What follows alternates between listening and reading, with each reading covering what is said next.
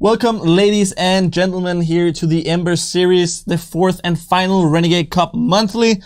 We are in our bracket stages. My name is Daniel Warburg, and with me, as always, Lasse Voss. Looking forward to today? Yeah, I am, definitely. It's getting more and more exciting, and we saw yesterday how, it's all these top 16 matchups, it's getting more and more close, it's getting more and more exciting. I think definitely yesterday was the best day for the people watching Rocket League, watching the Ember series, because it was just so close. You had some really exciting matchup, and I think it's going to continue today. Yeah, a lot of close matchups. We are, of course, also thinning the field of players. Only the best will remain, and that, of course, means that we have the best Rocket League left for us. But let's take a look at the brackets, and we can talk about some of the results that happened yesterday. Yes. If we start with the upper bracket here, Shippers, With Them Bros, I Got The Part, The Schnozes, Bilgedam, 21, Savage, and Team Echo Suros. Are there any surprises here in the round of 8 in the upper bracket, you feel? Definitely. The one that I think you already know I'm gonna mention is I Got The Part. They surprised everyone yesterday. They completely destroyed both me, Jay's, and Jam's predictions. We all had a 3-0 to ARG, to ARC. But I Got The Part. They made it really, really interesting, and they actually they clinched the 3-2 win. So that was a hell of a match. It was really exciting, and that was a surprise for me, I gotta be honest. Yeah, but there are also 4 more teams left in the competition. We can also take a look at the lower bracket for you guys. That would be Bim Bam Police, Swedish Musikak, the Bus Drivers, and ARC, which of course means out of the competition here in bracket play will be, to be honest, Childish Gang Bim Bam, the Bricks, and Team GFG. Yeah. Are there any of these teams that are already out that is a surprise to you that they did go out of the group stage this fast? Yeah, I was expecting, to be honest, to go a bit further. They have Stocky and they have done some really nice results, and for me that was a sign that they were going to go a bit further than they were. But also a team like GFG, the way the group turned out and the bracket turned out, maybe it wasn't as big as a surprise as it could have been, but I was expecting them, when I saw that they signed up for this, to go maybe have gone a bit further. But 2 times they met ARC, and they got destroyed both of the times, so that was unfortunate. But the primary one, to be honest, I thought they were going to go a bit further. Sadly, off stream yesterday, they got beaten 2-3. Yeah. So they're out.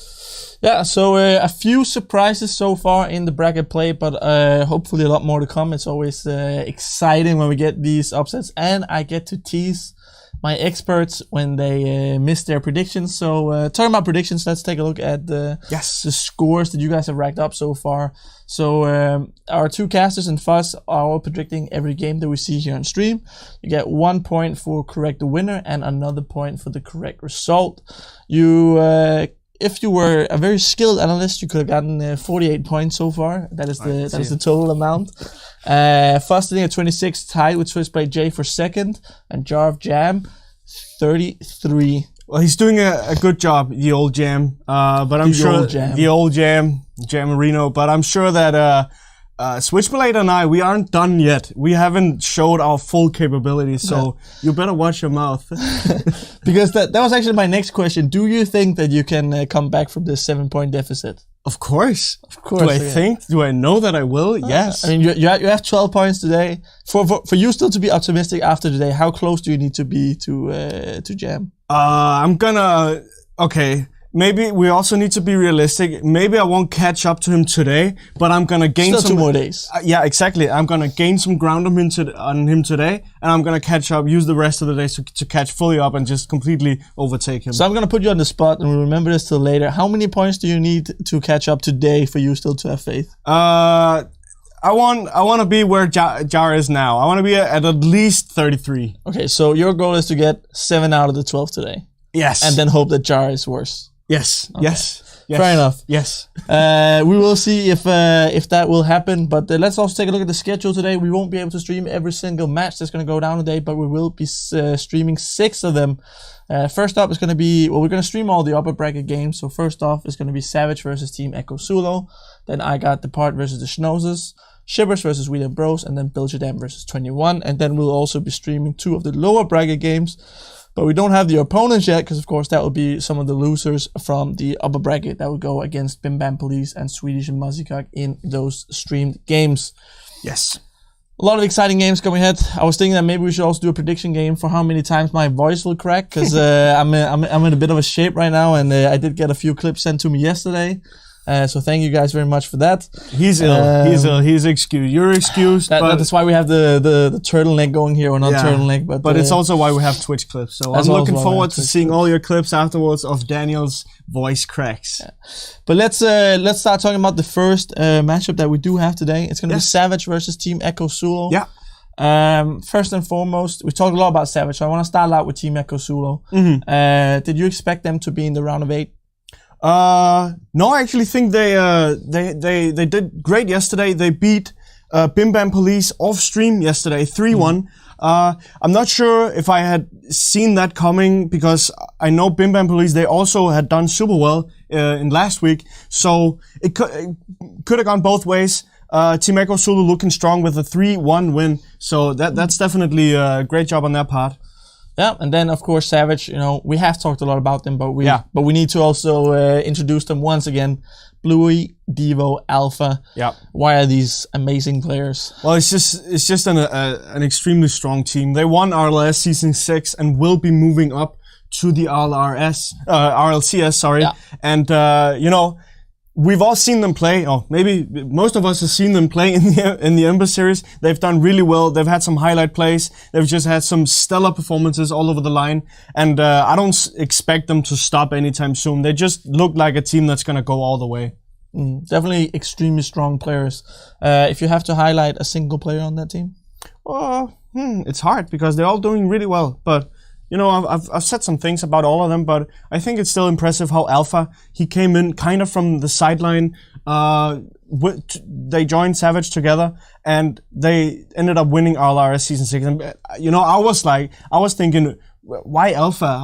Why does he, I knew him from beforehand. I knew he was a bubble player. I knew he'd been on some previous lineups that done well. But it came kind of out of blue air for me that they were picking him up. But they did, and it's turned out to be a great trade deal in the history of trade deals. So that's impressive from him. Bluey finding a player out of the blue. Amazing stuff right there. Nice.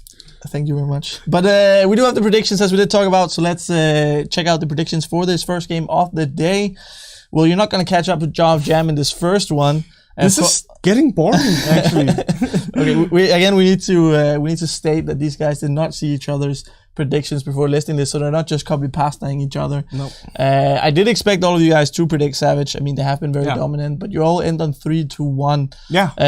What makes you believe that Team Echo Sulo can take a game off of these guys? Well, we were looking at Childish Gambim versus Savage, where Childish Gambim ended up taking a game off of them. And, of course, Childish Gambim was playing stellar, but it just looked like that there is this kind of first game with Savage where it's more 50-50 than the rest of the games.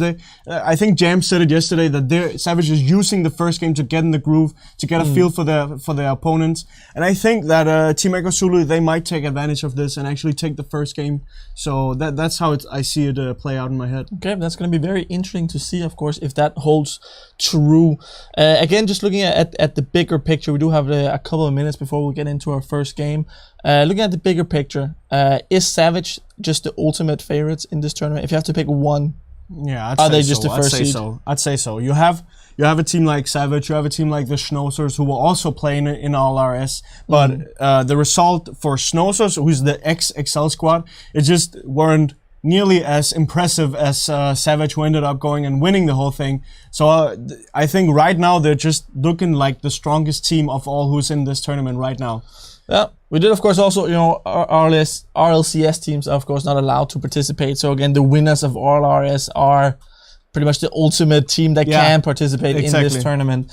Also, still Savage. I don't believe that's an organization, right? So they're still No, without an I don't believe it organization. is. It's they have a professionally made logo and they have a manager and a coach, but I do not believe that they are signed to an actual organization. So maybe they're just looking to clean house with everything that's possible, win every tournament they compete in, to just show that they should be picked That's up. a good start. By some of it is by some of these organizations that might be looking to enter Rocket League. A lot of big organizations continuously joining the Definitely, we just saw scene. TSM picking up Weedham Girls, so Yeah. huge pickup for them. Huge development for the scene to have these big orgs like TSM. Everyone's looking at TSM always. In the global esports scene, TSM is one of those teams you just know. These are one of the biggest players on the scene. For them to go into Rocket League, that warms my heart as a Rocket League enthusiast, because I know that it's good for the scene. I know it's going to develop things on both short and long term. Yeah, so it will be interesting to see Savage maybe follow them into the RLCS if they will be with an organization. But for now, we need to turn our attention to this game versus Team Echo Zulu, an organization from the Netherlands. And to take us through the action, we're going to send it over to Switchblade J and Jar of Jam. Thank you very much, gentlemen. Yes, it's game one of today, the final day of the week. And yes, we are down by 4 teams already. 4 more, will be eliminated by the time the day is done. So plenty of risk up for a lot of the squads. But fortunately, we get to start things off in relatively calm fashion with our opening match in the upper bracket, as it is Savage taking on the likes of Echo Zulu. Again, I'm Switchblade J. Joining me is Jareth Jam. We all predicted very similarly for this one. You know, it should be a case of a very simple affair. You know, I mean, the only reason why I gave that that one game to the favour of Echo Zulu is just because Savage obviously do have that tendency to underestimate their opponents by quite the amount. Well, we've seen them in their matchup against To Be Honest yesterday, and they didn't use that first game as they usually do for just diddly-daddling and learning their opponents. No, they actually took that game immediately. 3-1 was the scoreline. Then it actually got closer. It went to the overtime where Savage won 2-0, and then they saw the remaining game 2-1. Or the overtime went 2-1 as well. And then the remaining game went 2-1 as well. So Savage just solidly went through the series versus To Be Honest. Team Echo Zulu on the other side, we haven't seen them yesterday, but they did a pretty solid job playing against Bim Bam Police 3-1 in that setup. My reasoning is not exactly that the Savage will might drop one game because they might be slow in the first one. It's just that the Team Echo Zulu themselves is a pretty solid squad. If you have been following the Dutch scene at all, they have been around for quite a while. You might see Impact and Metan previously playing as Scavenge Esports. And now, under Team Echo Zulu moniker, I think there's a pretty solid pickup. They have been staying together for quite a while, and with Taz joining them in November, they have been made into a pretty great team. Metan, Impact, and Taz together they complement each other so well.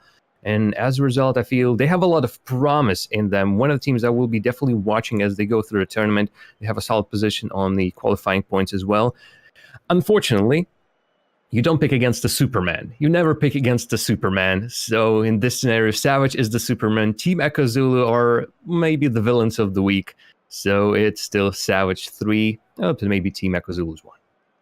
Yeah, and you know, I'm not taking anything away from Echo Zulu. You know, as you make the point, they are still a very, very good squad. They are some good players, and they could do some damage in the lower tier levels of Rocket League.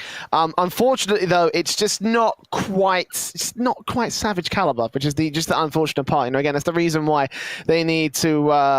That's the reason why I can't really put a massive amount of faith in those guys. You know, again, Metean, Impact, Taz versus Alpha, Bluey, and Nevo. You know, like winners of the RLRS versus a squad that haven't quite managed to make RLRS caliber. You know, like it's another no contest, unfortunately, which is actually one of my more one-sided sort of predictions of the day so far. But we'll find out whether they can do anything. Again, I do think the first game in particular, will go to the favor of Echo Zulu. Again, Savage have a bit of a bad habit of again conceding that first game because they're not really paying attention. They're not quite ready, and you know, that's their main weakness, I think, coming into this one.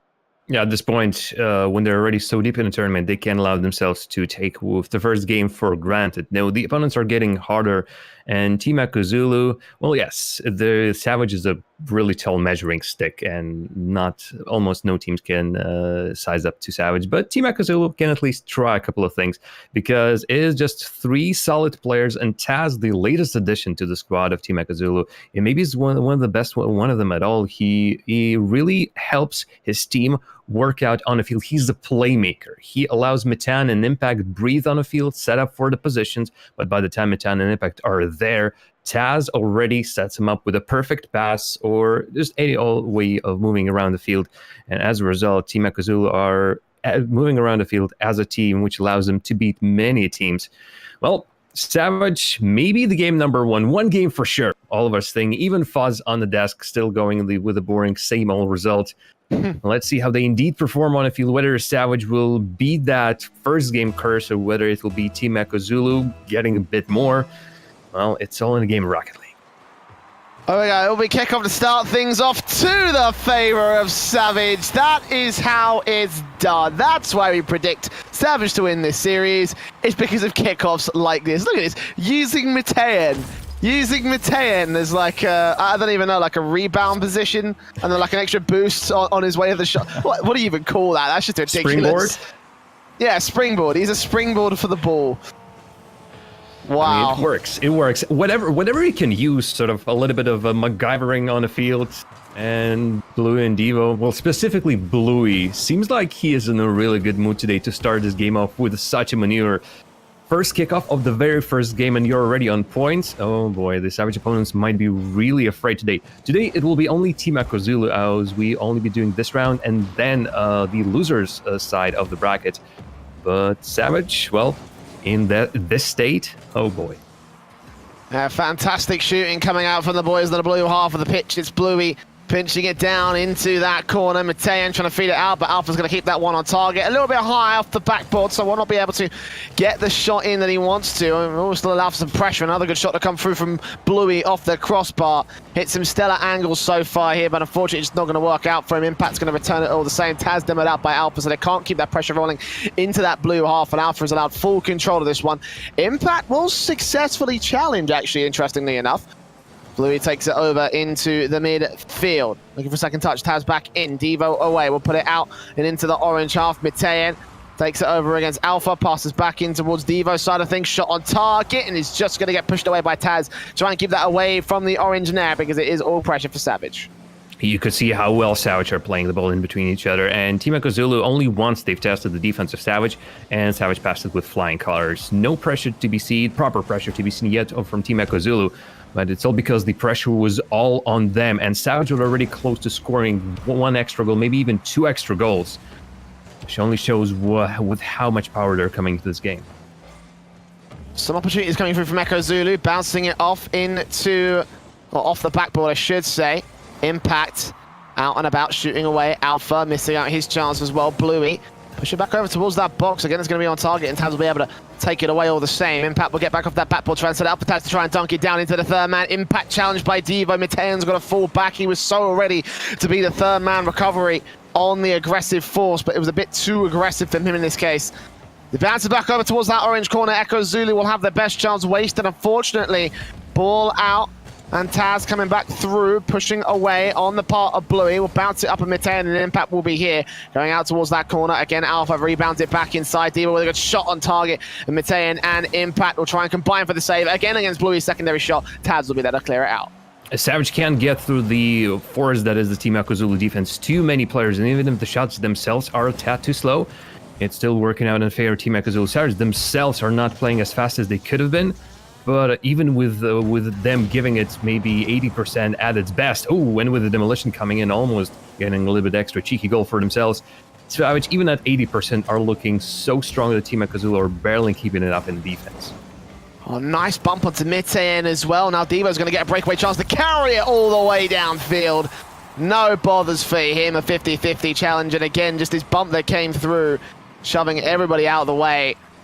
And that's about it, 2-0. Nice start from Savage, looking very confident. Then we'll have to retract our earlier statements of just saying, Savage have a bad habit of losing game one because they don't expect their opponents to do so well. Because this is the second series in a row which they've absolutely dominated against an opponent where you think to yourself, okay, there's a chance I might be able to throw up a game. The second touch in from the offensive play from Alpha. Yeah, it seems like the Savage have completely adjusted to the way the first game goes, or maybe just were the not enough respect shown to the previous opponents, but now they know that they can't possibly disrespect whoever's playing against them. Right now, it's a complete and utter demolition from Savage. Walking into the defense like that, they look as if they own the place, but that place is not theirs. That's Team Ekazulu's goal, and yet Team Ekazulu were all scattered all around, and Savage going like a hot knife through butter. It's the only description I can give that attack. And this is a 3-0, as you say, easy stomping coming through, a goal for each player on the part of Savage. And a minute and 20 to make those goals back up for Ekazulu. You've got to imagine it's probably going to be less than likely here. Jams, the pass comes through from Devo to Bluey, just pushed out the way by Impact on a quick mid-rotation. Mitayan and Taz going to try and take control, but Alpha will be there in the midfield to receive it. Devo going to pop it down for Bluey, going to try and pass back in, and Alpha going to get back pass towards, tease it up, going to go for a second touch. If he lands this will be glorious, but not going to happen. It doesn't matter too much. Again, 60 seconds remaining, still 3 goals to make up, and it's been suppressed in that orange half. Nothing will break away, it seems, for Ekazulu. Yeah, you really haven't seen them properly in the attack. That one chance that they had, couldn't convert on it, and as a result, Savage were just kept running away with it and kept running away with it. Savage were not tested properly just yet, but even then, it seems that their defense is not the thing that we previously really cursed on their side. Besides the first game, seemingly their defense has improved tremendously. Although here's a series of shots, and now I'm eating my words. Caster's Curse strikes early today, Jay, as the Team Ekazulu get one back with a little bit over the 20 seconds left. This is still not looking like their game to win. Yeah, most definitely not. I mean, if it's such a difficult prospect to try and turn around. 3 goals in 60 seconds, and I've got 2 more to make up in just about 20. With Blue putting another shot on target, they will go in. It basically is impossible at this point. I don't see a way in. Yeah, this will be game 1 going to the favor of Savage. And again, considering that Savage's main weakness is that first game, considering it is that slow start and usually in the series, that doesn't give a whole lot of confidence for Ekazulu. That doesn't give them a whole lot of what's the word? I don't know. It just doesn't give them. It doesn't give them a whole lot of hope. That's the word. This doesn't give them a whole lot of hope. And as the continuing pressure comes through from Savage, it basically confirms what we already know. 10 seconds remaining. One shot will be set up by Mitayan to Taz, but Blue's going to beat him to the ball. Get on the clear. Get on the defense. And the timer will tick by. Again, not enough goals can be scored in this amount of time, even off the back of the kickoffs. It ticks to 0. The ball will touch the floor, and they're not even going to be allowed a consolation prize. It's a 4-1 game to score the first for Savage. Yeah, well, you could see how well Savage were performing on the field. Bluey got 2 goals off the kickoffs. That every single time Team Ekazulu are either starting the game or resetting after one of the goals scored, they need to be aware that Bluey will be giving it all on the kickoff, quite often coming on that cheating position and really using any opportunities of balls popped up high or popped to the side. He seems to be in control of it. He's really in the mood to be winning those games. And obviously, Devo is helping him up in that regard, assisted both him and I'm assuming Alpha, maybe, one way or the other. They just were looking so much solid on the field. Those first attacks in the game immediately set the mood for the whole match going forward. While as Team Ekazulu, their rare chances up front never really tested the Savage defense. And if you can't even threaten Savage proper once, maybe just once, you'll have a hard time going against this hyper-aggressive team that shows that they can score almost on will. And sometimes they just go on absolute and utter tear. Seemingly, today, Savage is living up to their name. Yeah, absolutely. It feels like Savage are just living up to their name, as you say. This is a squad that obviously, when they do get pressure in that backboard, they do tend to struggle. But so far, as you say, that hasn't been coming through from Ekazulu. They haven't been able to pressure. They haven't been able to do a whole lot against Savage when it comes to breaking into that blue half. They did score 1 goal in that last one, but you kind of saw how the defensive of Savage was able to deal with Ekazulu. So, a lot of work needs to be done for game 2 if they want to try and turn this around. They will get a nice kickoff start, but can Impact get the second touch? No, Alpha's going to beat him to the ball, and Taz only just about recover it. Devo will put that out of position because that is another dangerous ball. Mitayan going to try and follow through all the same, but ball bouncing, rebounding, and the third player committing. That's a very dangerous ball. No one's going to get far forward enough from Savage. It will go out towards that corner instead to Bluey. Try pass back in, try go for the 0 angle score once again. Alpha will come through and take it away. It's a simple affair for Savage. Yeah, Savage getting the time to set up, and that demolition was crucial as well. Bluey got past the player and then some. And as a result, I think he was trying to go for the solo effort, but Alpha helping him out with Team Echo waiting and waiting and waiting for it, trying to reach both of the plays at the same time with the player coming up and Bluey still on the wall with the ball, who weren't able to do so. Oh, and Bluey misses a sitter since the goal was open with Team Echo still returning back to the net. But the Savage is still on with the pressure on the other side of the field. One opportunity immediately goes begging from side Team Echo. With a nice save, going to follow through, and Alpha's going to take the shot on target. The Taz will be able to defend. So once again, close affairs coming through from the Savage side as they continue to pepper that backboard. Returned over the other side, good redirect, bounce into the middle, but Bluey again is going to beat all the offending players from Echo Zulu to the ball. Savage will allow Alpha the tee up, go down, go for the shot, and a dunk back in. Devo and Alpha going to continue that pressure. Blue will wrap back in and try and keep control and maintain dominance, going for a shot of his own right. That's 2 goals scored again. Savage just going to easily dismantle Echo Zulu's defensive. That pass was something else. Really nothing to it. Devo setting up to the backboard, perhaps to Alpha. Alpha couldn't touch it. Instead, Devo immediately drops down, looks for a goalie of Team Echo Zulu, and that one tiny bump gives the opportunity for Blue to rotate back in. As Team Echo Zulu once again are lost in the attack. Great chance off the kickoff for themselves, though. And the speed is still there. Team Echo Zulu are trying to keep up with their opponents, just that the Savage are still Savage. That RLCS now level. And they're not letting through. They're now showing what teams should expect when they come to the final. Savage, without really a good situation right now. They have actually, my bad, they have 10 points. They finished second in the previous Renegade Cup Monthly. So really coming into this round of 16, the final bracket, they're looking pretty solidly to qualify for the next month. Yeah, very solidly if they can keep this up for the rest of the bracket, that's for certain. The ball back into the center there. It has an impact. Gonna bump out the defensive. There we go. Finally a little bit coming through for Echo Zulu. They need to bring more of that to fruition, however. Again, Savage's defensive suffered only for a moment because Impact just kind of got forward and just blocked Devo from getting out. That's actually kind of comical, honestly, because usually you see a speedy play, just some player wrapping back over from the defensive, but no, he just stopped. He was like, no. You don't go further than here. It's fine. Don't worry.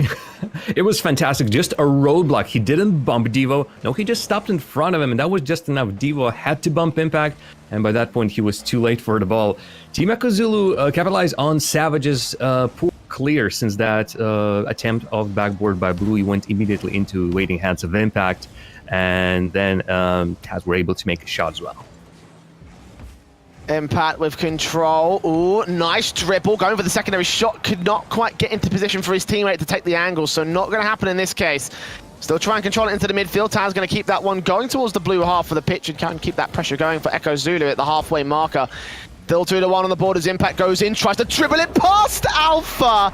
That is absolutely stellar. The 2-2 back on the board.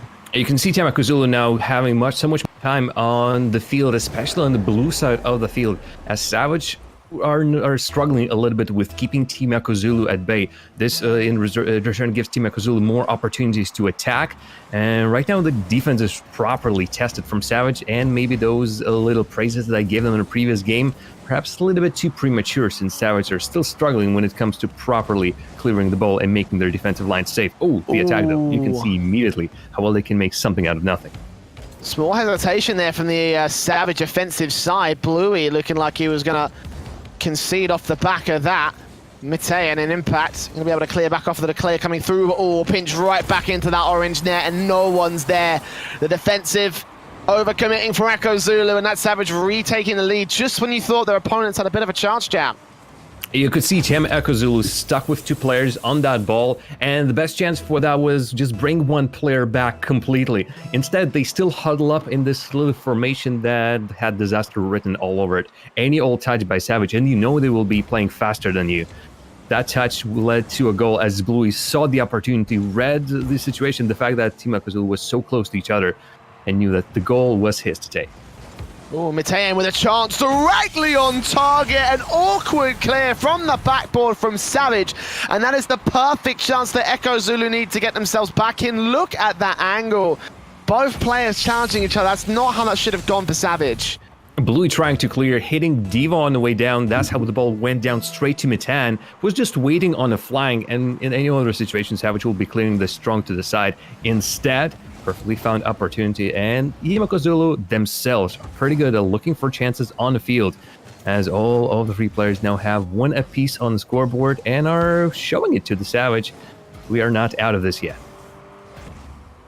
Ball in for Taz, missing his chance. Mitayan will go back on target. Diva will be able to take it away. Mitayan pinching. Leave it for Taz to try and tee it out towards that midfield. Go for the aerial touch back into the mid-center where Impact will take it off the backboard, but denied by one more coming back out. That's Alpha. Bluey out towards the midfield, trying to get towards the orange half.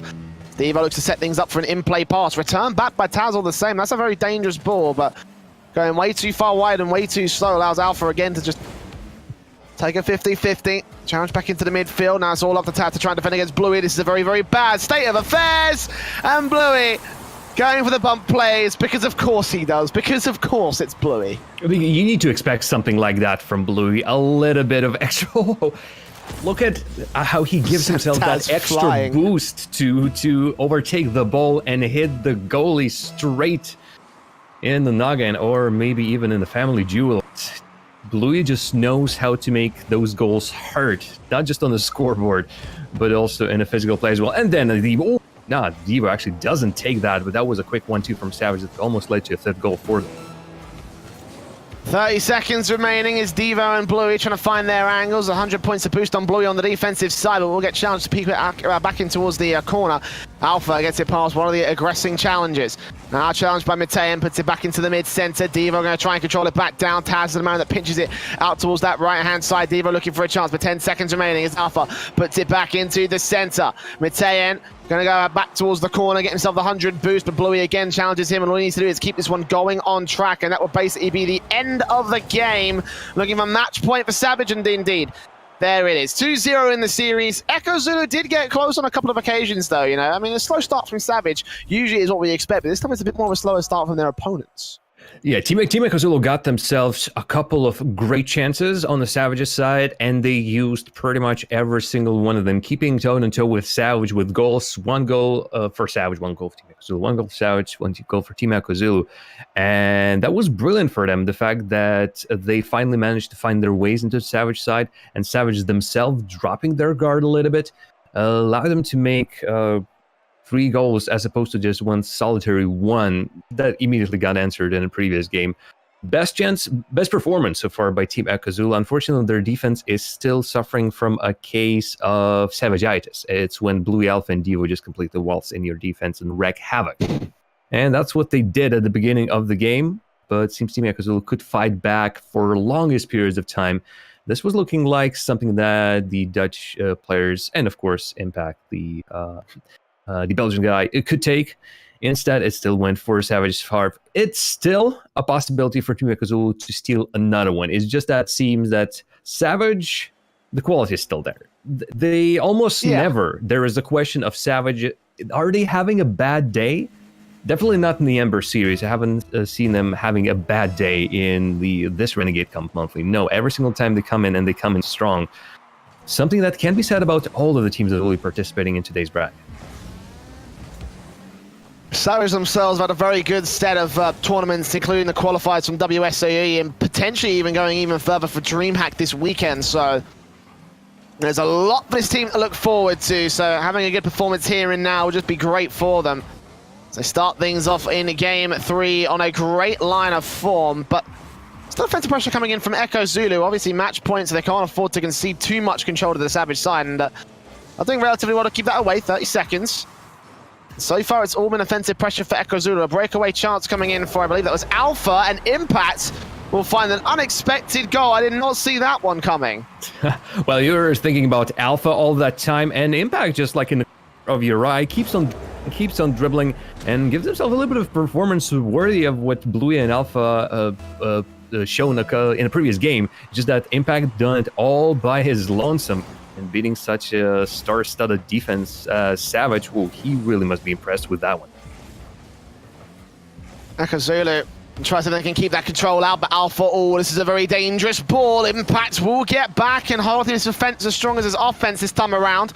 Keep that away from the net because that's dangerous again. Savage can so easily equalize. They go back in. Bluey passes back towards Diva, tries to bump Mitayan out. It's all up to Taz, and he is able to get the defensive together. So the crowd cheers it out in the game.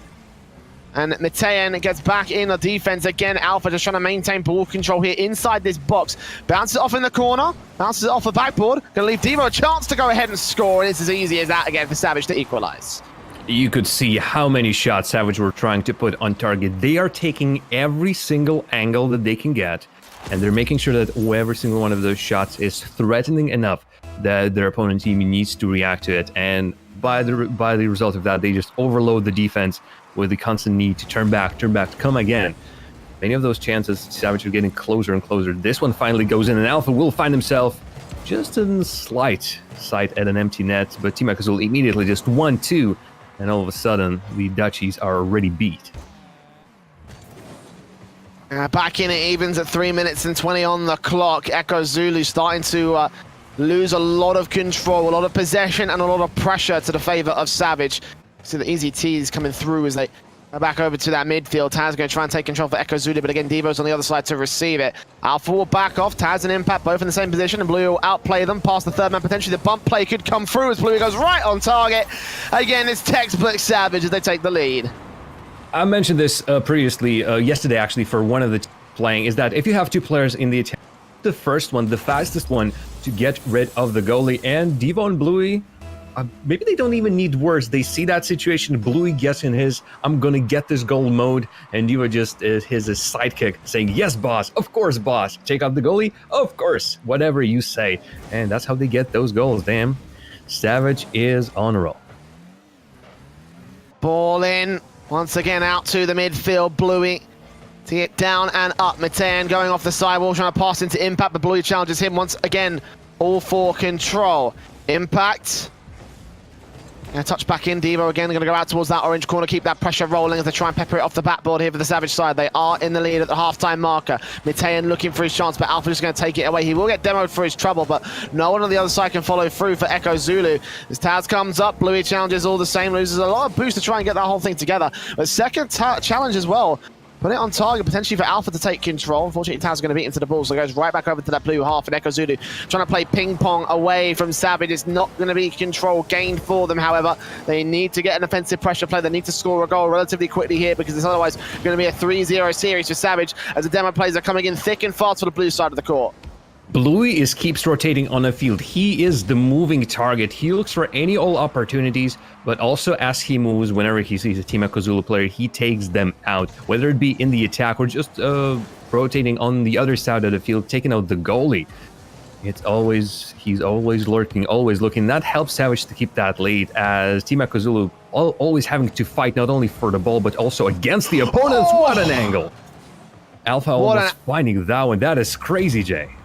What an angle indeed, man. Alpha trying to do his best Bluey impression, and Bluey going to try and put his best shot on target. Alpha will still pass back into the midfield. That one is relatively close towards the target. Again, a little bit too dangerous for my liking, but Taz going to pass the entire line of defense. Just one touch from Bluey puts it out of discourse. Mitayan will still get the shot on target, but Alpha is so ready to receive it and follow up with the second shot. Oh, he goes back in. Oh, Devo! Clutch on the save. Bluey putting it back out towards that midfield, going to allow Alpha with another breakaway chance once again to go towards the orange side of the court. Devo still holding back in the midfield, patient as ever, challenges for control, and now Alpha is allowed to set up off the back of this, back into the backboard, in towards Bluey's side. Good 50-50, but Bluey should be able to win out something like this. Almost got it on target, but Taz is there to back him up. That first opportunity, solid opportunity for Team Ekazulu, immediately broke down, and Savage took the ball and ran with it. The control that he immediately gathered after that attack on them was almost enough for Team Ekazulu to break down one more time. That was a prolonged one. Right now, it's just Team Ekazulu throwing all their resources in front of that. 3 players sitting, waiting for an opposition, perhaps a tad too close. Savage already managed to clear the ball out, and they will now try to keep those 10 seconds with the ball on the other side of the field. Last 10 seconds ticking down. Echo Zulu with the last chance teed up. Impact and Mitayan both going to come through off the backboard into the down centre. Mitayan's going to get beaten out by Alpha, and Taz is not far forward enough. Already ready for the clear. Alpha will bounce it off the crease into no man's land, where Bluey is ready to come forward and receive it. Savage with a simple enough series there, Jam. That was yeah, very, very dominant from those boys. Echo Zulu didn't feel like they stood much of a chance until game 2 hit about, and I was like, okay, some opportunities coming through, but in game 3, Savage is quickly adjusting as we usually expect them to do, and from there, Echo Zulu just didn't really stand a chance. It's how we predicted at the very beginning. We've given Team Ekozula one game benefit of the doubt, but unfortunately for them, they weren't even managed to take it off the Savage, because it seems like that from a day to day, the Savage grows stronger, and even going into the harder sides of the bracket, the longer it goes, of course, the stronger the opponents get.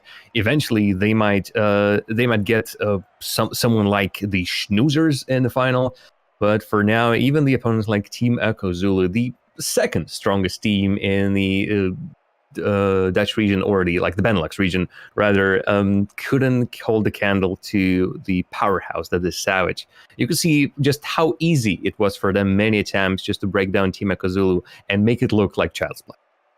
Yeah, absolutely. It did look like Charles play a lot from the Savage side, and of course they're going to take another dominating series. We all predicted it would become that way, and didn't quite all say that it would be easy enough to fare, but they're through to the semi-finals regardless, and it's back over to the desk where they're going to break it all down.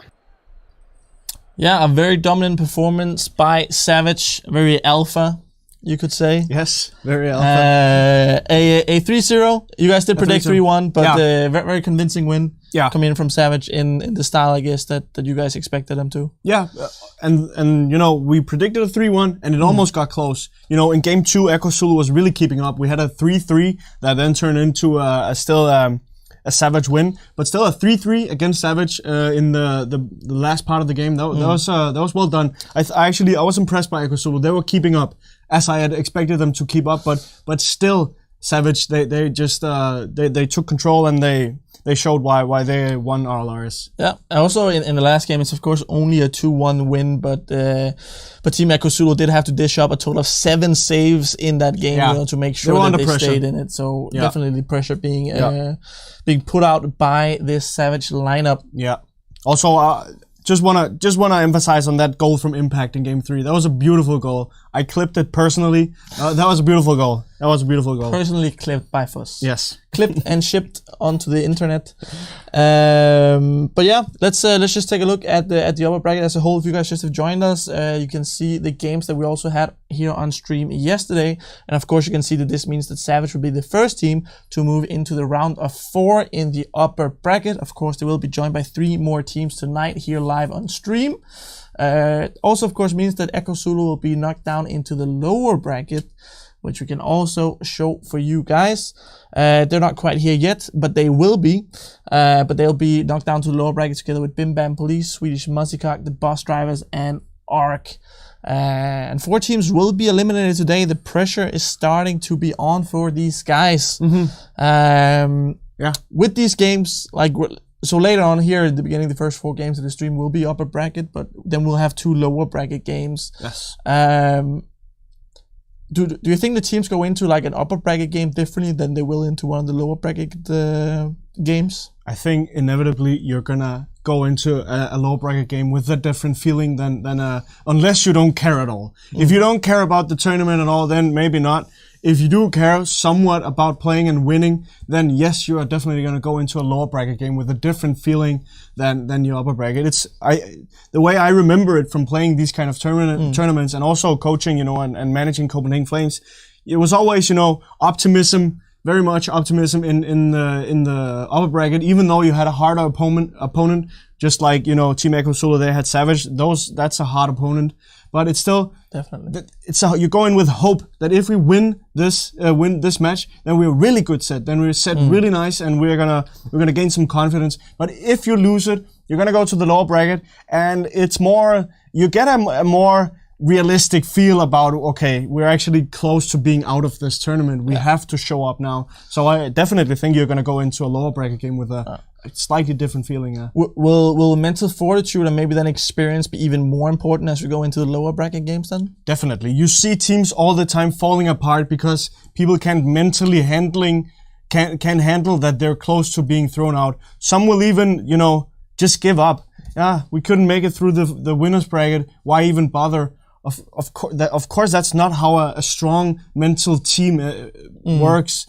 You're going to think like, okay, now we really have to push ourselves. Now we really have to give everything. We're not going to give up because a better team bested us in the upper bracket. That's not, you know, that is the worst nightmare for a coach if he has a player that feels that way. And that is a coach's job to actually tell him, You don't have to feel this way. That's not how we do things. We're gonna work and power through it and come back stronger in the lower bracket.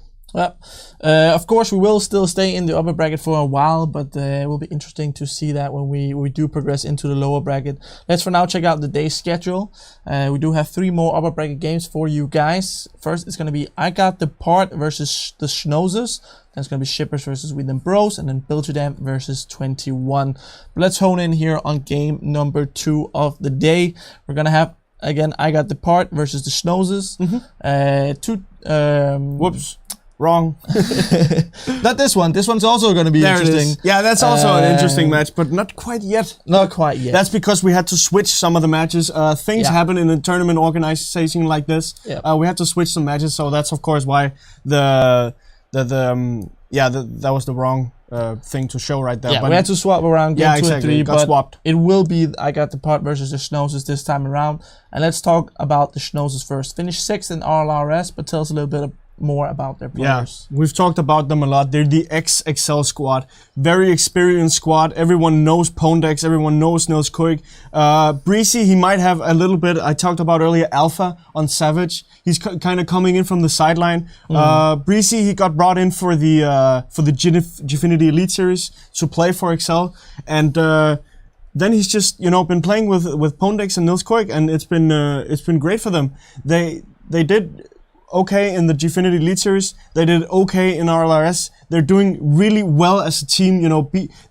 It's a team that they may be not in the RLCS. They may not have gotten the result they wanted in RLRS, but they're still beating every single other team that is below that level, or even they can also beat RLRS level teams, but they are at least beating every other team that is below that level. So there's still an extremely strong roster. We've seen highlight plays from them this tournament. We've seen very nice plays. They're a team that just have a lot of firepower and are doing really well in themselves. Yeah, and then over to I Got the Part. We've put down UK players on the rise, but maybe when you put down this note, you didn't even know how much on the rise that they are, because they delivered a great performance yesterday. They did. Yeah, that was a surprise to all of us, at least me, Jar, and Jay. We were predicting a 3-0 win against I Got the Park from ARG. We were predicting that they were gonna lose 0-3, and they ended up winning 3-2.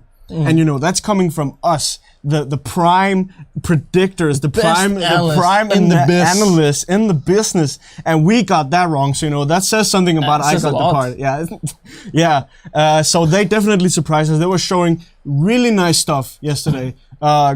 Took us by surprise. I think they have more to show. I think they have more to give. They definitely gained some confidence yesterday. I know Twitter was going crazy. The chat was going crazy. They actually took this win. That was amazing to see. That's exactly what I love to see in these games. The underdogs coming in and taking the win. So exciting stuff. Also, Virus had a bit of Twitter banter. There was a lot of Twitter banter going on. It was perfect. We got made into a couple of memes, and that was fun. Yeah, so let's see if you guys dared predicting against I Got the Part once again. We did. And yes, the Schnozzers 3-1, 3-1, 3-0. Yes. So a very decisive once again. Even though they did do very well yesterday, what makes you think the Schnozzers are still fairly heavy favorites? Well, we were predicting against I Got the Part yesterday, which was against ARG. ARG is, any way you look at it, they're not as experienced as the Schnozzers. They're not as big a team. They're not as, you could say, good a team. The XXL squad, Schnozzers, they have more results in their back catalog to show for. They are the stronger team, and I think that I Got the Part did great yesterday, but it's going to take something completely else to beat the Schnozzers at their game, because that is on another level.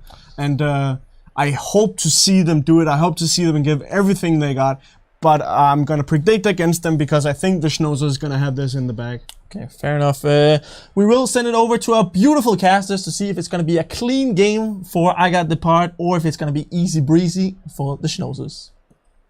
Easy breezy, I love that. That's fantastic. Yes, I certainly think it's going to be easy breezy, Jam. For the most part, we all sort of are along the same sort of lines, a 3-1 sort of score line. You have a bit more faith than I Got the Part for your own predictions. But just again, I don't know, like, yesterday it was a monumental upset. It was a massive upset to take ARG out in the way that I Got the Part did. To also do the same thing against the Snoozers, that would just be like world breaking. Like, you'd be dividing by 0 essentially to try and get an upset like that. So exactly, like, it'd just be absolutely mind blowing if they could pull it off. And just for that reason, it's one thing to beat ARG. It's another team to beat a team that were former RLCS. Like that's the kind of difference we're talking about in terms of skill from the round of 16 to the quarterfinals. Still, looking at the previous matchup for the Schnoozers, they were playing against Going Forward Gaming. Every single game in that series went to a 1-goal difference, meaning that even GFG can sort of not exactly keep it up with their opponents, but it was a close series. So with the I Got the Part feeling that high after their win yesterday and knowing how close that was as well, and ARG, again, heaps of potential, just that can't always use it. I feel like if I Got the Part will put the same performance as they did yesterday, one game is a given for them in those series, despite the Schnoozers being the XL team, plus them being one of my 2 predictions for 2 top teams to be in the finals for this tournament. Just tier 1 is Savage, Schnoozers, and then everyone else. Yet still, something about the I Got the Part squad. They just got in my soul, and I'm trying to hype up them just a little bit. And if there will be another second upset, well, I'll take the singularity. I'll take the black hole imploding straight right here on screen. it'll just make for the more end of days. The end of days, sky is falling, cats and dogs start living together, hellfire and brimstone. That's what it would be like here, but we'll find out whether or not they can try and pull that off on the I Got the Part side.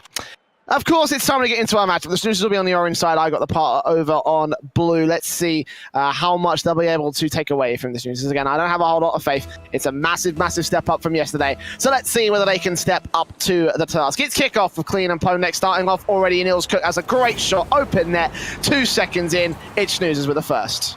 Hey, are we sure this is not our previous matchup, the Savage versus the Team Echo Zulu? Because that's close to the same goal.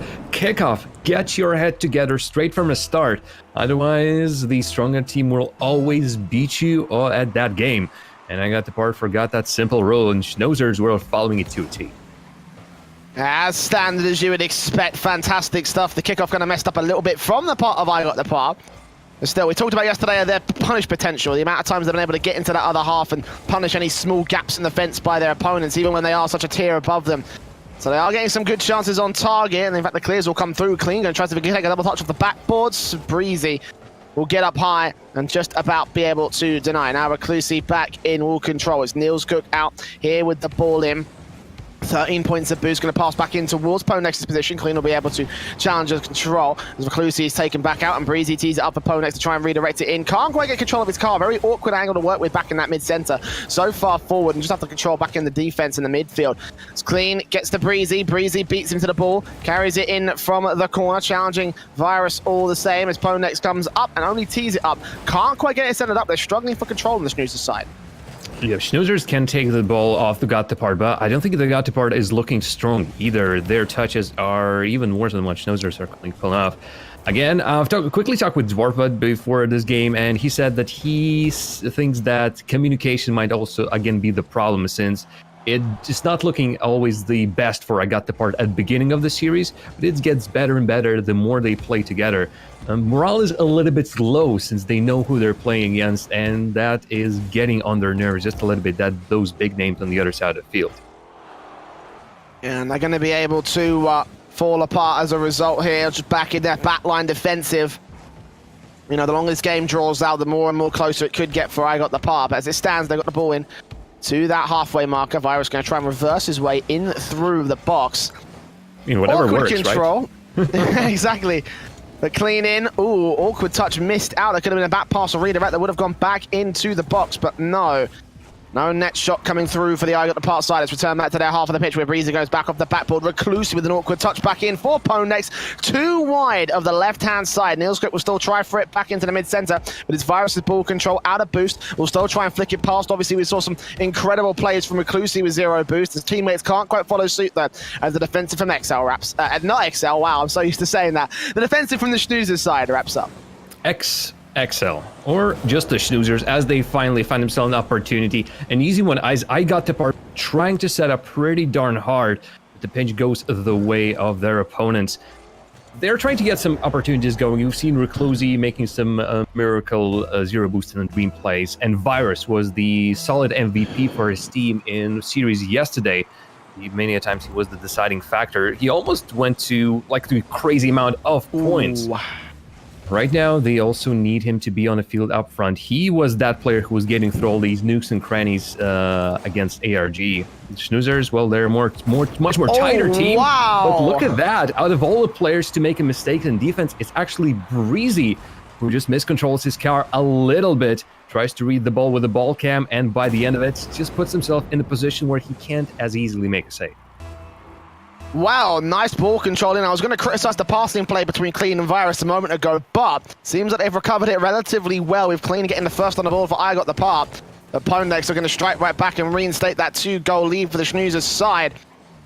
It's into the corner as Niels Cook challenges Ponex, pushing it away. It's Virus and Clean that can, Reclusi and Clean, excuse me, that challenge for the midfield control. Virus can't get back in time. Oh, that's a dunk down from Ponex, beating his opponents to the ball, and just as quickly as I got the part, got there first on the ball, and Schnoozer's going to retake that lead.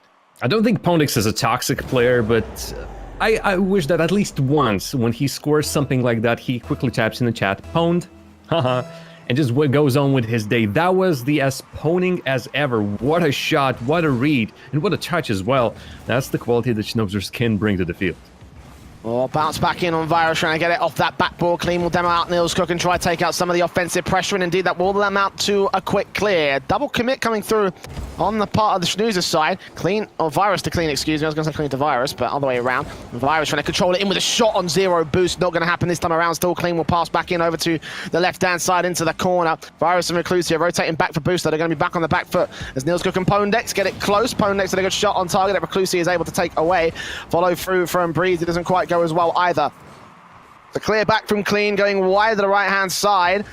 Virus there to try and back him up, go for a redirect back in. Ponex going to account for that particular challenge and readjust for it. It's Reclusi in the mid-center. Virus coming back out of the net. And Clean will try and keep that inside the orange half. 60 seconds still remain for I got the part to equalize. I got the part get the control, but it's a lack of aggression. They are not comfortable playing as fast and as some teams like Savage, for example. Those rotations, those shots that Savage were taking in the previous game were constant. Here, though, I got the part get 1, maybe 2 shots, and then they're forced to rotate back. They prefer to rotate back. At this point, I think it's much more beneficial for them to just start taking those risks. If it works, perfect. If not, well, the game was looking as it was lost anyway. So just do your best and show exactly how you got that win against the RG yesterday. Reclusi teeing it up, trying to go for another solo style play. Actually manages to outplay Ponex to a certain extent. Couldn't quite recover it regardless, but ball in and 10 seconds remain. Breezy out to the mid-center. Reclusi going to get off the backboard, leave it for Virus, and Clean's not going to get there in time, but Reclusi, nice open net. Niels could just challenges forward control. That one's still on target, but Breezy with 1 good touch is all he needs. There it is, the Schnoozers with the opening game of the series. It's a little bit shaky at certain points, though. Again, I got the part, able to put a bit of a stellar into the back lines. Somehow managed to turn at least a goal to their favor, even when it was unexpected against the Schnoozers side. But very well played from them. Schnoozers still looking at a cut above the rest, though, here, Jam. Yeah, I mean, the touches by Ponex are just stellar. But I got the part, the longer the game went, it seems like they were getting through the defense of Schnoozers further and further. Right now, all that's lacking from them is a really solid passing play.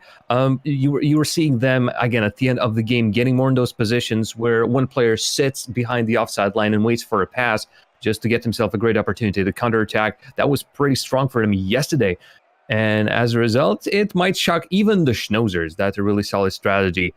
Still, they need to get Virus, Clean, and Reclusi on the right path. Those MVPs won't make themselves. They really need to work to get that part and get themselves in the semifinals.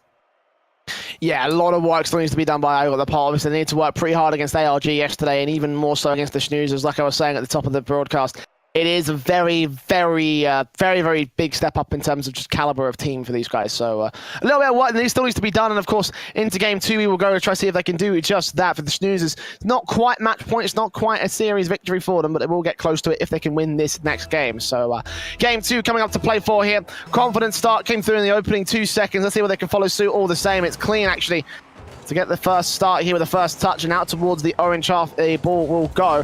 Reclusi back off the side. We're going to put it up into the mid-center inside that box that Niels Cook is able to take control of. Pass back in against Ponex. Good challenge from Ponex to try and kill the ball, but Virus wins out the fight overall.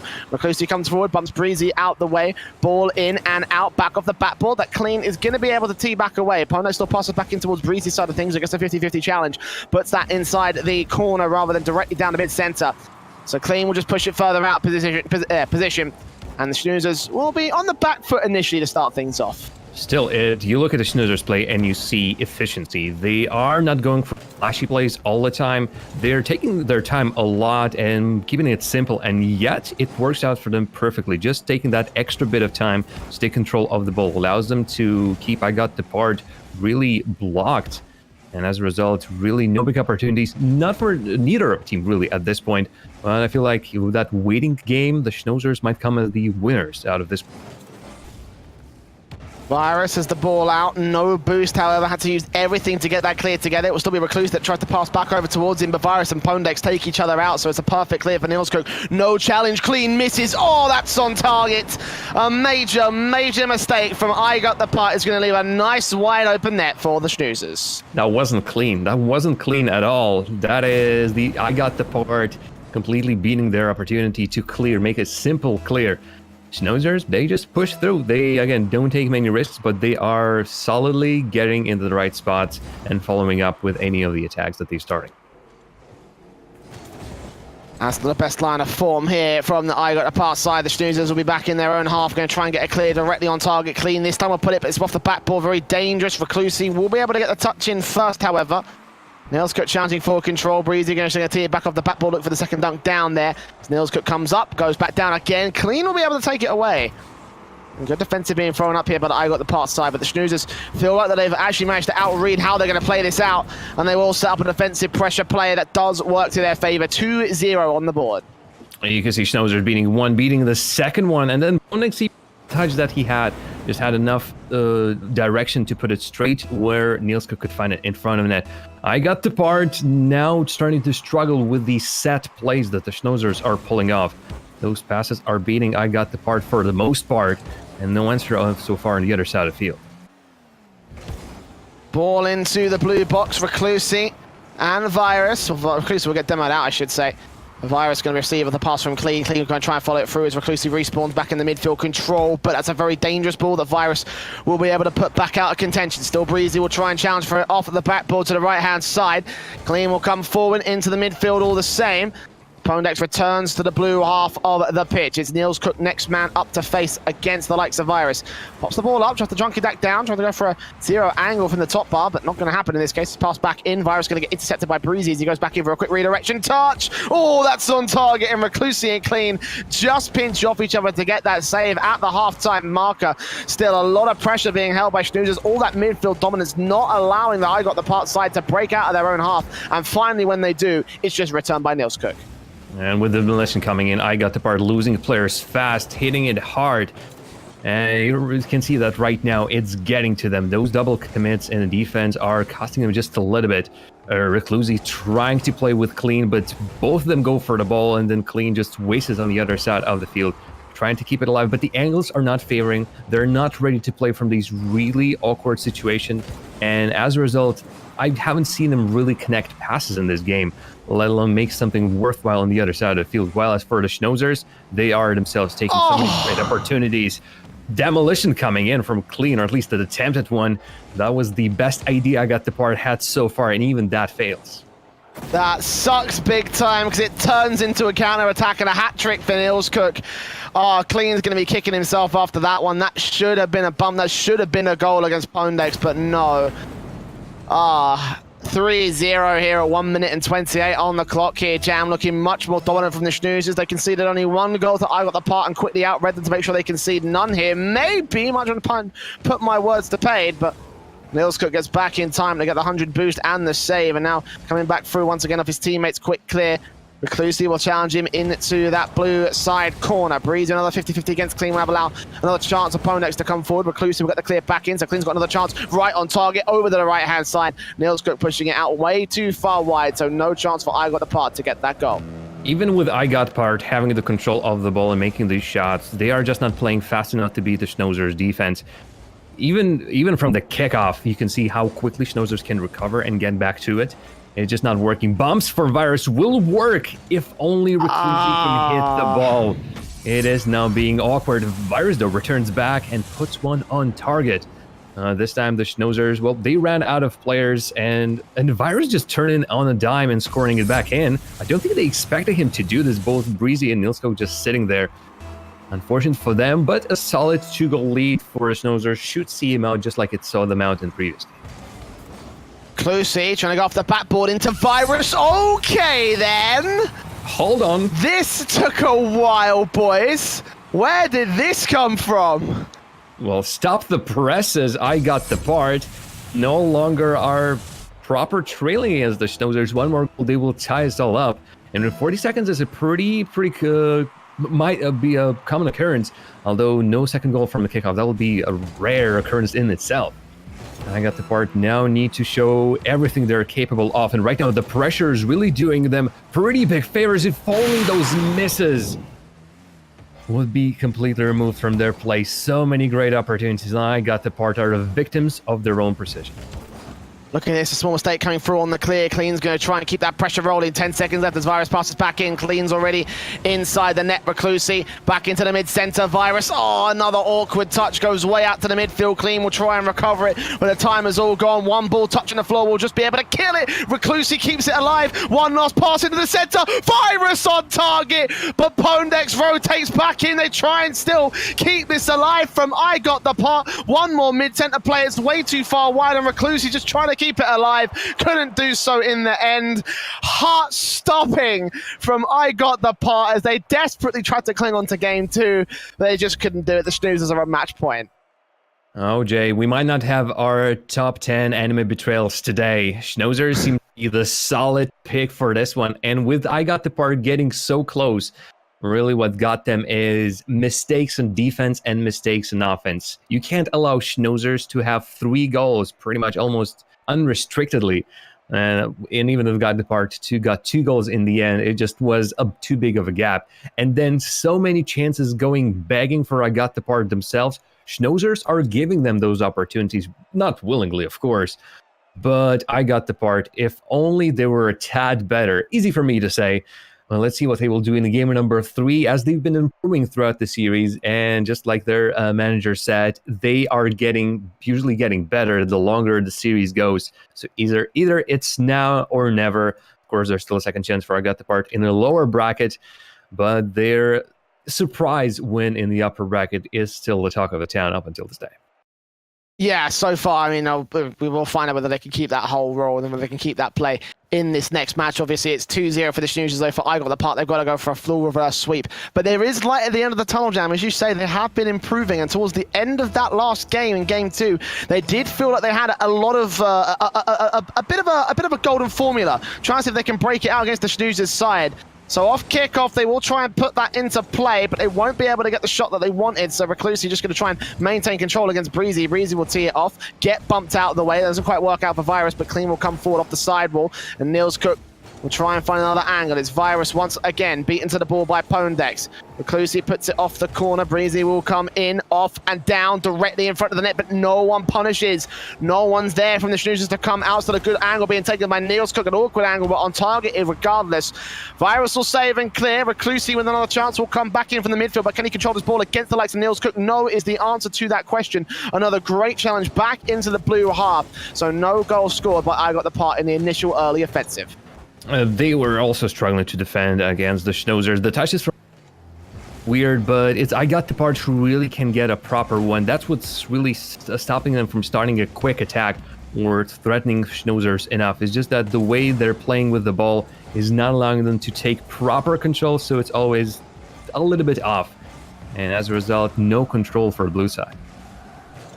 Niels Cook teeing it off. Breezy with a challenge. Ooh, that's dangerous, but fortunately they had Pondex back in. He'll be able to get that off the sideboard as well, back in off the backboard. Clean tees it right back away, and Niels Cook is ready to leave it for Breezy. Now Virus, awkward touch back in. Niels Cook reads that out so well.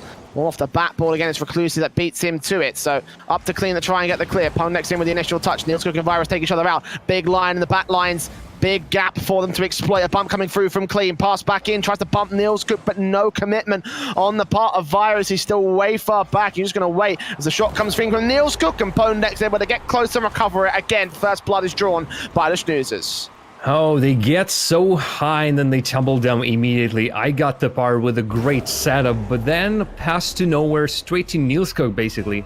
And then with a clear that I got the par, couldn't make again. Ponix is just there hunting for any rebound opportunities. He gets one, he gets the perfect one. Only he gets the block, he also gets the goal to go with it. And the Schnoozers are starting their usual roll towards the victory. Yeah, but it is only one goal. You've seen them being able to punish 3 goals at certain points. Ooh, but that clear does not seem likely, Reclusi. Just getting back in time after Clean almost made a pretty crucial mistake. Virus now return off the back of this pass back into the midfield. Going to try and take this to the corner. Going to try and play off the back of that. Pondex up far, up close and personal against the defensive line. But Breezy and Niels Cook and Pondex are spread out, and they're going to be able to take control of the ball once again. Back in, shot on target, cleared away by Clean, directly on target. That one is. And Breezy takes it over once again. A pass back into Niels Cook, who goes directly back down towards the box. 2.5 minutes left to go. Halfway through game 3, and the Schnoozers have the lead on match point. Just 1-0, however. The guy got the part side. Boys can still turn this around. Not counting them out yet. Just need a good shot, and they're getting close towards it. One other chance. Virus to try and recover. No, demoed out and cleared away from the Schnoozers. I remember that magic formula that you mentioned in the previous game, like how got the part be able to win, and they were looking pretty swell, but right now they're making the same mistake over and over again. And with Schnoozers having to only commit 1 player up front, this is just getting worse and worse for them. The other part can no longer bring the ball past the Schnoozers. Usually they were just chipping it off the weird angle, not letting the ball be blocked on the ground or in the air, but just off the ceiling, somehow off the wall. That was getting ball past the Schnoozers. And then the demolitions and bumps were coming into play. That was all looking also promising. Then I got the part, forgot that there's also a part of the game that is the defense. And the defense has been struggling as the pressure of the Schnoozers, with the scoreline being 2-goal lead in favor of Schnoozers. Almost make that 3. And the shots are creeping closer and closer. Seeing the weak touches and the weak clears coming through from Reclusi. Clean almost completely whiffed that, but does pinch it off his opponent to try to put this back over to the midfield, but Breezy quickly recovers it. Looking for a dunk down play, dribbles it in. Textbook Breezy right there. That's just standard Schnoozers play for 3-0 on the board. This is starting to look very dire for I got the part. It's easy breezy, kills the ball, beats the initial defender, the player from I Got the Party who was challenging him, and then just gets enough time to set it up for himself in the air and put it right on target. This is a breezy level of quality. This is the player that came into excel and then completely excelled what he does, pardon the pun. And I Got the Part are currently seeing how hard it is to play against someone like Breezy. But really, Niels Cook, Ponix, every single one of them have contributed toward this victory. And it's looking like the Schnoozers are all setting themselves up to be a strong contenders for the winners. Reclusi with another great chance, but couldn't get the double touch off the crossbar. 60 seconds, we saw what I Got the Part could do with that in the last game, but can they turn it around? The pressure's really on. They're up to lose their spot in the upper bracket. As Pondex comes up, dribbles it all the way through, goes for a shot. The Virus just can't seem to get back in time to defend. 4-0 for the Schnoozers side. Just continue to build upon that ever impossible lead. Yeah, by this point, it is just absolutely and utterly impossible. 4 leads are not to be overcome, and especially when you have less than 1 minute to do so. And I Got the Part, this has been their game.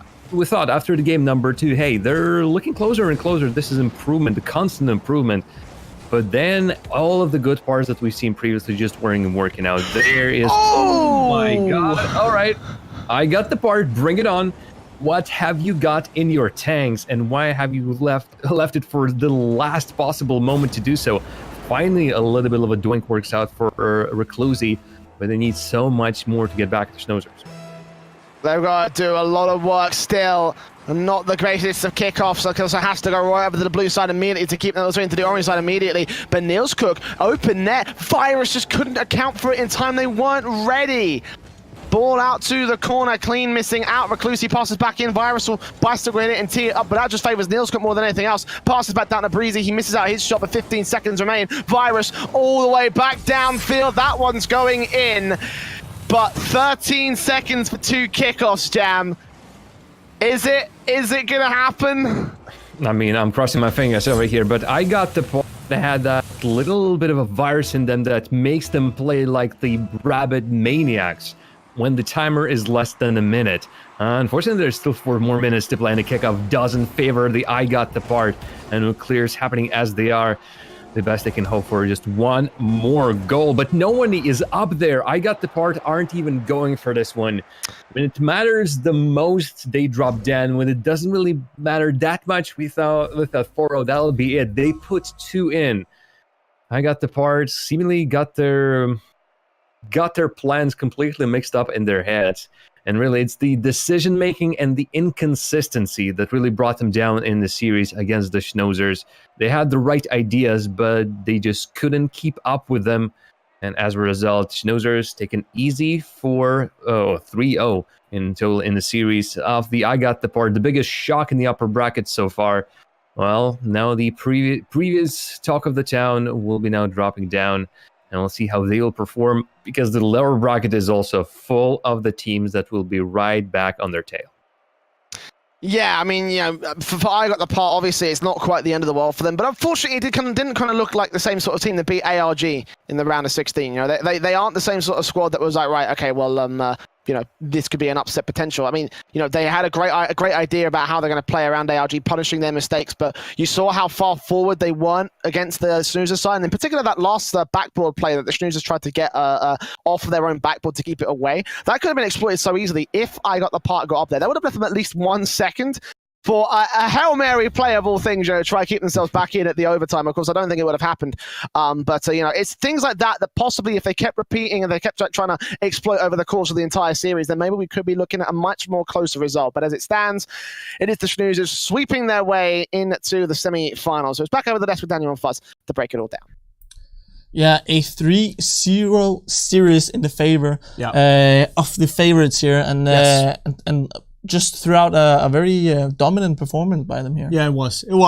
I had expected I got the part to show some of that we saw yesterday, but in the end, it just turned out that the Schnoozers, they were just too powerful, and that was a scenario as well that of course is possible. And the Schnoozers, they didn't look like they were under too much pressure at any point. They were smooth sailing through that series, it seemed. Yeah, and it seems actually throughout today we've had very decisive victories. We talked about it at the start of the day, game seems to be getting closer and closer. It's only the best teams left. This will be really exciting, but so far today we've seen fairly confident wins, I would say, all around. But we've seen Savage and Schnoozers. Like Jam said earlier, we've seen the 2 top 1 teams that we've had, tier 1 teams that, not top 1, tier 1 teams that we've had. So, that's the 2 teams who said maybe this has something to say as well. That's why the victories have been so decisive as they've been. But yeah, that has a place as well, to see some teams just completely take control. That's also exciting to see sometimes. But I think that this was the completely decisive win we've seen today. It's gonna get more closer now. It's gonna get interesting. So make sure you keep watching at home. If you are to like a MVP of this series we just saw. Well, Pondex, he's always my go-to MVP. MVP. Yeah. No, we saw some beautiful goals from Breezy. Overall stellar performance from the Schnoozers. Yeah, maybe Breezy. Breezy because he's also, the least experienced player on this team, but he's just showing why that they've picked him up. He's playing really stellar, beautiful goals. He seems like he's fitting into the team pretty well, and that is tough coming in as a guy who's being brought on for the Gfinity Elite Series. You have two guys who played together for a long time. That might be hard to just come right in and fit in, but you know, they've had some time playing together now, and it seems like he's really finding his place. So Breezy for me is an MVP. If we look at I Got the Part for a second, because yesterday, of course, they made this big upset we talked about. Yeah. Did they play worse today? Was it a one-off yesterday, or were they just against such a dominant opposition here? Well, I'm not sure I'm gonna go and say and they played worse, but they played worse in the sense that it showed that they had some nerves. They had how do you say it? Like their nerves got to them. They know they were playing against a stronger team. I think it showed that their nerves they had something to say. They were coming in some unfortunate misses and some plays where it just shows that they have maybe too much respect for the Schnozzers as a team, and that's, you know, one of the things you gotta avoid, having way too much respect for a team, even though that they're better than you. But you know, it's a balance, because you also gotta realize what are our opponents capable of, what kind of plays are they capable of making, because if you know what they can do, you know how to counter it. But it seemed like they didn't quite find that balance. I Got the Part. They didn't quite find the balance. Their nerves got to them. They had some misses. They had some misplays, maybe because they're trying to make stuff happen that isn't quite possible for them, while also, you know, not underestimating, but not being quite in harmony with what the Schnozzers are capable of and how to counter it. But so moving forward, how do we rate this team then? Because initially we didn't think they had what it took to beat ARC. They then made the upset happen. Now facing the Schnozzers, takes a very convincing 3-0 loss versus them. You know, how do you see their chances moving into the lower bracket then? That's going to be tough to speculate on, because they did really well yesterday. It was still a close series, which they ended up clinching. So, you know, it was still close. Are they capable of moving even further in this tournament? I'm not going to speculate too much, but I think time will definitely tell us if they got what it takes to beat some of the better teams going forward. But you know what? I will, later on in the show, I will ask you to speculate, because you will have to make a prediction. I will not. In the series against Bim Bam Police. But as you can see here, our lower bracket, we also had ARC. As we did just talk about being upset by I Got the Part early on. They just played Team Echo Zulu, and Echo Zulu are actually out of the tournament now. They are. So in this second lower bracket round. So ARC moving through, also a team that you guys did have high hopes for. It was actually one of the teams you picked out to watch here in the top 16 bracket. So they are moving on. And will potentially meet Bus Drivers or one of the other losers that we will be seeing here shortly. Yes. Here we have the upper bracket. We will be needing to find the last two teams moving into the round of 4 in the upper bracket. Semifinals, Yeah, and that's going to be Belgium with 21 and also Shippers or We Them Bros. But let's take a look at the schedule, because then we can see what's up next here for you guys at home. And it's going to be Shippers versus We Them Bros, followed up by Belgium versus 21, and then we'll move down to the lower bracket to see I Got the Part versus Bim Bam Police, but also one of the losers of this series versus Swedish Masikak. So let's talk about Shippers versus We Them Bros. Two very interesting lineups, experienced players.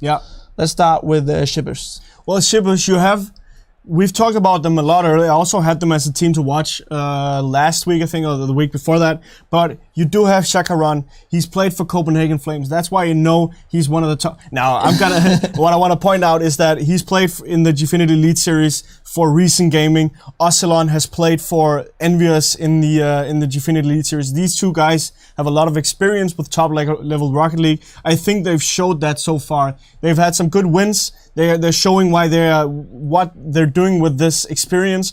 And I also want to point out Arju, the Italian player that really showed to me yesterday.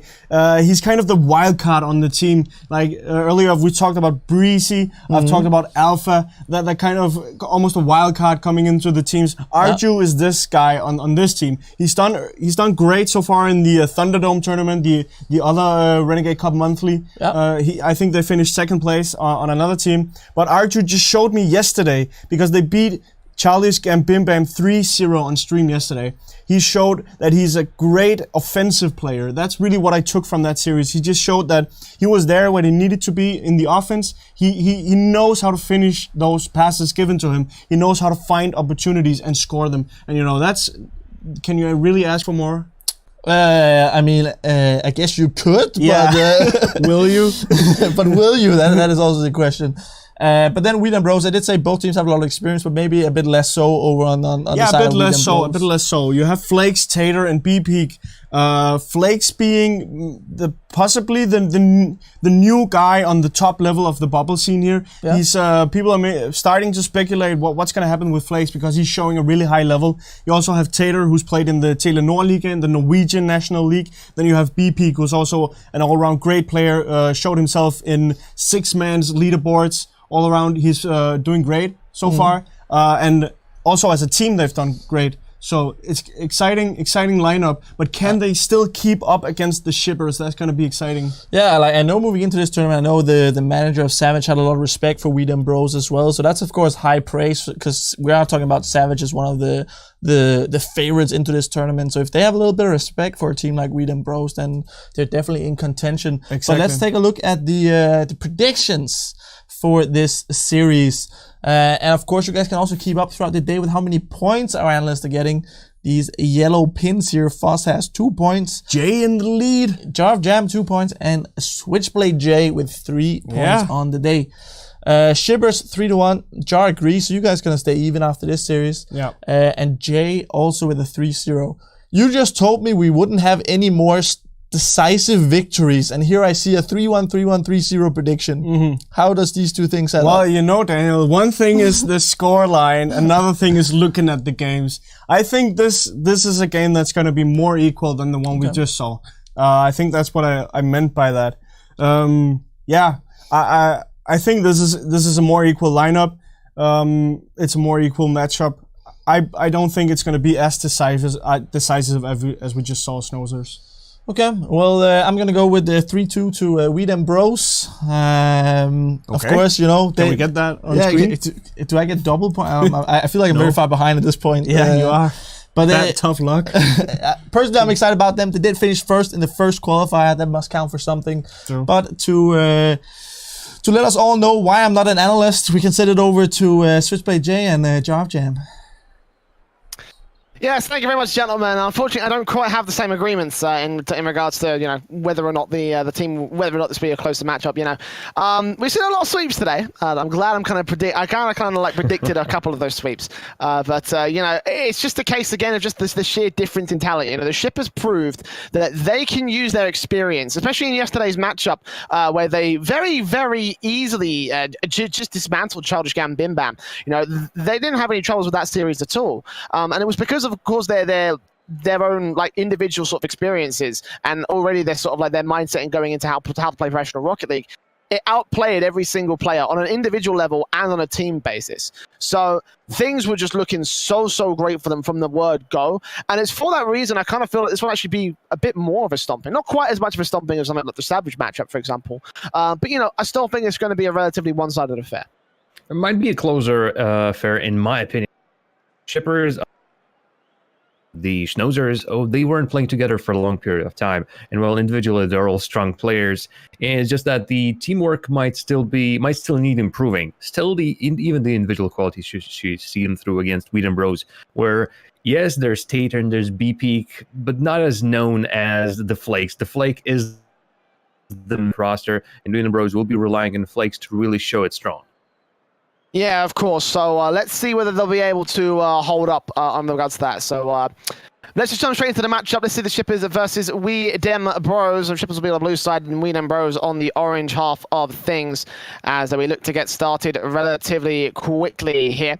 Again, I'm expecting this one to be a relatively one-sided affair. I think maybe the first game might be a bit more of a close one, but I think after that Shippers are going to be able to realize and read what's going on as they start things off all the way in the orange half. Chacaron directly on target. Flakes will just come back in, just about get it away, but Tater on target will return back over to the blue half with a bit Trago inside that box and get a shot on target. But again, Shippers holding their experience and holding down the defensive relatively well, will rotate back when they know they need to, block it off at the midfield line and not allow any single shot, but one will come through from Flakes regardless as they score the first on Weed and Bros. That's defense held down strong enough just for them to set up a play on the other side of the field, quick, decisive.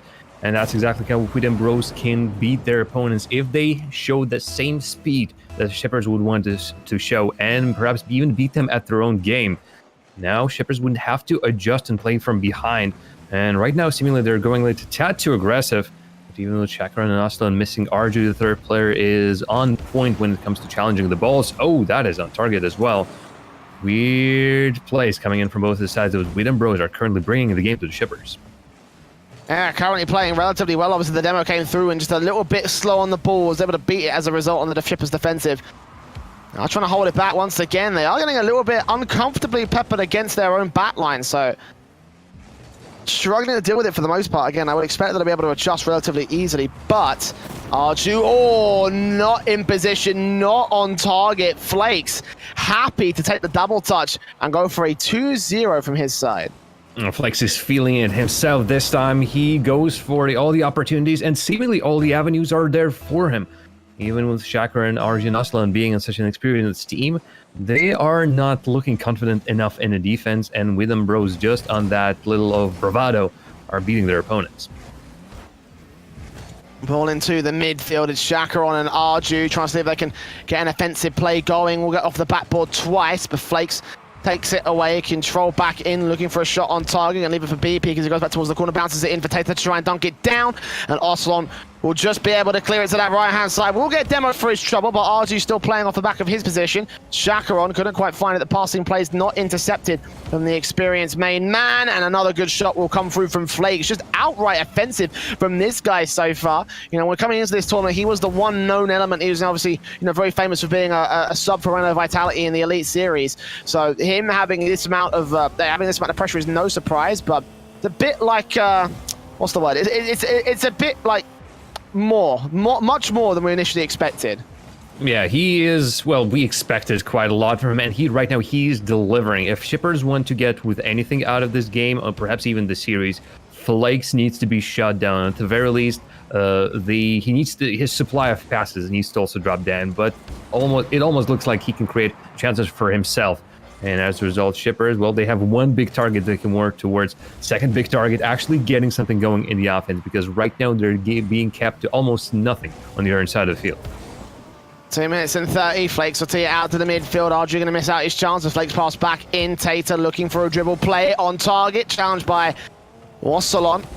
Controls it again to put it out to that right-hand corner. Flakes once again coming forward. Going to try to make a challenge with the same B-pick in with his chance to ease it out. And Arju will put it out towards the midfield where Wassalon's ready to receive and pass back into the mid-center. Flakes not having a chance on this one. We'll still try and tee it back over and go for a secondary touch. But Tater, his man, has to come forward and try and control it in. Going for a shot. It's Aslan back out to a very, very open net. But Flakes gets back in time. Demoed out of play. Still a relatively open net for this one. Tater will get back in time and again get the save in for the Weed and Bros side. Tater will push it even further out of position. Try to see if they can get that clear. But that's the closest the shippers have come all game so far to scoring a goal. It wasn't even looking close. You could see that the Aslan was struggling with bringing the ball anywhere in a position when the Arju can take it. He waited, and in the end just went. VP, patience, keeping with that ball and making sure that the bounce almost goes his way. Shippers, at least they're quickly getting in the attack, but the chances are still not working out for them. They are not the same shippers we expected them to be. And right now, this game number 1 is almost looking like it's not Weed and Bros stealing one away from the shippers. It's Weed and Bros just outright stomping their opponents who can't do anything on the field. 2-0 still to the favor of Weed and Bros, and a minute on the clock, and Flakes is going to put another shot on target. That's his 5th in this game alone. Carrying his side on his back. Now it's going to be a shot coming through from Arju. Double commit from Flakes and BP. Flakes will again get a save out here, so it seems like he can just rotate back in whenever he wants to. Feed up from Chakra on Arju will be denied at the 50-50. Aslan also beating out to the ball. Going to leave Flakes once again in to pass back to BP. Good shot on target. What a passing play off the clear from Weed and Bros to take a 3-0 lead above the shippers. This is looking a lot more uncoordinated here, Jam. Flakes giveth, Flakes taketh. Flakes just does everything on the field right now. Flakes saveth as well, by the way, so he is just going on a tear against his opponents. And even with that slow setup, they had just enough time, because every single time shippers try to do something this slow, there's always Weed and Bros players in front of them. But when Weed and Bros do something like that, with the defense so open after a counterattack, is their goal to take, especially with the vision on the field by Flakes. 25 seconds remaining with Flakes going for a shot off the backboard. Going to be pushed away by RG, but Yeah, 20 seconds remaining. Obviously, there's very little time for Shippers to turn it back around. They might be able to get a goal on target here, and they will just about. Oslan with a snipe shot right back in, but again, it's 1 goal to find, 2 more, 6 seconds apiece. You got to imagine that's not going to work out. No, it is not. Not in the books. I mean, I've read the script, Jay. It's not written there. Seemingly, Win Bros are taking the game number 1, and we let everyone on a bamboozle. We predicted against Win Bros, and yet look at what they're doing. And really, after the game number 1, with how toothless Shippers have looked, I'm almost feeling like I picked the wrong team to win for this one. Because Win Bros, if Flakes can continue going on the same rampage as it did in game number 1, if Shippers don't close them down, might as easily be a Win Bros win. This wasn't just a fluke. This looked like a confident win by a team that we underestimated. Yeah, very clearly we did. I mean, certainly I did for certain. I mean, that was a very, very confident showing from Weed Bros. Again, you know, it's kind of a case that I kind of banked to the idea that Shippers would be able to confidently take it because they've got a lot of experience, but very clearly their experience didn't really count for much there. Like, they were missing some very key shots. They weren't quite challenging Weed Bros in the same sort of way. They weren't shutting down Flakes, which is the key thing. Again, you can see that. 6 shots for the guy. Like, doubling more than any single player right there. Doubling Oslan, doubling Shakaron, and tripling BP and Arju. Like, he's just popped off in that first game. Can he carry it over to the second game is the real question at the moment for me. Yeah, there's not only it was the Shippers giving Flakes all these opportunities, but also the Flake also working for every single one of them. Without his hyper-aggression, he wouldn't get all of these opportunities, and that's the playstyle that got his team the win, himself 2 goals, and really all those opportunities up front.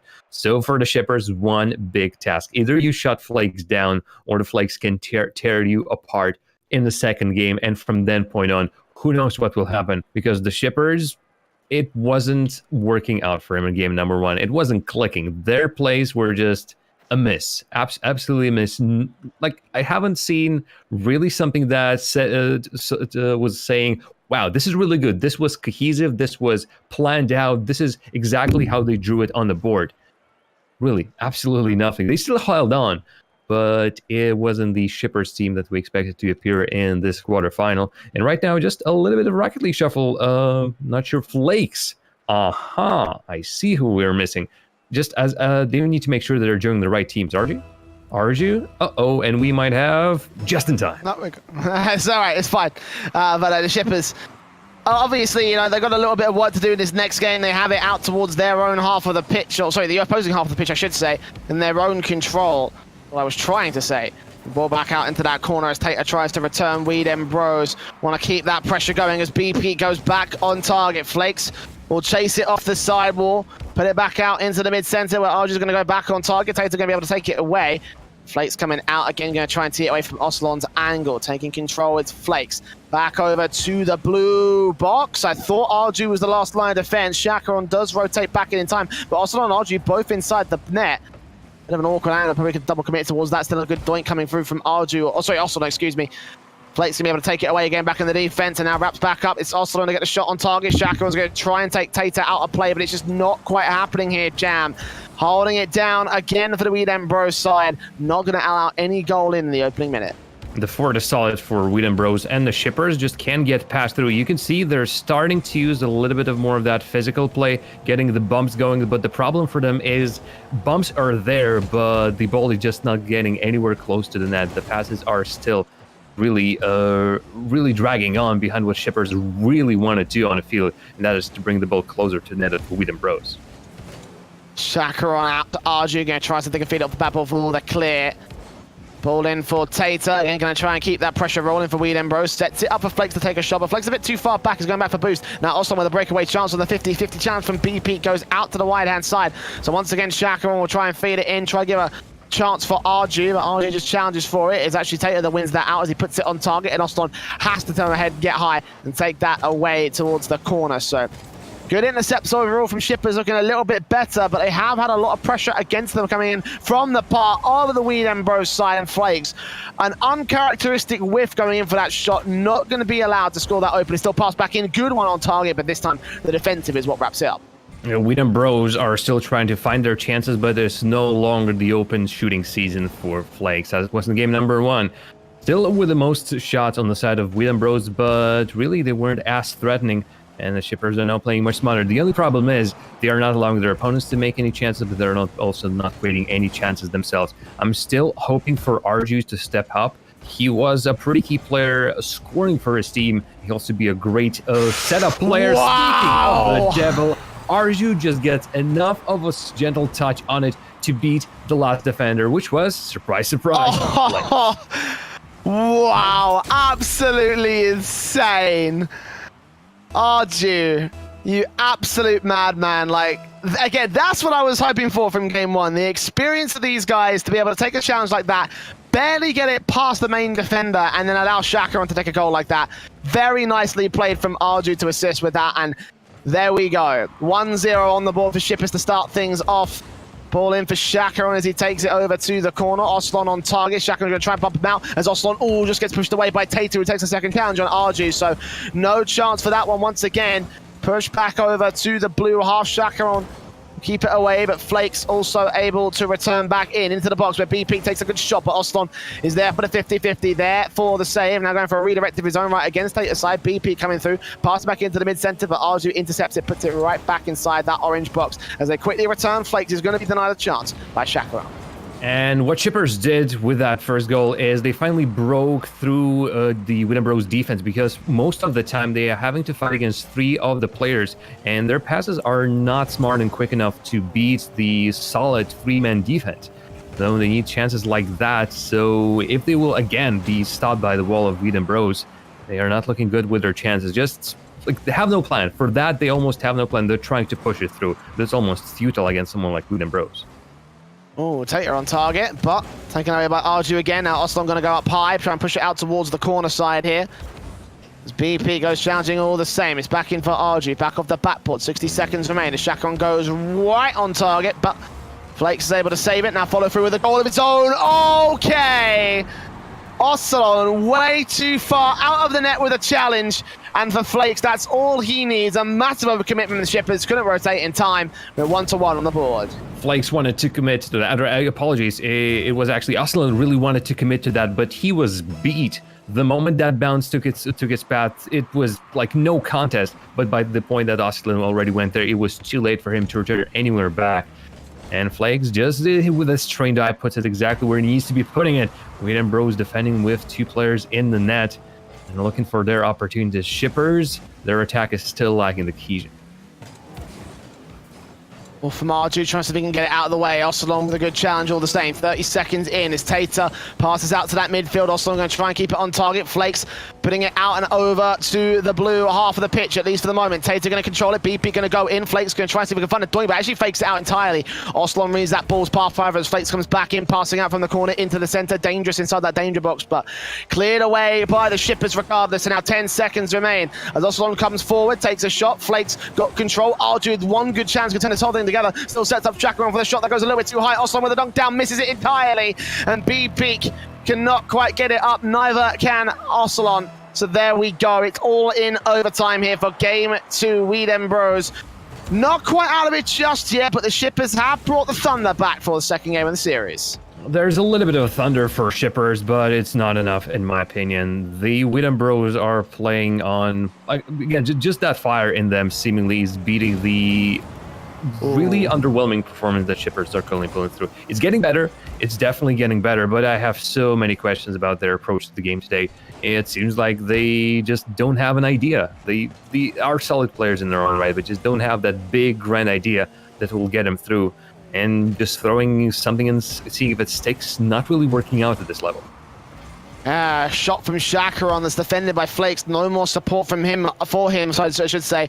Other than the initial second shot to come through and follow up and keep that pressure going, but it doesn't even last for long. As the clear comes through, and Tater and Flakes are going to have any forced to back off on the initial offensive coming through from Wheat and Bros. Arju now tees it up, bumps come through, 0 angle, cannot get scored.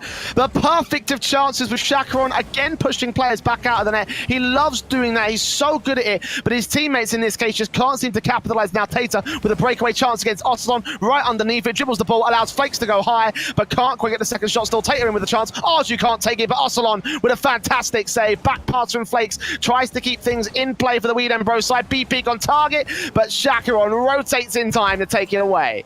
Brilliant sequence by both of the teams. Weed Ember were so close, and Tater just keeping it for his teammate. Well done, well smartly played, but look at that, how often the shots from the Weed Ember are coming in. And while shippers are usually taking these shots pretty easily, it's straight on them, they're not allowed to go anywhere further than that. Their clears have been really lacking for the whole game.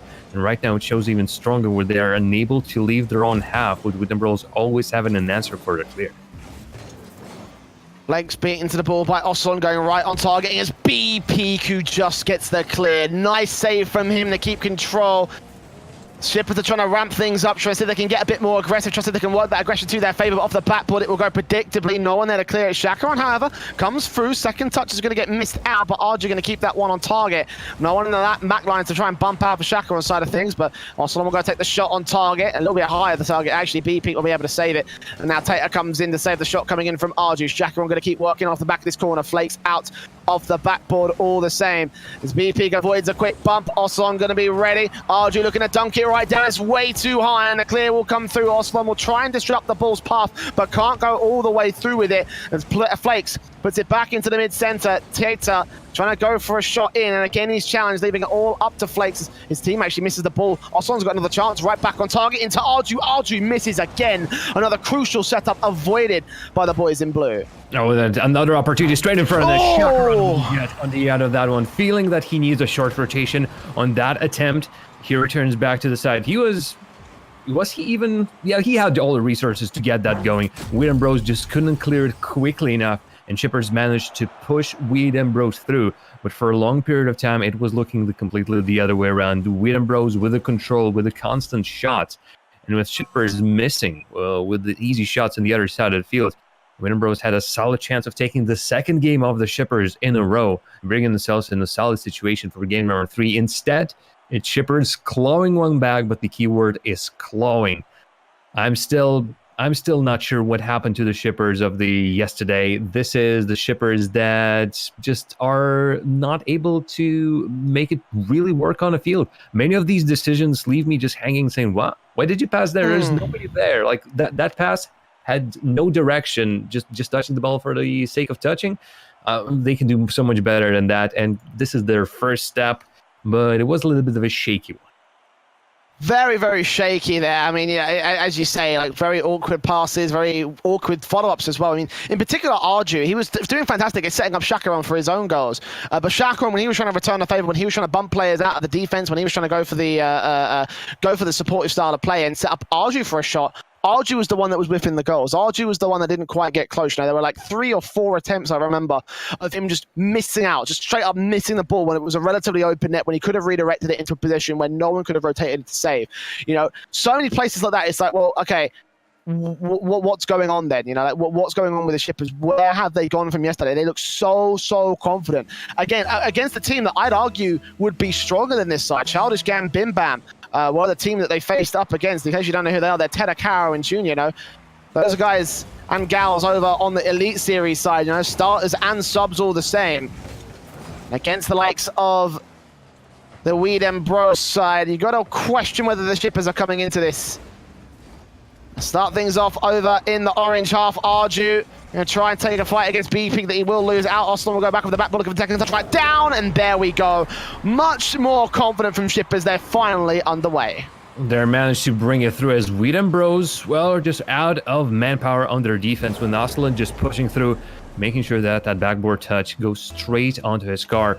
Weed Ember suffer casualty early in the game, but with the way they have been punishing shippers quite often to the duration of this whole game, 4 goals for them in the whole series, you know that the goal is pretty soon coming, especially if they can wrap up a passing play such as this one, and if Flakes on the end is looking even more threatening. And pass back in for Tater off the crossbar is going to be taken away. The secret 4th player, as I like to call him, for the shippers, and now Oslon will go straight back over to the orange half, trying to make a against Flakes, who takes it back in, going for a shot. Okay! Solo carried it. I thought I was off the backboard very clearly. The last man in the defense, Arju, thought so too. It was way too far forward. Oh man, another major choke from that man. Uh-oh, Cheerios. Flakes is on the board again, and it is open season once more, it seems. Individual effort, and before that, brilliant passing play from William Bros. They're showing exactly what their plan is, and boy, are they executing, though. On the side of the shippers, you see a new star. We'll make that 2 stars, perhaps. Chacaron stealing the ball from William Bros as their rotation gets caught with their pants down. Look at that, not quick enough. And Chacaron reads that better than anyone on defense, William Bros. Oh, he's had enough, you know. He took the 2 goals in the last game. He's put the last one in the back of the net, and now the second on the board for the shippers side as he just wants to get up straight aggressive. He just wants to finish this. Wants to get this victory under wraps for the shippers side. Oslon will tee it up. Be back over to B-Peak's side as Oslon gets it high. And Tater return over into the blue half. It's Oslon and Arju back into the mid-center where Chacaron takes control. Going to get it past Flakes. Flakes will tee it up once again. Going back over towards that corner where he controls it in, looking for a secondary shot. Just pushed away by Arju. And Chacaron there to try and follow it up. He's already in the midfield, ready for his teammates to pass up towards him, ready to try and take some dominance away from Weedem Bros. But Weedem Bros are punishing, going for demo plays. Tater was on target, but Arju just gets back in time to save. Go for the setup shot off the backboard. Leave it for a second touch to come through from Chacaron. It's a little bit too far out to the right-hand side. So Tater with another clear. Oslon's got to get off this backboard and try and clear it out of discourse. I'm loving the William Bros clear so much more than when shippers are usually putting on. Direct, quick, and really alleviating the pressure from their own half. Pinches are working in favor of the shippers, and if William Bros can return back quickly, they might be pushing the stones. Look at how the game has opened up. No stops. The ball is not hanging for long in one side or the other. It's quick counterattack answered by another quick counterattack, and there's just no stopping in this game. That Chipper is currently leading. But the way this game has been so open, they might not be leading for long. Look at the Flakes, though, and the rest of the Weedem Bros squad on the scoreboard. B-Peak and Tater, almost non-existent in this game, and we're already halfway through. And with 2 of them being defeated, well, it's only for B-Peak to save his team. Thank God as well, trying to step up when they need it the most, because Flakes is the hard carry. 2 shots, 4 saves, and a goal flick in. Meanwhile, B-Peak and Tater have a shot each. No saves, no assists, no goals, no nothing. And as you say, virtually non-existent in this server. They try and play off the back of that. Ocelot getting it up high. Flakes to try and dunk it right down. Almost intercepted that a little bit too high. And thankfully the clear does come through. Data still trying to set it up towards that box as BP comes through back off the backboard for a second touch back in. It is going to be a demo coming through as Flakes tries to go in. Ocelot not bumped out of play, but onto the shot for Tater. What a setup for Flakes. And it will be Weedem Bros back in it. And the Flakes didn't go for an initial shot, but that worked out for them perfectly in the end. He sets up his teammate, and since Ocelot was deep in the net and he already used his first jump to get up high, he had no chances to go for the follow-up. The backboard was a ruse, a red herring. He needed to stay down for the second shot, and Tater uses that opportunity, Ocelot! How does he do that? It's a magic trick out of his sleeve past everyone, all angles. Just how do they work? Insanity. Absolute insanity right there from Oslon. Such a difficult angle to make work, but he makes it work with the use of the crossbar. Now B-Peak and try and come in here at the 1 minute and 30 marker. A goal for the boys on Weedem Bros to turn a goal in. Good shot in from Ocelot. B-Peak gonna get the save. Chacaron will get up high, try and push it away. Flakes once again in to clear it back out, and Tater will receive, but going almost on target. A little bit too far wide of the left-hand side, but regardless, ball in, Flakes out. Arju and Chacaron go try and get it off the sidewall. We'll get out of the net and go in for the clear back in from the midfield. Instead, Flakes will go back on target towards Arju. So he puts it over. Flakes going to look for a touch. Ocelot going to return fire right back on target. Again, we'll go off the backboard. Chacaron goes in once again, passing over to RG, tees it up, and he couldn't quite get the shot in, couldn't quite get the redirect that he wanted to. Ocelot on target, and Flakes takes it away. Chacaron comes through. He will get demoed out by Flakes. As Weedem Bros try to keep the aggression up.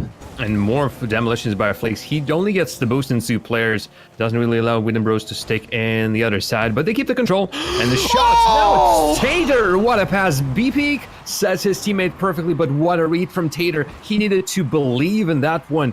And the precision and the momentum was there for the Tater. Weedem Bros finally have more than just one player on their side. Tight game at a crucial moment. Shippers. Now it's Ocelot's time to try and once again steal the spotlight from Flakes as he was doing in this game.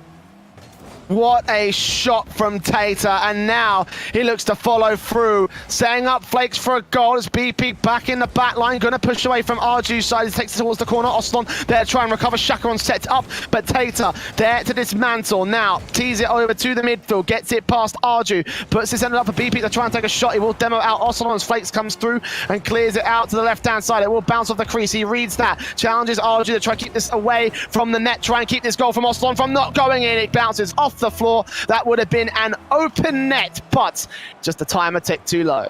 Oh, that's the 5th player. The timer, less than a second was needed for that ball to go through into the net, and yet Shippers just delayed themselves a tad. If the butterfly would have flung its wings slightly differently the last time. Oh, Chacaron against Flakes, but look at that. Shippers, 3 players and only against 1, and they beamed it. It was a perfect opportunity, but they don't use their man advantage, and as a result, Wheaton Bros immediately get a counterattack of their own.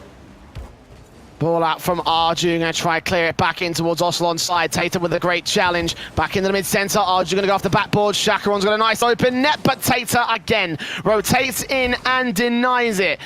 As Arju sets up Flakes and BP there to follow through. Oslon will take it back out towards the corner. It's Chacaron to the mid-centre. Tater again challenges. Oslon in. Flakes going to try and dribble it forward once again, go on towards that blue box, but can't quite get a ball back out.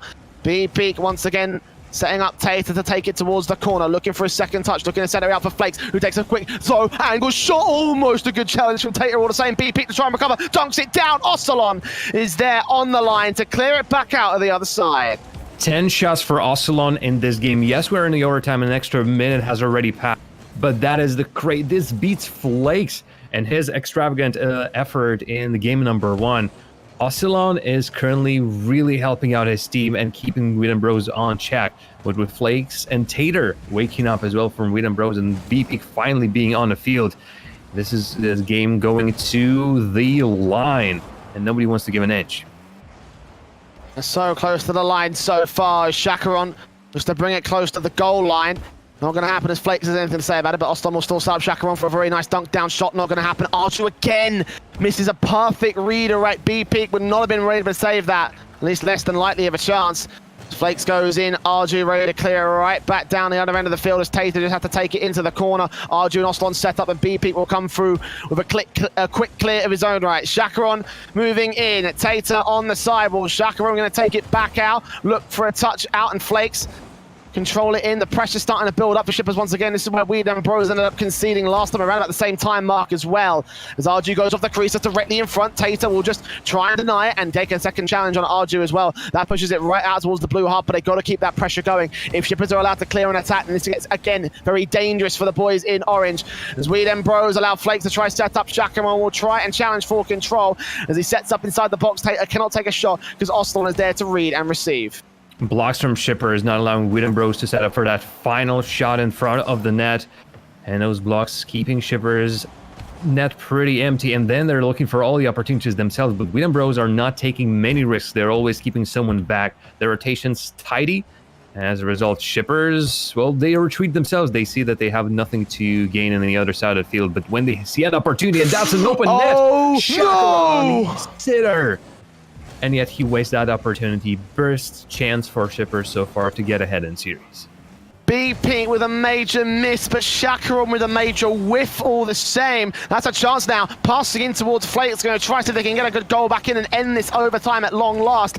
But Arju takes it right back over to the orange half. BP tees it up. That's perfect for Oslon to go high off the back ball. Look for a second touch set up here for his teammates. Flakes with a challenge. Chacaron with a good touch. Oslon misses entirely. And BP can Flakes and Tater for that matter. Now with a breakaway chance. Good challenge coming in from Arju. And they're going to have to rotate.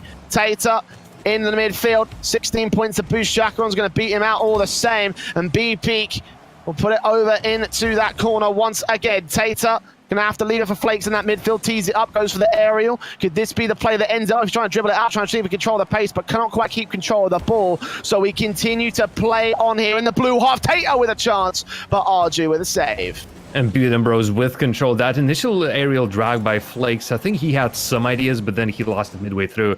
Instead, just wasted a bit of time for Wheaton Bros to recharge, get back into the position, and Wheaton Bros then successfully continued the attack. And the Shippers just dropped the ball straight from Wheaton Bros. Their blocks in the midfield are still working out for them. So it's now for time for Wooden Bros to be tested on defense. And it's a hard one right now as we're almost closing in on another 5 minutes play. 10 straight minutes of Rocket League. Who will have the most? And it's not the Arju. His shooting is still a missile. Oh! So close. Ocelon trying to keep control. Back in the other side. 2 great on-target chances whiffed again for the Shippers squad as we then bros stay alive as we approach 5 minutes of overtime here, Jan. We've already seen 10 minutes this year. I wonder if we can break it. Shakeron over from B-Peak. B-Peak teams it over towards that corner. Shakeron going to try to see if we can set up Arju, but he's going to get beaten to the ball. Ocelon back into the midfield regardless. There's a pitch coming through from Tater. Back off the backboard. Arju can't control it. This is nice and open for Flakes. And he closes it out for We Dem Bros. 2-1 in the series. They finally get a match point above the Shippers. It's a crazy series. You see Flakes breaking that 1,000-point barrier. Ocelon getting close, getting double digits on shots. This game, obviously, with that extra 5 minutes, allowed them to pad so many stats. Sorry, I'm just looking at this scoreboard like this is something else. This is actually something else. Mind-blowing. It's because for the whole duration of 5 minutes and then 5 minutes extra in overtime, both teams were continuously playing. There was almost no break in the play. A lot of exchanges of unpleasantries, I suppose, on the both sides of the field. But Arju, my dear Arju, you're so great at setting up the plays, but his precision is really lacking on a field when time comes for a crucial shot or a crucial clear. I would love to see more from him, and he has a lot of potential. I'm really, whatever will happen is this next upcoming competitive season. I'm interested to see whether he will get picked up by any of the RLRS teams. Maybe he can make it with or not to RLRS himself. But right now, maybe it's a little bit windy right there at the top with all the best. And seemingly right now, he's being blown just a little bit. Wooden Bros, though, 2-1 in the series. Match point for them. And it's an upset brewing. But this one, the series, Jay, we've talked about it off the stream. But my heart was feeling 3-2 in favor of Shippers. Right now, my heart is also saying, man, look at Wooden Bros. They are playing so solidly. Maybe we should pick them up against Shippers this time. But it's too late to change the predictions, but it's not too late to see more of the games between the Shippers and Wooden Bros. Each one closer than the previous one. Well, let's see whether the Shippers can pull off another major upset so far here in this bracket. This will be the second one. Of course, the other one being I Got the Part, taking out ARG in stylistic fashion in Game 5. The Shippers not playing up to par today, and We Dem Bros are happy to punish it. They start things off on the back foot in the initial kickoff. It's pressure again coming through for the Shippers. They've proven that they can crumble We Dem Bros, but We Dem Bros have also had a very good time in overtime, being able to counteract and being able to hold on. So it's out towards their half once again. Shaka, I'm going to try and keep it in that corner, set up Arju, and again he tried to take it towards the corner and try set up. He is the enabling player. They need to try and make sure he's the man at the midfield, trying to pass in, trying to set up Shaka and also to go for as many shots as they want to. But instead they try to feed it up, still pass back in from Arju. That's more like it. Shaka gets the first goal in for the Shippers. Tiny touch by Arju, but perfect one for Shakaron, as with the big peak not able to return back. Caught in no man's land, unable to influence the ball at all, not even going for it, really. Allow Shippers to just quickly take a quick stab, a dig at their opponents, but Wooden Bros is not ready for those short plays. Short but sweet. And Arju is back on track for being the playmaker for his team. Tater and Flakes challenging midfield control. Tater just kills the ball's momentum and puts it out towards the sidewall. Shakaron's got a nice open net that he passes into Arju. That's much better. Shippers. This is what we wanted to see for the past 15, 20 minutes or so. And finally, it's coming into fruition with a pass play that proves the experience of this squad. Scratch my back and now scratch yours. Arju or Shakaron returns the favor and now sets up Arju in the middle of the field. That was a perfect pass, beating the defenders of Wooden Bros, as Flakes was, I would imagine him reading that play. Instead, it's the other way around. Tater almost goes for the backward loop-de-loop, and yet he was this close to a highlight goal. Well, maybe next time, Jay. Maybe next time. Maybe next time. Tater, a little bit of a whiff, and now they're bumping each other. Wooden Bros, as cracks are really starting to show here. Despite being in the lead, despite being on match point, Shippers Might smell blood in the water. They got it off their own backboard. Tater trying to go high and misses it out, and Flakes could not quite recover. He was ready to be there, however. Ball in from Chakaron now as RG takes control. Actually, Chakaron takes control as RG's there to back it up, trying to fake out the defensive, and Chakaron gets it right past on the dribble play. This is the shippers that we were expecting to see today, Jam. This is the shippers that I was expecting to see. Just come in 3 games a little bit too late. Yes, shippers, well, it's their time to shine. Game number 4, apparently, is that time. And they're giving us plenty of Rocket League to watch, since we had 2 sweeps previously, but the shippers basically extended their series to compensate for that a little bit. Ocelon quiet in this one, but the important players, Chakaron and Raju, coming through. They're not only a 1-player team, no, they're all solid in experience. Well, they finally remember how to play it. How to play Rocket League, while Wheaton Bros are shut down in their half. Look at that. Less than 100 points in every single player of Wheaton Bros showed just how much the shippers were pressuring. Make that 4...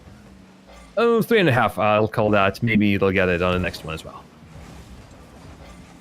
Arju and Ocelon coming out. BP with an Ember onto Chakaron, but Flakes could not quite take control back in the other side corner. We'll still try for it. Pass back down towards Tater. Ocelon will get a 50-50 challenge.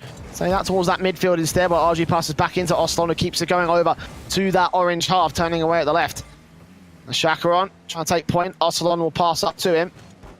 Instead, I'll just leave it for RG to take control instead, because he's on the sideboard. It didn't quite go high enough, so RG to keep it over there. It's a 3-0, as you were saying a moment ago. But this could be enough for shippers to win it already. With Flakes and Tater and BP to do some serious work to try to keep themselves back in. Ocelon bumping Flakes out of the way, trying to keep him away from pressure. As BP goes up, Tater in to push it past the midfield, and BP to follow through again, trying to pass back in from the mid-center, but not enough momentum behind it. Still Tater set up for a good shot against Ocelon. Arju beaten out by Flakes. Chakaron still comes through. BP sets it up, but Tater's rotated back for boost. It's a breakaway chance for Ocelon, but Tater still able to deny it and try keep it away from the orange net, but that's not what they need. They need some goals. A crazy moment for Wheaton Bros, but when even that is not going to the net, you know that the game is no longer yours to take. It is a complete and utter turnaround from Wheaton Bros being really at the same level, if not higher, than the shippers in previous game. After all, they won that one, to being completely shut down. A lot of credit goes to the shippers for shocking their opponents quickly enough to then retreat and play a more of a disruptive game, not allowing Wheaton Bros to even take chances. And without the chances, you can't do anything in the game, especially with 3 goals down. 16 seconds left. It's Chakaron beaten out by Tater. Ocelon still bounced off the crease. We're going to try to look for a pass back in. No one's there to receive it. Still tries to challenge against Flakes, but he goes for a light touch. Ocelon still with ball control. 0 boost hero. But he can't get it done against BP, who clears it back out. Chakaron still to keep that pressure rolling, however. Tater pushes it finally out towards the blue half. Flakes in with a good touch off that backboard. Second play could come through. BP with a chance, but Chakaron challenges it all the same. Wheaton Bros back over on their own half. Good shot in from Arju. Defended by Flakes barely, and again, barely's not going to be enough. 30 seconds to try and find 2 goals. BP with a double touch chance, dunks it right down. That's a beautiful goal. But again, how much does it do for the Wheaton Bros side? Only the 3rd shot from Wheaton Bros, just showing that all those 5 minutes, and with the extra 20 seconds still remaining, they were not on the field. They were ghosts, the shadows of their former selves. And it's all thanks to Chakaron and RG Ocelon. They weren't wasting their chances. And I don't think they will waste this game either. Wheaton Bros need Flakes, a miracle. Suddenly a ray of light coming from the skies and blessing all of them, not with 10 seconds remaining. And Paul will be back over to that midfield. Chakaron with another clear. That should just about be enough, keeping that on target. Flakes with the one last clear over to BP, but there's not enough time to get this shot on target. The ball's not following through, and that's going to be it. It's possible, but it's not likely. And for the shippers, that's going to be enough to get themselves to Game 5, Jam. Of all games that goes to Game 5, this would be it. And again, I think it's mostly just because shippers have taken so long to get started in this series. 3-2 will be our series score, and the question is, who is it going to the favor of? Wow, seeing that we've seen such a big turnaround, Wheaton Bros from heroes to zeros, and from game number 3 to game number 4, it will be a hard game number 5 to predict. If the shutdown starts again, it's all over Wheaton Bros. If they can recover, I want to see what exactly is their recovery plan, because the shippers, as I've said before, all of a sudden they started to really value what they're doing with the ball. No more wasted shots, no more wasted touches. And all that lead that they quickly accrued, they didn't waste it. They really held on to it, played a more defensive play style, while also getting forays in the attack. As a result, that lead held on, and Widom Bros was just, 3 shots, 4 shots at most at the end of the game. Even Flakes couldn't help him in that situation. They've shut down the whole of the Widom Bros side, not just their star player. Ball in, Ocelot and Chacaron. Oh, what a bump play! Good shots and pressure, and the Shippers draw the first goal in 13 seconds. Unlucky 13, it seems, for Widom Bros, as once again they concede all manner of control. Oh, that bump by Ocelot is fantastic. Again, not a bump per se. No, he just got in the way of BP to not allow him to take any chances at a save. And those plays are what wins you the games. Yeah, it's just aim at Disruptance, and Disruptance works. Disruptance to try throw Widom Bros completely off once again. BP over to the corner, Chacaron putting it into the mid-center. It's Flakes. Keep it out in that midfield, at least for the moment, but Ocelot has control. Again, going to put it over. Arju's going to have to fall right back. So he takes it over. Sets up Ocelot for a potential good shot. This is how he plays it out and how he should be playing this whole thing out. And of course, we'll be cleared away by Tater, fortunately, off that back, but that was what the whole play revolved around, so they can take that out and they've just basically crumbled the whole thing, return back for the counter-attack. Flakes and Tater both double committing on the offensive line. They do bump Chacaron out, which inadvertently keeps that ball in that blue corner. Ocelot's going to have to work doubly hard to try to get it past, but Flakes with a crucial miss might not be so hard as you think. Chacaron finally clears it, looking back over to the corner. Ocelot playing it into the mid-center, going to leave Arju with a great chance, but it's way too far wide. Couldn't quite stop the momentum of the ball and turn it back over towards the net. Chacaron will still try and dunk it down. It's still nice and open for Ocelot to take, but Flakes will clear it. Ocelot will not find a chance. Back in the midfield. Now goes over to the corner where Tater challenges Arju. Sets it up. Chacaron, however, puts it out of discourse. Shippers getting their opportunities up front. It's just that the angles are not really favoring them. Widom Bros are making sure that any opportunities, little openings, are closed. And the Shippers are forced to take the hardest shot they can possibly can. Still, they're working for it. At least we're trying to keep the ball there. But with those passing plays, with those saving plays, where did that save come from? Where did that defender come from to clear it through? It seemed like Widom Bros were so much closer to that shot, and yet Shippers stay out. Oh, what? If only for the moment.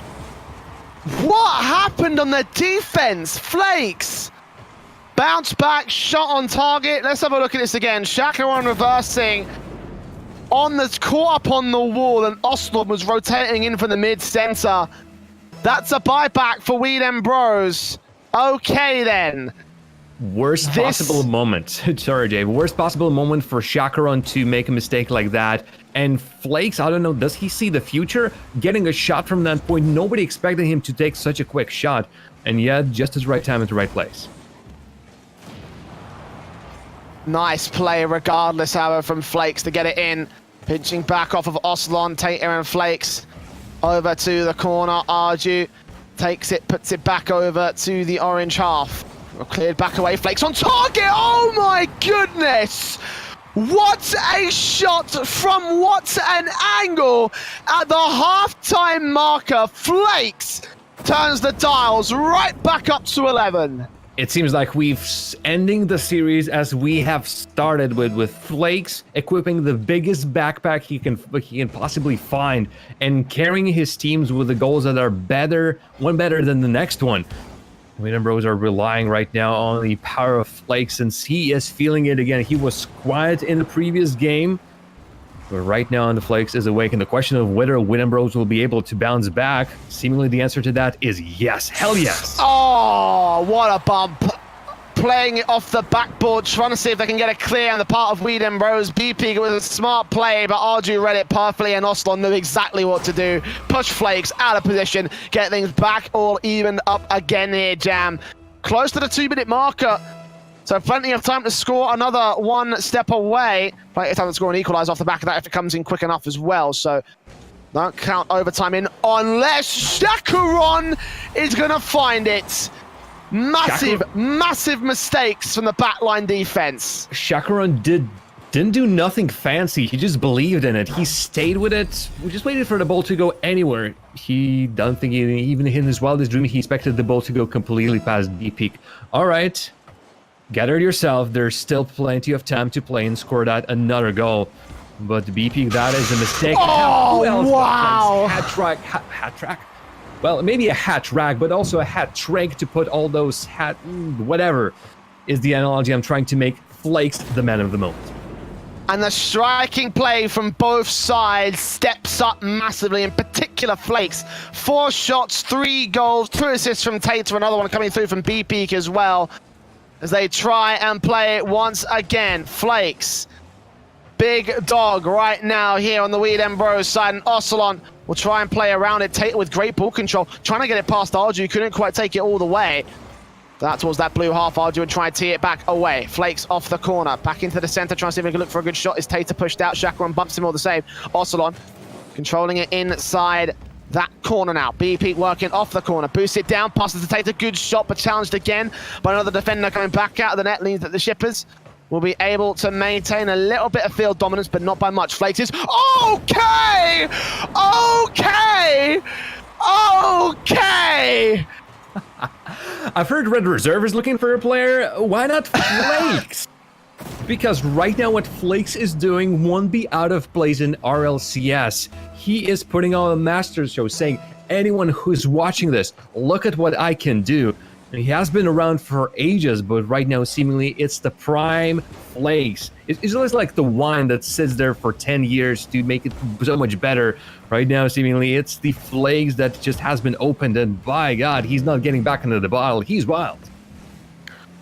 60 seconds left. B peek out. Ocelon and Chacaron over to the mid-center. Flakes challenge. Chacaron trying to get it back off the backboard, and of course the Shippers have all the pressure against them. B peek passing back in. Tater's got a chance. The nice wide open net, the dribble. They collide with each other on the ground. Will not be able to find the goal in. That certainly could have sealed the deal. And now Arju going for the flip reset back with the backboard. Chacaron comes forward and gets a hat trick of his own.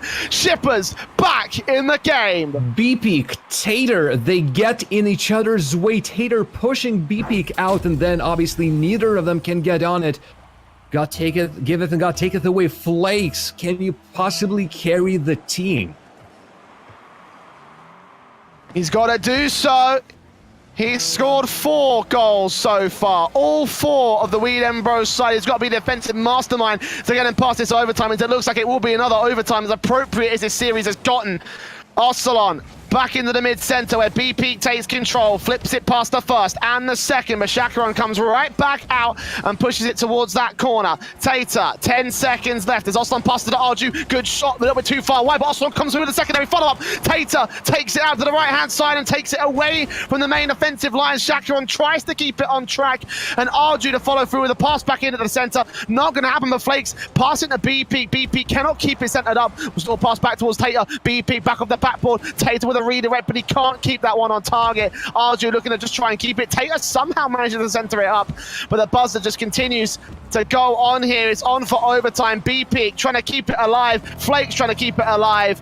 But finally, Jam, overtime for game 5. Really, the only thing better than the third overtime that we just got would have been that 0-second goal.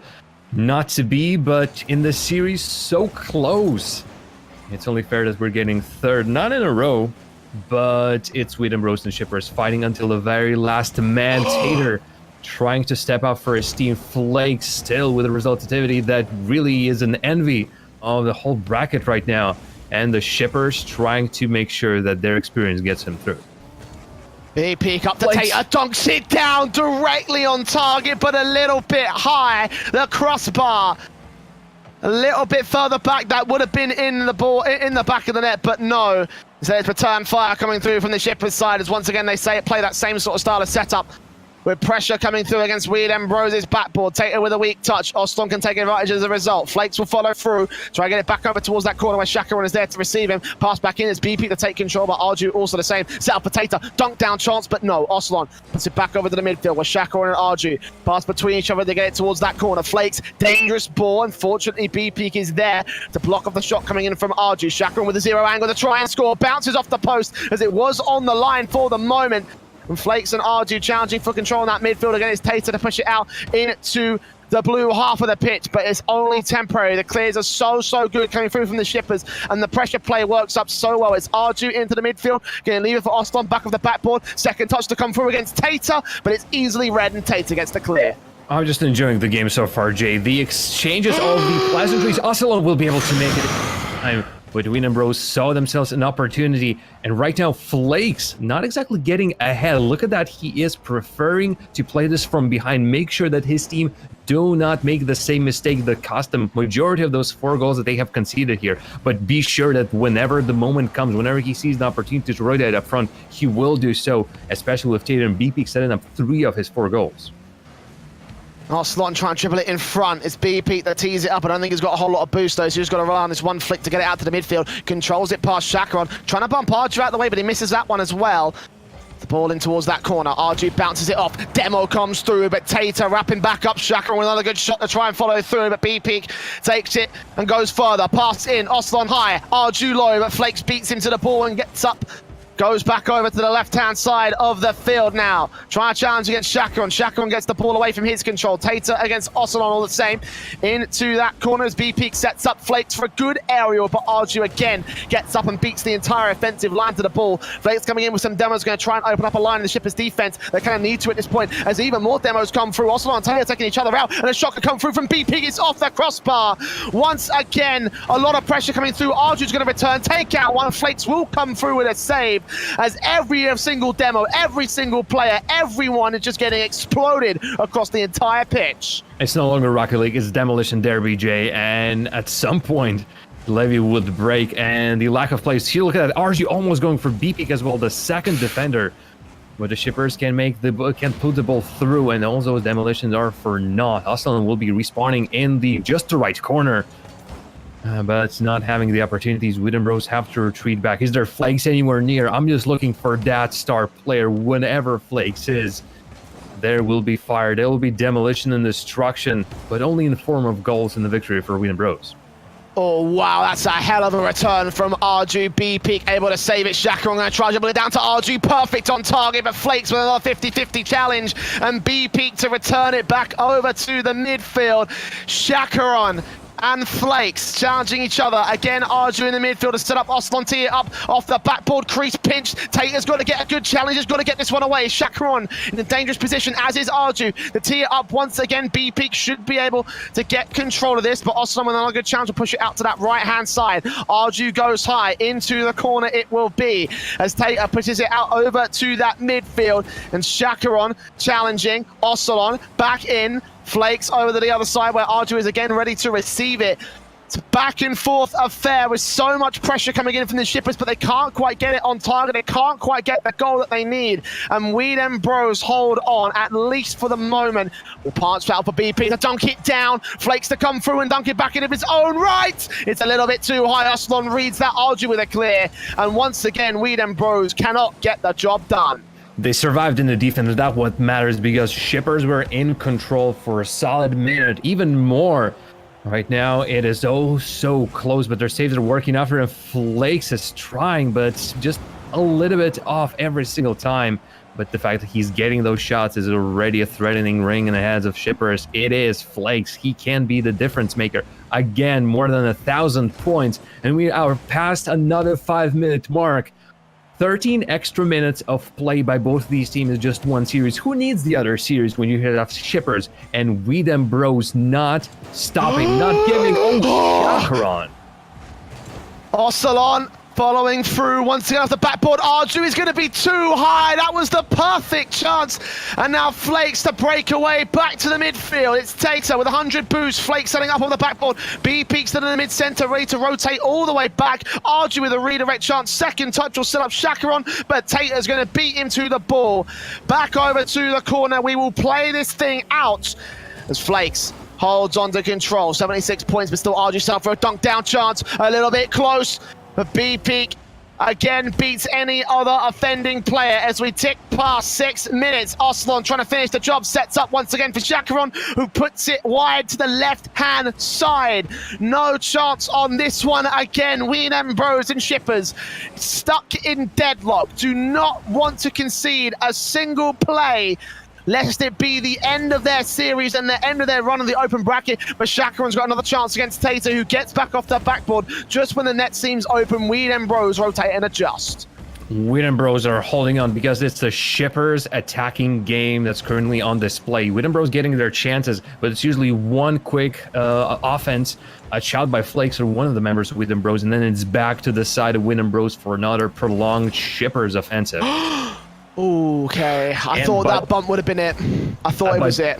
By this point, it's a difference of one mistake, and after almost 7 minutes straight played, you might be thinking that at some point you will have to make a mistake just because you will be tired, you will miss something out, you will want to be the hero. But even Witten Bros are holding on quick. Players previously making mistakes, BP not taking the risk when he could have had, and really that's the best thing he could have done there. But just as the energy is leaving the shippers, so it's leaving the Witten Bros. And it might be in for a long haul, so strap-in shippers and Witten Bros can't decide the winner in game number 5. Ball out, bounced off the crease from the corner. Flakes comes forward, bouncing off the ceiling, back into Shackman's position. Good challenge, but not going to happen. Once again, Arju controls the ball into the mid-center. Once again, challenging from Flakes, cutting it back over from Tater. Bouncing it off the crease, back into the mid-center. It will go as Oston tees it away. Shakaran passes back, BP here. Arju to get a good one off the backboard. Looking for his second touch, but Flakes takes it back all the same. And returns to the blue half, going back to the box. Ocelon and get the clear, get the save, and Flakes puts it back in. 8 minutes. 8 minutes so far. Again, our longest overtime this year has been 10, and BP's broken it. The demo plays from We Dem Bros have won the whole thing out. 5-4 in game 5. 3-2. Witten Bros upset the shippers. I think this overtime was going for such a long time. It's already past midnight over here. But Witten Bros work out through a beautiful follow-up from the Tater on that initial play. Not only going on with the ball and getting a pass off the backboard, but also getting a touch on Arju. Arju, as a result, explodes in flames. But that sets up the BP, the player who have been looking at making a couple of really crucial mistakes from Witten Bros to clutch it down at the very end after solid 13 minutes of continuous play. He still had it in him. If he hadn't, Flakes was over there, but it'll be a big risk to take since he was the last player. And seemingly the Witten Bros managed to balance the risk and managed to press on shippers. But what a series. It is contrary to everyone's predictions. And my heart told me it might be 3-2. My heart didn't tell me the 3-2 will be in favor of Witten Bros. I'm now a believer, and their opponents in the next round, which would be Savage. Oh, you don't pick against Superman, but Witten Bros, they got a place in my heart now. The best part about that, Jam, is that we're only halfway done. We've still got 3 more matches on stream. I'm hoping that they are as epic as that, although a part of me is also not, because of course I also have dinner tea, and I'm getting hungry already. So it's back over to the desk to see what they think about that. Are you hungry for some more matches like that, boys? Very exciting series for sure. And Jav Jam said, despite the predictions of everyone, but you actually came through right in the last minute before sending it over that you actually believed in Witten Bros. This is a one and done for me. I'm never predicting ever again. 100% prediction ratio. One hit wonder. 3-2 in the bag. All right. That's it. Yeah. But the series, incredibly exciting. What an amazing game. The whole last game, everyone in the studio, we were just on our toes, going crazy. Every time there was the slightest chance, we were like, oh, it's there. What a game. Amazing game. You had so many chances for Witten Bros. You had so many chances on the other side. Shippers, I was hoping till the end that my prediction was going to go through, but I know the guys. I know at least B-Peak is one of my very good friends, and I wanted him to win as well. So, it's still a win-win for me. Either my prediction go through or my good friend wins. So, what a game. Yeah, I mean, the only word I was using here in the studio was I was just shouting out Flake's name over and over and over again. What a display of what power. A series. I mean, and especially the last game, like he scored all the goals in the 4 goals in regular playtime. Yeah. And I mean, they were amazing goals. It was awesome goals. Yeah, it wasn't like he was just tapping them in on the goal line or anything like that. He was, completely outplaying, I would say. Amazing goals defense. all over the line. Definitely. Absolutely amazing. One thing I want to talk about though, about shippers though, what we talked about it here in the studio watching the game, that they were doing a lot of like bump goals. They were really good at bumping the goalkeeper. Yeah. Playing smart, I would say. Not necessarily like highlight goals, but just playing from experience, I guess, as well. And just making some of the smarter plays. Definitely. So great job by them as well. I mean, definitely shippers moving down to lower bracket. They're going to be a team that has a chance of making it back through the lower bracket, if any, right? Yeah, definitely. Yeah, for sure. You have, when they were called the Bricks, they did one of, I think it's still known as the longest lower bracket run in history. That was the Bricks, that was Shakaran, Frizz, and Didris, but Shakaran, he's known for having done that long lower bracket run, and they were not a bad game from them, this one. No. Might have lost. It was super close. Not a bad game from them. They were waking up. They were looking really strong. They definitely still have a chance to go far in the lower bracket. Yeah, but that also, William Bros with an upset. I guess we can call it an upset because at least you guys did think that the Shippers would be the favorites moving into this one. Also a newer team, a bit less experienced as we. I did call it. I did say it was going to be an equal game. It was going to be a close series. Let's call it an upset because it was the lower seeded team. Yeah, a little bit of an upset, but then moving into the top 4 now of the upper bracket, do they have what it takes then to battle out with? Well, next game is going to be Savage, I believe, but also the likes of the Snowsers, etc. Would you put them able to contest at that level after the series? Well, it's going to take their A game. It's going to take everything they got and some more. They're going to have to display everything they can in this game. And, I don't see them. I don't personally see them still, even though the display of power we saw in this matchup, I still think there's a long way from winning this match to winning a game against Savage and winning against Schnauzer. That's still a long way to go. But I don't want to sit here and say that they can't do it because obviously this match was incredible. When you have a guy like Flakes, you have a guy like BP, you have a guy like Tater. They were all three putting everything they had into this game.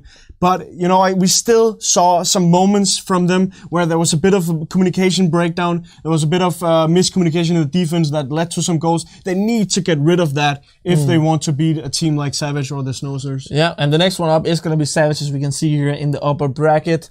Last game we need from the upper bracket for today is going to be Belgium versus 21 to see who's going to be moving into the top 4 as well here in the upper bracket.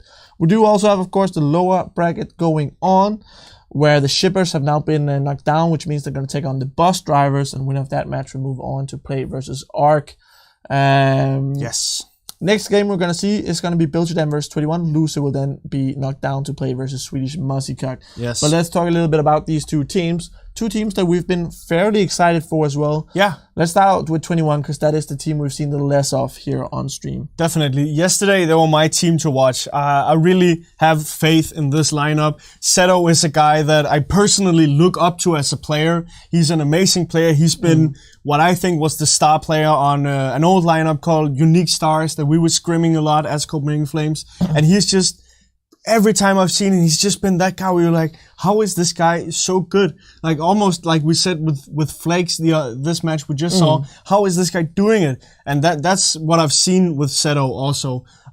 Really, really strong player all over the line. But this particular matchup, 21 versus Belgium, is actually a rematch from the group stage because 21 came in as second seed of that group. Belgium was the first seed. That means that they both ended up winning their first game, and then they met each other in the winners final, where actually 21 managed to take the win 3-2 over Belgium. So is that still gonna happen today? That's gonna be fun to see. Yeah, it's gonna be very fun to see. But let's talk a little bit about Belgium as a team as well. Cheerio, Sebadam, Bilbo. Can you tell us a little bit about these guys' history as a team? Yeah, well, we talked about them yesterday also. The X-Epsilon squad played Gfinity Elite Series together, have a lot of top-level Rocket League experience. But another thing we mentioned yesterday was how that these guys have already announced that they're not going to be a team moving past this tournament. So they're playing this final one together. We were discussing, what does that mean for a team like this? Does it mean that they're going to be more so-and-so in this tournament, or does it mean that they're going to give it absolutely everything and just fight their butts off for this victory because they want to show everyone what they're capable of? That's, you can always discuss what is that going to mean. But they did end up taking the win yesterday, so it seems like they haven't given up completely yet, and they're still giving everyone else a run for their money. Yeah, they had a very good series yesterday, I think there's a good chance, that they're all thinking that they should try and round this off as best as possible, playing their best game, of course. But I think there's a chance if they're gonna face struggle, I think there's a larger chance that they're gonna give up than some of these other teams because they know, this is kind of getting over. So I think maybe if we're gonna see them struggle, then there's a chance that they might fall off harder than some of the other teams. But let's look at the predictions, because again, we did see these two teams play against each other before, and that was the 3-2 to 21. So you guys have, as always, we agree very much. You do 3-2 to 21 all the way through. Fuss, Jar of Jam, Switchblade, Jay. So far, 2 points to Fuss on the day, 2 points to Jar of Jam, 3 to Jay out of 6 possible. It's getting harder and harder for me to reach those 32 points by the end of the day. You said you wanted to get 7 points today. Yeah. You have 6 left you can get. Yeah. So it's still you're telling me this. So you're telling me there's a chance. Yes, I am. But we'll of course see then if it's going to be a 3-2 here to 21. It is going to be a close series, I do imagine. Yeah, I think so. As was the last time these two teams faced off. Yeah. But again, to take us through this series and hopefully just as exciting as the last one, we're going to send it over to Jar of Jam and Switchblade Jay. Thanks again, gentlemen. Yes, it's time for 21 versus Biltjam. A very, very interesting series because we've already seen it once. Actually, it wasn't even on stream, but these guys faced off against each other in the winners matchup for their group. And it didn't go that well for Biltjam Jam. It was one of the unexpected results. We saw it come through on the results table, and we're like, hold on.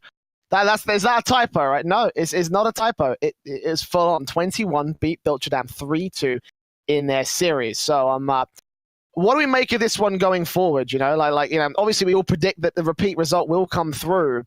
But why is the main question I ask you? Really, neither of the teams are looking like they can effectively run away from their opponents. 21 had their troubles against Team Sampi, and even the Biltjam matchup went to 5 games. They won pretty easily against the bus drivers, though.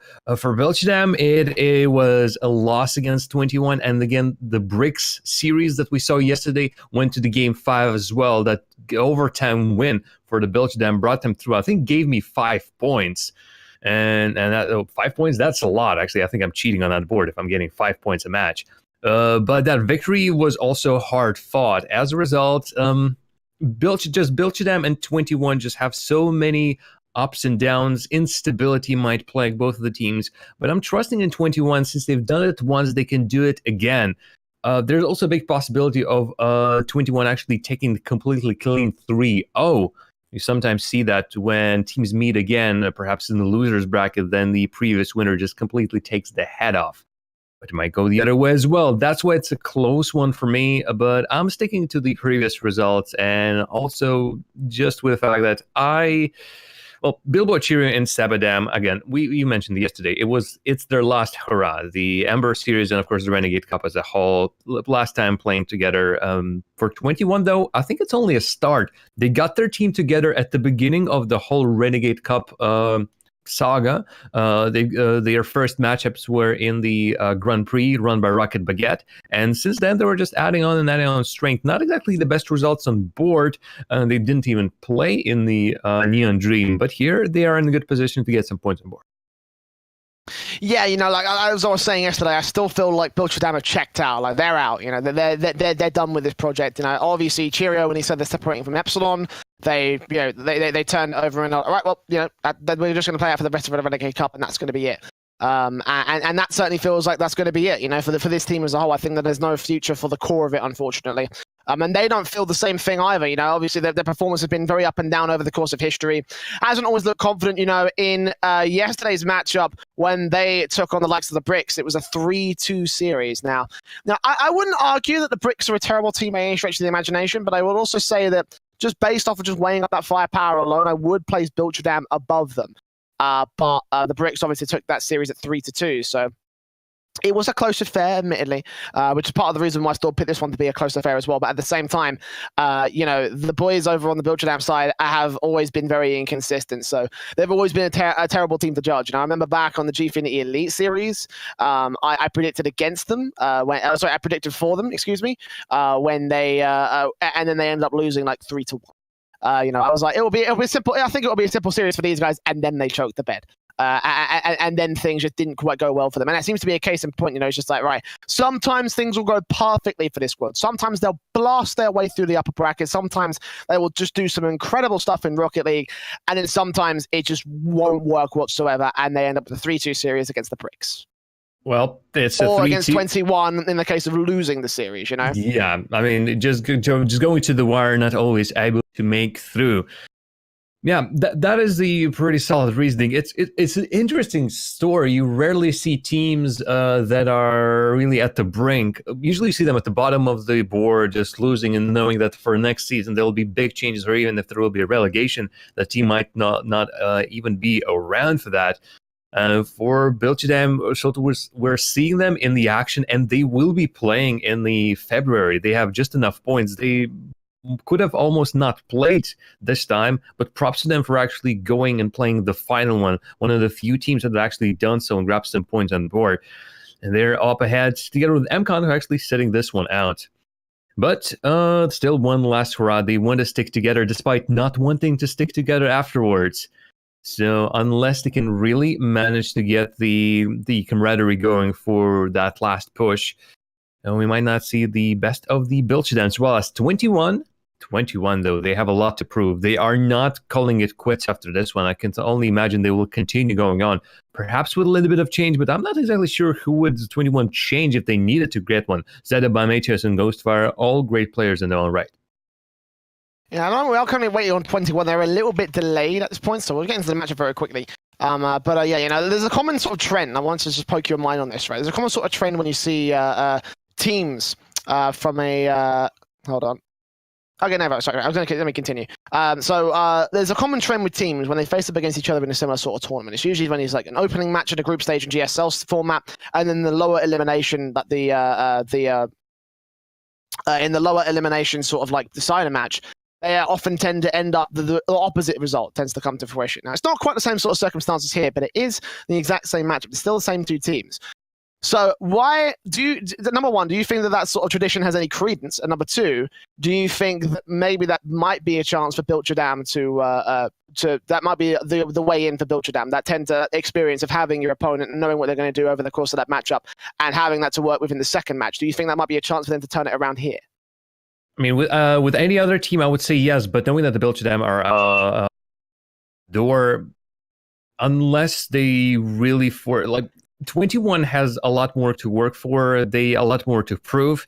Bilcherdam don't have to prove anything, and I think that mentality going into the game, unless they really just will be playing great for playing great's sake, I don't think that's even a thing. I've seen the things that you've described happen, just the team getting a bit of experience, a lot of learning experience against their team, and then taking that into the new game if these teams meet again. But just not in this situation. If there was anyone else but the Bilcherdam, but on the same level, I would say yes, there's a perfect opportunity for that team. Just with the way that Bilcherdam are coming into this one, it's still 21 for me. Yeah, that's that's absolutely sort of the same sort of line of thinking that I was thinking. I feel like that maybe if you swap this around with someone like the Bricks, who personally I rate around about the same sort of level as 21, around about roughly in the same sort of position. I would have said, okay, then maybe that would have been a chance for the Bricks to turn it around and take this series and possibly move forward. I actually probably would have predicted it, considering their performances so far in the Ember series as a whole. But again, as you say, Bilcherdam, I'm still not 100% convinced. They seem to be riding a bit of a low wave. They seem to be having a bit of a few problems. And again, I feel like that's partly because, well, things just aren't really going their way, and they're already ready to just to disembark from this ride. They're already ready just to get off the bus and go their own separate ways, it feels like. So, again, we'll see what kind of fight they can throw up, but I feel like at best it will end up being a 3-2 victory for the boys over on the 21 side. Yeah, although our predictions of high score lines didn't exactly go our way, although they would have on a 3-1, you got pretty easy with a 3-0 in our second game of today. But it might be the opposite today, and knowing that we predict a big, long game going, it might go pretty quickly for, again, I'm thinking 21. And as much as I hate to bring down Bilchdam, I've seen them play. Their best days are fantastic. Whenever Bilbo suddenly starts just shooting off, joy to see. When Sabadam is on the field rather than off the field, he's also a pretty big boon for our team. And Cheerios, he's also a solid. He sort of rounds up the team and helps Bilchdam to push through. I want to see whether they are in the mood to play today. Again, they made it to the quarterfinals. They are the strongest teams in the... Well, both of them were in the same group, so I can't exactly say one of them was stronger. 21 got through the winner's side, Bilchdam obviously through the loser's side. They were strong enough to beat teams in round number 1. They deserve to be in quarterfinals. There's no question about that. Only one can move on forward to the semifinals, and unfortunately, the team that's waiting for them is the Schnozzers. And the Schnozzers are on a bit of a roll themselves, but I'm getting a little bit ahead of myself. That matchup is for next week, and we still don't know whether Bilchdam will be able to show that the old guard is still able to do it. However, the 21 just says, we are now the new kids on the block. We'll be defeating you again. I mean, deja vu. Well, deja vu feelings can be both. Deja vu feelings actually mostly are bad. So Bilchdam might not like this one single bit. Yeah, maybe they might not, but of course that's what this kind of tournament is made for. You know, this is the perfect team for the Renegade Cup. You know, this is the perfect team. It's like, okay, well, you expect the RLRS sides to go through. You expect the names to make it further on. You expect your Epsilons, you expect your Savages, and you expect, you know, your XLs and whoever else you want to think about. You expect all those guys to be in the Renegade Cup finals. But of course, you don't expect your likes of 21 who still have a lot to prove. So let's see whether they can prove it here and now. As we go and get started with our match. It seems like 21 are now ready. Bilchdam on the blue side and 21 over on the orange side as we get things kicked off with game number 1 here of our final match of the quarterfinals in the upper bracket. After this, we do have 2 matches coming from that lower bracket, so all the stakes are high for several teams as we see a couple get up for elimination. It's a start for Cheerio as he tees it past the first kick-off by Matos, looking in for his shot to start off here for 21. When we turn back over to their half of the pitch, so it goes out towards the orange corner, and Zeta with just 17 points of boost still sets up a good shot to come out here. Ball out, Bilbo into the mid-center, goes fire. Let's see it out towards that corner all the same. It's Cheerio in with control and by Matos, challenging onto the likes of Zeta. Cheerio, okay, that one was on target. I thought it was wide, but no. The defensive of 21 completely capitulating as they go aggressive. A small touch. Actually, the touch with Zeta was a miss because he got bumped, and as a result, just the ball bouncing on target. And that's Bilchdam their first goal out of nowhere, but 21 weren't exactly keeping the control of the game or really of their cars, and a double commit on the ball and then following miss by Ghostfire. This also marks the start for 21 as not the one we've been expecting. This is a sloppy play from the team that we predicted to be winning the whole ordeal. Ball in for Cheerio off that backboard going into the mid-center. It's Zeto out and Bilbo on target, trying to go a little bit further to the left-hand side, but won't be able to do so. By Matos out and Sebadam off the backboard once again. Cheerio coming in, setting up Bilbo for a shot. Cannot quite get it done by Matos. Will take it into the corner and Zeto will take it away. Ball out towards that midfield again. It's Cheerio to try and chip it up, try and tee it over into the orange half, try to give themselves a chance, but no. Zeto goes out, Bilbo pushing it away, trying to see if they can get it cleared from that mid-center because they know that's where 21 can get dangerous. And so far they've only got a goal lead. That is in theory all you need to win it out, but of course any recovery from 21 will be dangerous on a part of Bilchdam. So they get pushed out of the way on the defensive Cheerios area, will at least allow Sebadam to go out towards the box. Ghost Fire challenging 50-50. That one's still on target. Ozeto's got to get a good touch against it. Bilbo to dunk it down off the crossbar. Cheerio coming forward, challenges by Matos, and this is uncomfortably close towards their net. Fortunately enough, doesn't quite work out, and it is cleared to the midfield. It's dangerous. 21 tried to clear the ball twice in a slow manner. Both times they were punished with the ball sticking in their side, and with the saves being more awkward with every passing second, they are not getting good control in their own half. They're looking good in the attack, though. I like that they utilize the passes pretty actively, not looking that they're uncomfortable with going in between themselves, moving the ball around. but it's just not working in the end. We haven't seen great shots from 21, and that's what they've really been lacking. Their attack is right now pretty much an empty threat to their opponents. By Matos, going to try and clear it back out towards that blue half. It's Bilbo into the corner now. Taking up a shot for by Matos potentially. Gets it past him. Zedo comes through off the backboard. They continue to control here on the Bilchadam side of the half-time marker. Touch in, goes back out towards that midfield again. Goes firing by Matos. Come out of their half trying to look for a shot, but it's just not going to be allowed. Bilbo over and out. And Sebadam in off the ceiling, going to try and dunk it down back into the mid-center. It's Bilbo on target. Ghostfire can't save that. And Bilchadam are running the highest today here, Jam. 2-0 on their board at 2 minutes and 8 on the clock. It's a slow game, low shot count, but it's 21 really struggling in their defense. Yes, that bumped in that first goal, but Ghostfire on this had no excuses not to make a save. Well, seemingly it's the ups for the Bilchadam side, and it's 21 who is feeling down in the dumps. As really, it's just small mistakes here and there, and while the Bilchadam don't have many opportunities themselves, they know an opportunity when they see one and they use it. Well, that midfield Zedo again going to try so they can get a shot on target. They're desperately trying to get things started here for the 21 side, but they're struggling here in game one as Bilchadam once again play it out towards that orange half. Sebadam goes up, going to set up a good shot by Matos, takes it out and over to that blue corner. It's Ghostfire, tees it over to by Matos, he misses out his touch, misses out his pass received, and now it's across the other side. Goes up, Zedo, take it back into that midfield, Sebadam. See if we can get it back over to the orange half again, set up a good shot for Bilbo off that backboard into the mid-center. Cheerio's not going to come forward. That's allowed Ghostfire to miss out entirely, and very inaccurate coming through on 21's touches. It is going to get exploited a little bit by the Bilchadam side, not 100%. Still got a lot of pressure against them. A minute still left to go. 2-0 on the board. 21 need a goal every 30 seconds from here on out. And I just can't see it happening, it seems. It looks like game one, with every single clear that comes through, will just be going to the favor of Bilchadam. Yeah, and with that dangerous clear by Bilchadam to almost make it a third goal, 21's game plan is coming undone. Really, as you mentioned, the passes are not clicking, the touches are weird, and even if the Bilchadam are not exactly using them to immediately run away with them, they're at least keeping 21 from making any more great passes, great touches, and as a result, the ball just gets dug in on the side of Bilchadam, not moving anywhere as 21 huff and puff, but nothing is working out for them.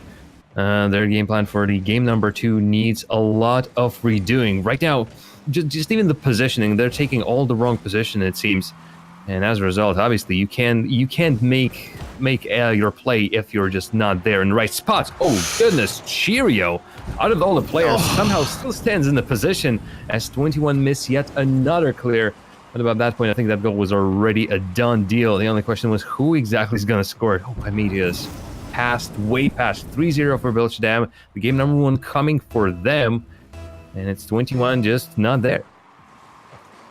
Yeah, 3-0, a fantastic start for Bilchadam here. I was expecting a couple of good games at the very least, but this is a little bit more one-sided than I was expecting. There you go, GG is cool, and Bilchadam are going to take game 1 of the series here, Jam. 21 struggling to get started, certainly looked like they were, having some problems in regards to just getting general touches for a start. The passing players were not always received. They didn't always have a lot of pressure against the Bilchadam side. So, quite awkward from 21. I'm not sure what they mean to do from here on out. But again, not looking as confident I was expecting. Yeah, it's the 21 of the last couple of days right here on the Ember series. Just currently missing from this game, and their passing play initially they were great. I was thinking they have the right ideas, it's just that the finishing is a little bit off. They can break the ball in through, but they're going for these plays, meaning that they're comfortable with them, meaning that play style should pay dividends at some point. But it didn't, and the longer it went, the more discrepancies I was seeing between their play and how Bilchadam was playing. And really, it's not like the Bilchadam were really that much precise with their touches and their plays. It's just that that's 21 weren't doing anything on the other side of the field. On their own side of the field, mistakes were aplenty. You have to Bilchadam some easy opportunities and giving them the first win. 21. They need to continue. Seemingly, they need to just continue the same thing. They weren't doing many things wrong in the attack. It's just that those things, like those things that they were doing, they were okay things. And just that they were never great things, but from what their game plan is, I think the greatness is just a matter of minutes.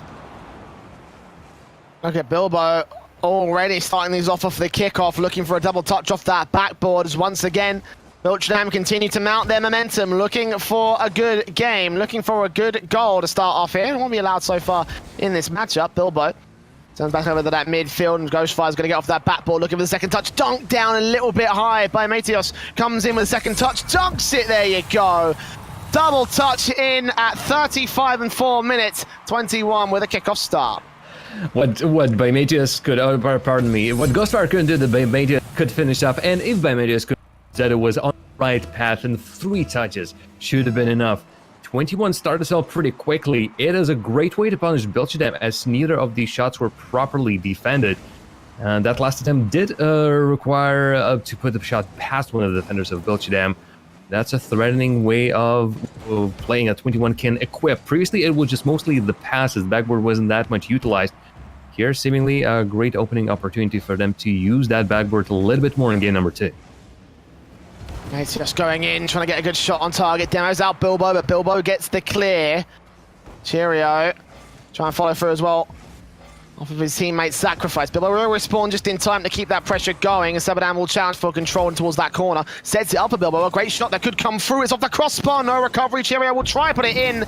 And indeed he is, right from the left to the right-hand side. Belchadam are going to equalize. It took a little bit too much time for 21 to recover here, and Ghostfire, even with his control, I think he recovered as quickly as he possibly could, but still couldn't react to the shot. He needed to really pre-jump the whole opportunity, and he didn't want to do that, just reading the play, but the Cheerio was too fast, and Bilbo setting up his teammate, making sure that Belchadam quickly respond to what 21 has put on the board, and with still a much more convincing fashion, it seems. They know, they have the keys to the defense of 21, and they keep entering through the same door to the disgrace, no, the unhappy faces of 21, I suppose. Looking not so happy at the moment. Of course, they already conceded game 1 in relatively convincing fashion, and now when they do get a good start, it seems to be returned, excuse me, that's not proper English. Sorry, Jay, it's my effect. I'm having a completely horrible effect on you right now. Returned to the blue half, and Bilbo will return it to the orange side, and Sebadam's going to try to see if he can get a good shot back in. Once again, pinched away by Ghostfire and by Mateos. Cheerio comes forward, 40 points of boost, going to try and dribble it out from the corner into the midfield, leave it for his teammates to come in for a shot, and Ghostfire will take it away. Sebadam back off the backboard again, pushed out by Mateos. Cheerio pushes one player out. Bilbo comes forward, tries to see if he can get an aerial dribble away, off the backboard, into the mid-centre, sets it up for Sebadam to take the shot, and he gets it at point blank, 2-1 for Belchadam. In that situation for 21, it was so hard to defend. Backboard already taken by Bilbo, and the touch that he made drops the ball straight down. Easy for Belchadam to take, not so easy for the 21 defenders, especially when they're under the ball, not in front of it, not in the net, but in the position that really almost can't affect the path of it. Well, as Belchadam just get themselves a great pot shot, Sebadam going in the mix and striking hard. Speaking of hard, my Mateos was getting the second one for his team. Posts twice now, denying the 21 team. Couldn't quite get it all done. Now Cheerio comes in with a pinch, gets a shot on target, but Mateos takes it away, and Ghostfire challenged by Sebadam back in the midfield, leaves it all up to the last 2 players, by Mateos and Zedo. Zedo going to wait back as Piatus gets challenged, Ghostfire on the other side, leaves it for Zedo to hit back into the midfield. Length loads of boost on 21 to try and keep this pressure going as Ghostfire goes up for the flip reset, dunks it, but peached away and pushed high on the part of Bilbo. It's returned back by Sebadam, and Zedo goes right back over to the blue half. Again, it's Cheerio to keep it up. Mateos tucks it down towards Zedo. Now takes it forward, trying to go for a solo play. Off the backboard towards the right-hand side. Will not be able to get anything done in this case. Sebadam again takes a challenge, takes the clear right back over to the blue half. He's challenged by Mateos. And Zedo pushes it back over to that midfield again, just trying to keep it going. Ball out by Mateos, puts it into the midfield, leaves Ghostfire, take control, nice dribble. Again, Sebadam gets the challenge, and Cheerio puts it back over to the orange half. Not confident enough for 21. They're getting in their in making those plays. They're sort of trying to respect each other, sometimes getting the passes, but they're not always ready for them. And the decision as to who is going to be for the ball, going for the ball, already cost them at least one attack, but their opponents will just help them. The worst touch of the day, and 21 will be counting their lucky stars because that is the bounce. That really shouldn't be bouncing this way. Sebadam wasn't even a back pass. It's just Bilbo says, I'm gonna go for this. And boy, did he go. Wrong goal, Bilbo. Wrong goal. Ouch. 60 seconds left, and now 21 stand at evens, but Cheerio... Oh, Cheerio! My God! What a play! No look as well. I'm watching as he moved on to the target. He just went with it. He saw his opportunity, has one target. That target was the net. And Bilbo's and Sebadam mishap in the midfield is immediately forgotten as Bilchedam gets with in the lead once again. And in the style that really will shut up the 21's offense. The whole team, rather, is most likely absolutely shocked. Bilchedam is also shocked, but in a really good way. My word. My actual word. Cheerio almost got a second shot back in as well. Zedo will control it, get the 100 boost challenge. Cheerio tries set up by Mateos, so goes fire, but they're so far back. Bilbo clears it. That one's on target, but Mateos has to put that back out of play. And Bilbo will put it out towards that post, but couldn't quite get the shot that they wanted. Sebadam going for the zero angle, does not quite make it work. He takes out Zedo, and Cheerio will come forward again. Pinched on the 50-50 challenge as it goes off that backboard. Sebadam in again. 50-50 comes through, but the demo's out, and Bilbo's got a nice chance to dunk it right back in off the crossbar. Cheerio with a redirect chance, but no. The challenges, they're great. The defensive holds true for 21 with one last clear chance. Sebadam's going to try and take it away, and indeed he does. Zedo also on the 50-50, puts it out of discourse. Bilbo another challenge by Mateos, puts it into the center where Zedo can take control again. Back over, Cheerio challenging from the wall. Bilbo puts it right back over to the orange half with a nice downward flick, and that's going to be it. Bilchedam 2-0 in this series, now on match point. Not looking 100% confident, but still looking relatively good. Yeah, it's the Bilchedam that is on the good day, on the good roll. And we were questioning as to which Bilchedam will we see. Seemingly, it's this one that can perform valiantly, that can do both the individual efforts, but also the passing plays.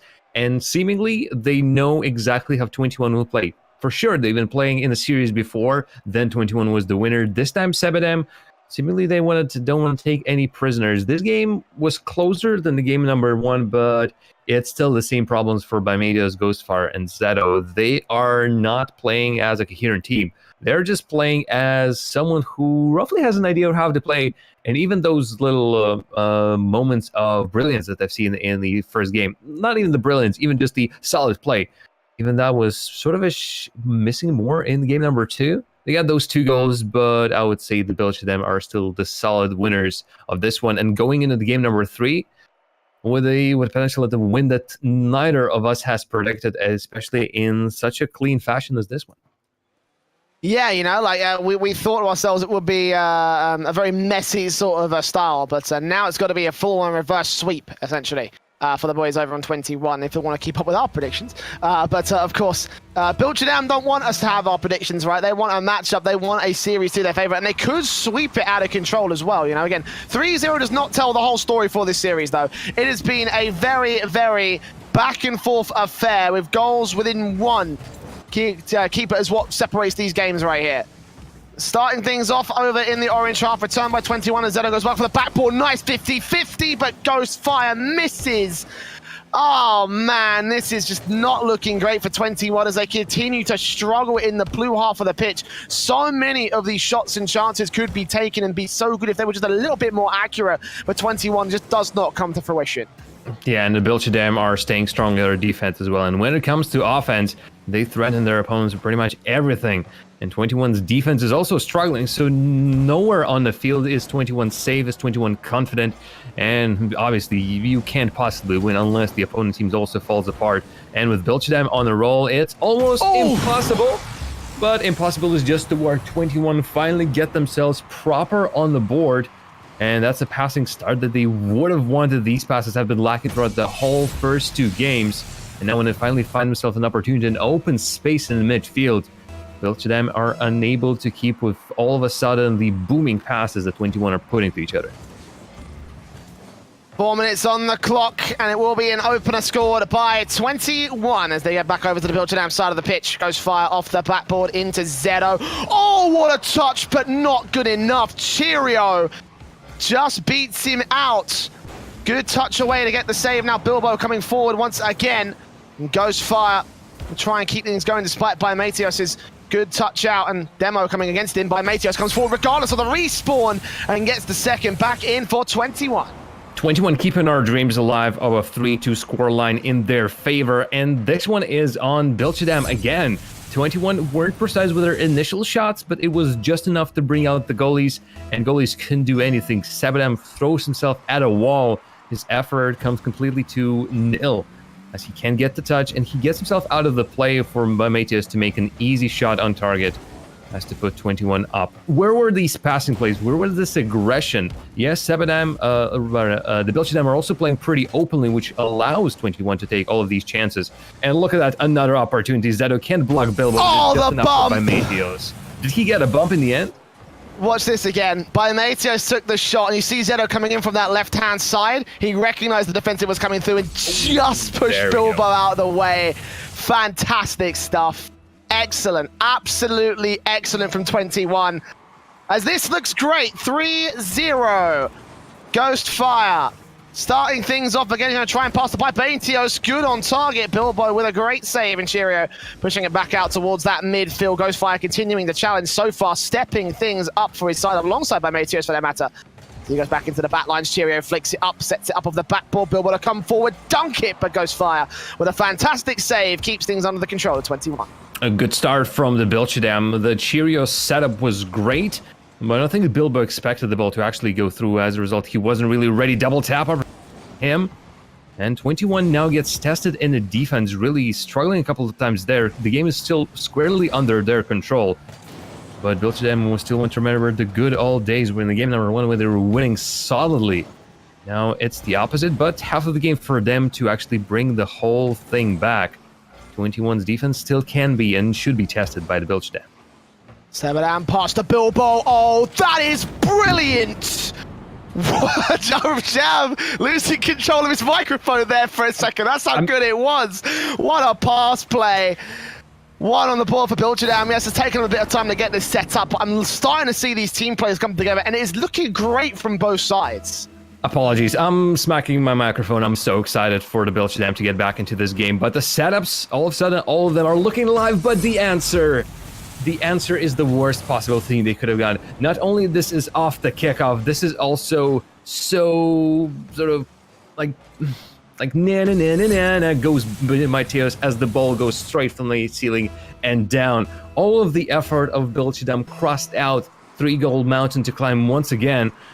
And this might not be their game to climb that mountain. They can still recuperate for the game number 3, but again, or 4 rather. But this is still promising. Look at that pressure still continuing for Bilchadam.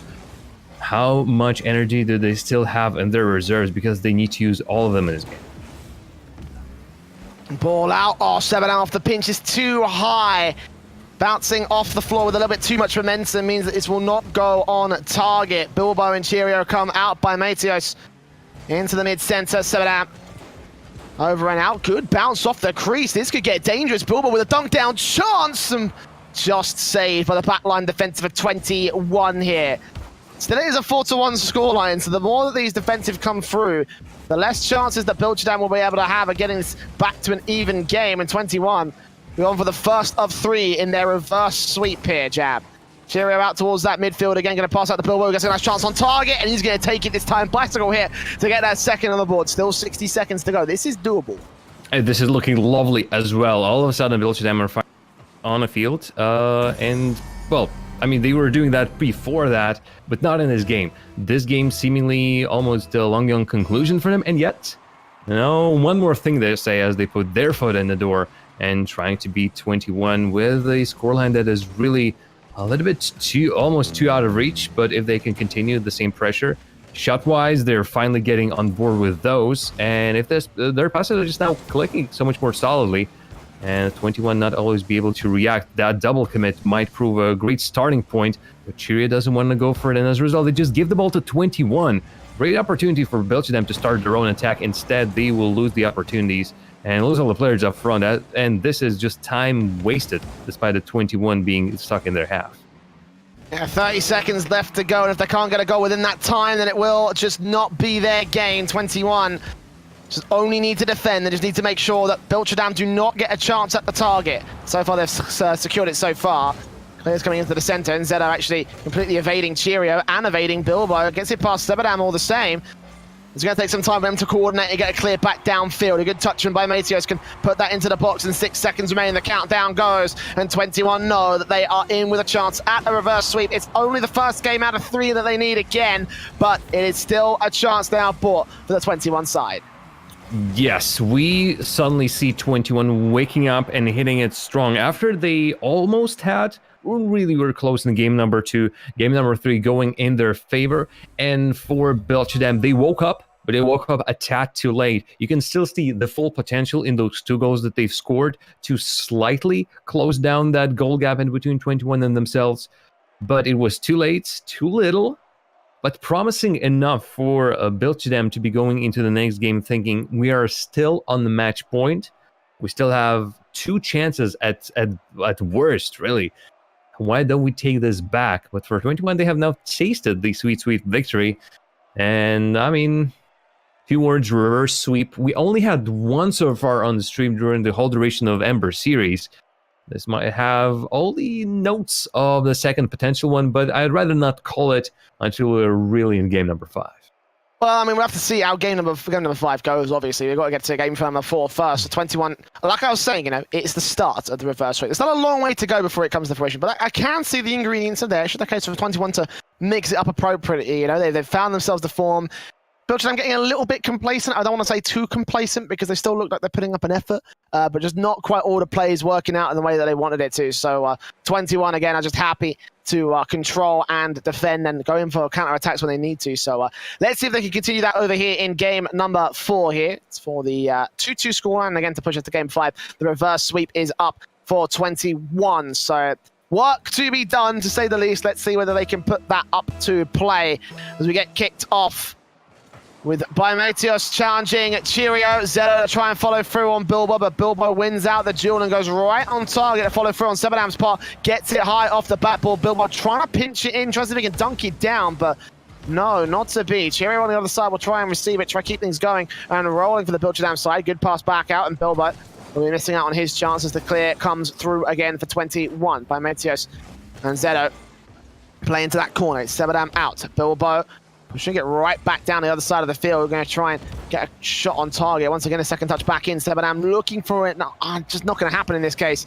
Opportunity, it's not quite the touches that they want on the Belchadem side, so no goals scored, despite having quite a bit of offensive pressure. Yeah, you can see Belchadem sneaking in through hitting the waterfall, but they are not exactly committing the players in the position to use that opportunity. They have a plan of a 1-2. There's usually always one player waiting out for that one opportunity, and the last one just either rotating back or just playing it safe. That's not working for them. They can't get the ball passed through 21 efficiently enough to put in the scoring opportunity, and the angles that they're picking are not working for them either.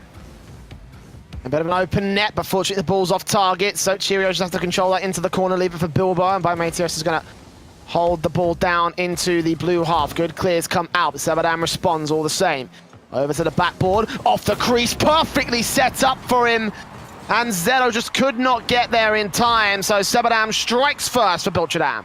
Sebadam does it all by himself. Great bounce as well, just enough angle down for Sebadam to get there first and also be the defender. Just as Zedo couldn't clear it on the wall, and 21 weren't enforced on the ground either.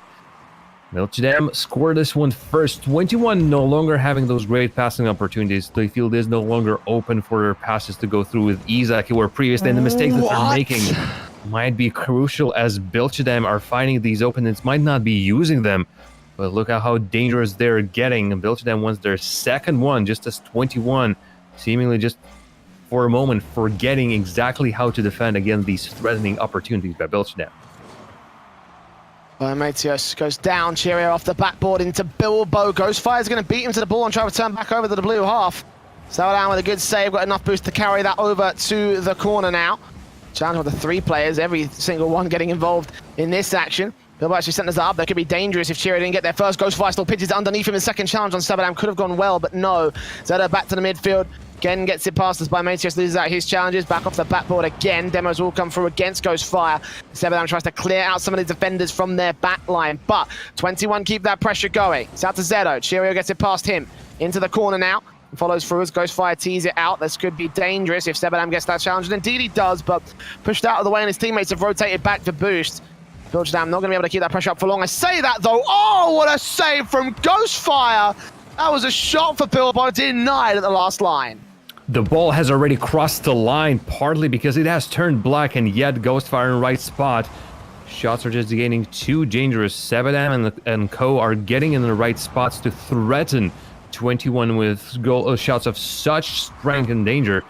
They're just barely keeping through. On the other side of the field, well, oh, that's a great pass by Zeto, but a block by Sabadam. He is absolutely everywhere. The blocks that he's pulling off are crucial for his team to stay afloat in this game. Ball into that corner again by Matius. Off the ceiling, trying to carry it all the way back through. Sebadam challenges him. And Ghostfire goes up, looking to try to dunk it down. Nice play against Bilbo, but not to be in this case. The save comes out, he returns fire to the orange half. And Zeto will rotate back in, lacking on the boost numbers, but my mate just could get out to Ghostfire off the corner into the mid-center. And Zeto have to leave it in this case. Bilbo will be able to take control, back off the backboard. Dangerous ball, but again, by Matios reads it. Ghostfire misses out the chance towards the midfield. Cannot quite get the clear, cannot quite get the pass play and the shot that they wanted to, and Sebadam's going to be able to intercept that as a result. Cheerio to keep this inside the orange half. Ghostfire to Zeto. Passes in. Returned over by Bilbo on target, but Matios has to take that away to the midfield, but a lot of pressure coming through from the Bilgedam side as Bilbo goes back in, but not going to make it work. 21 need a big break. Right now, all the clears are just immediately fine. Players of Bilgedam, they're not taking any risks. Best bet would be just to bring a player up front, but the problem is, as they're trying that, the touches of the player awaiting the pass are just not working out. Finally, they get some resemblance of control on the other side of the field, but as 1-2 shots go past, it's immediate counterattack, and Bilbo almost getting one for Bilgedam that would have been almost insurmountable for their opponents. Ball in for Zeto, passed by Matios, and Ghostfire to try to recover, can't quite get it done. Last 30 seconds here, now tick down to 20 as they try and commit their best on the 21 side, but a good goal cleared from Cheerio might just put this series to bed right here, right now, as 21 have been outread by their opponents, struggling all series long so far, just couldn't get their lead together. The whole squad of 21 trying to push up forward, but as by Matios and Ghostfire collide, it's a likely story for them to concede on a shot that Cheerio had the open opportunity for, perfectly lined up straight from his defense. Again, not taking any risks, but still taking the result. The Sabadam surprised everyone here, myself included, but it's commiserations to 21. They won one. Sabadam and Co gave them one opportunity to win. Maybe a little bit to sort of to give them false hope. But then coming in strong with a 3-1 where it matters the most. And we're down to almost the relegation matches. Bilgedam will be marching on forward, and perhaps there's still something left in the tanks for the Bilgedam squad, who are just doing last one tour of duty, I suppose, for them. But hey, the way they'll be going, it's the kind of farewell tour, isn't it? You know, like, yeah, exactly. Yeah, just playing these sold out stadiums to big crowds, playing their best hits. And right now, it was a pretty good set that they've just had. And Schnozzers should be aware at least slightly. Bilgedam still might not size up to those opponents, but they better be aware. Bilgedam came into this today with a set aim, and 21 just couldn't get past them for a second time. Yeah, obviously, you know, the next round, the next stop on that tour is going to be the semi-finals, where the Schnoozers will be on the calling card as a supporting act. But will they just take over the show next week? That's the question we have to find out, of course, for another time. But for now, we're going to drop into that lower bracket where we have some good games to show you from the back of that. So back over to the desk with the boys as they break it down. Yeah, that concludes our top side of the bracket for today. We have found our 4 teams. Bilgedam taking the win. On the contrary to what you guys expected heading into this series. So talk to me a little bit about that. upset in a way. Of course, they did go into the tournament to begin with the higher seed, but then got knocked down, fought their way back. Did they surprise you, or was 21 just not up to par with what you expected? 21 wasn't up to par as to what I expected. You know, it was a rematch in the sense that they had already played against each other in the group stage, where 21 took the win. But I didn't see that confidence from them as I had expected. They were more looking like a team that just got together before this tournament, which I believe they did. They got together right before this tournament. But maybe we were seeing some honeymoon stuff from them earlier on, because this matchup, Belgium was definitely showing what their experience together as a team meant for that matchup, because 21 did not look like a team that had a lot of ideas offensively. They scraped by, it seemed, but they weren't ever didn't look like they were in contention to ever win this game. Yeah, talking about a potential honeymoon phase for the one side, but Belgium, they're on the opposite of the honeymoon. They know they're about to get a divorce. Yeah, exactly. They're in the middle of a nasty divorce. Now, it's obviously not a nasty divorce, but yeah, you could say a happy divorce. A happy divorce. Where everyone agrees that this is the time to move on. And they're parting as friends. Parting as friends and giving it their best in the process, because now they made it into top 4. Yeah. We talked about the fact that if they get pressured, maybe they'll have an easier time giving up, but so far there's not really any, shred of evidence that holds true. No. True. But of course, this does mean that we do have another team knocked into the lower bracket, which is what we're going to be watching for the rest of today. You just take a look at that right here. We have Bim Bam Police. They're going to be taking on I Got the Part. Then we have Swedish Musikok taking on 20 Parters. We just saw them being knocked down. And the last 2 games of the lower bracket, we already had played. The Bus Drivers, I believe, forfeited actually this game to the Shippers. So Shippers moved on by default. But ARC took out Team Echo Zulu for a spot in the next stage of the lower bracket. Of course, the upper bracket, as we mentioned, we do have 4 teams now left in the upper bracket. It's going to be Savage, Weedham Bros, Belgium, and the Schnozzes. Heading into this tournament, Fuss, was that the 4 teams you'd expected to be in the top 4? They were definitely, almost. There were some contenders for the last 2 spots. I was definitely expecting the Schnozzers and Savage. Okay. And there were some possibilities for the last 2 spots, but so far this isn't a surprise. They were able to do it, of course. Possibly Weedham Bros is the one that I was thinking, okay, this is actually interesting to see them in the top 4. But coming in, I thought it was possible. It was possible for them. Great stuff by them so far. But let's take a look at today's schedule. We did bring you guys the 4 games from the upper bracket, which means now we only have the lower bracket games left. And as we just saw in the lower bracket, the last 2 games we have in the current round is going to be I Got the Part taking on Bim Bam Police. That's going to be our first game.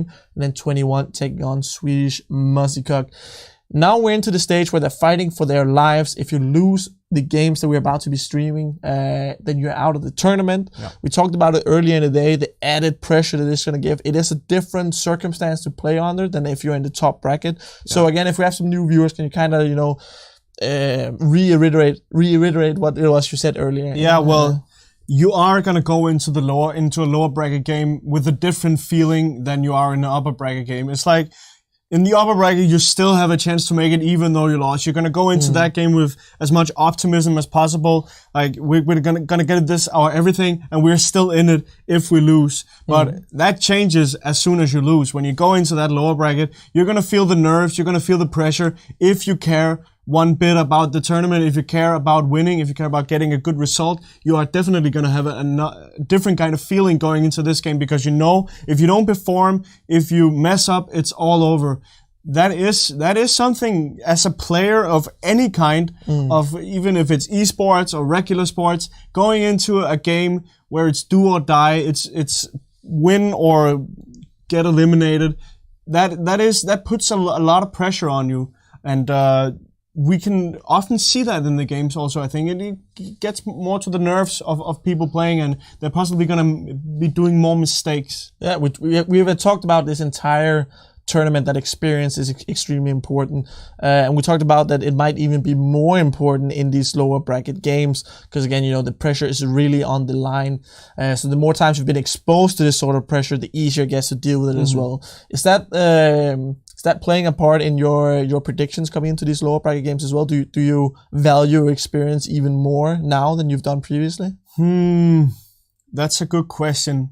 I think what I value the most, I've tried to keep it to evaluate how are these two teams like raw power looking at each other. Because if you start to think about factors as, this particular player is going to feel a lot of nerves, he's going to make mistakes, I think that would make the whole equation a lot harder. So I'm just trying to look at the two teams playing against each other and say what powers from this team and what powers from that team are we looking at, how they're going to go up against each other.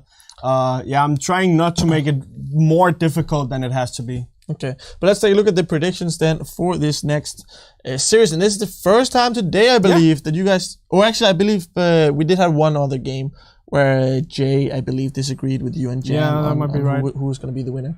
But Bim Bam Police 3-1, you agree with Jay also saying Bim Bam Police 3-1.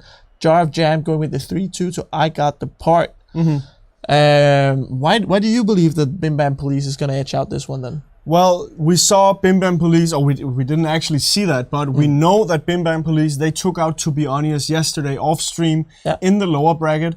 And that for me was an impressive win. That for me showed that, okay, I might actually have underestimated these guys. They are here to win, it seems, and they took out To Be Honest, which was a matchup. If I had to do a prediction on that, I would have predicted To Be Honest 9 out of 10 times. So that for me showed something that, okay, maybe I got to put a little faith in these guys. But yeah, also I Got the Part, they had a great day yesterday. They beat ARG 3-2, which we didn't expect. But I still have a feeling that Bim Bam Police, with that win over To Be Honest, I think that's going to give them some confidence that is going to give them the win. Okay, we can just quickly look at the two lineups as well, because we kind of skipped that part this time around, just for all of you guys at home. If you're not familiar with these rosters, of course, we did see I Got the Part earlier today as well. Reclusive, Virus, and Clean. Then Bim Bam Police, Vano, Brenda Swaggart, yes, and a Lethal Kale. Some great names on some of these teams. And again, Bim Bam Police winning the second open qualifier. Yeah, that's got to count for something as well. Got to count for something too. Yeah. But we're about to head into the action, and sending it over to Switchblade Jay and Jar of Jam. One of the most interested in hearing is especially from Jar of why he thinks differently from you and Jay. Yeah. Well, why don't we start there, Jam? Why do you think that I Got the Part are going to be able to take this series? I mean, Jam, before we do that, I just want to start off. I do say this is actually one of the hardest series to predict, in my opinion. Like, this is actually relatively close. But why did you edge out the other side? Well, I've got points to spare. That's one. The other is... So it's just the idea that you're so far in the lead. It's like, yeah, I can throw away some results. Sure.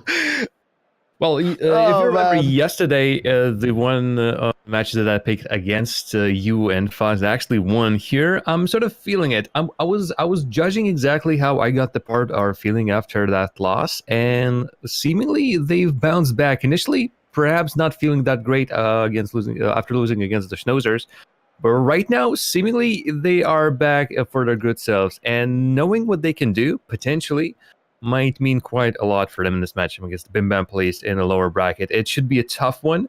I'm really not expecting a sweep here by any of the teams. And the Bim Bam Police and I Got the Part still have a long and arduous journey in front of them. But I want to give it just one small benefit of the doubt for I Got the Part. I think... against the Schnozzers, they couldn't do much. But against a team such as Bim Bam Police, as much as I loved seeing Vanna Brother, Swaggart, and Lethal Kale, they aren't exactly the strongest team. Have surprises behind them, but it's 3-2 for me, or at the very least, any of the scoreline going for I Got the Part. Bim Bam Police, well, if it comes to them winning, I'll just bow my head and say, well, I did my little bit of a jump of hope, and it just didn't work out for me. But I guess my heart told me it should be a 3-2. I got the part. I believe seemingly the only person to believe, really, the whole Twitch chat is all for the Bim Bam Police. Only Lone Dwarf Bot just saying, no, but I got the power, will win. Bim Bam Police, I got the power. I'm with you. I got the power. I got the part. Maybe they should rename themselves. That's actually I got the power. Okay. If they make a lower bracket run to the grand finals, then okay, sure, they can rename themselves. Okay, fine. Where can we think they can realistically play? Should we say loser semis? How about that? Loser semis. You know what? I'm sorry I got the part, but as much as I believe in you, quarterfinal maybe.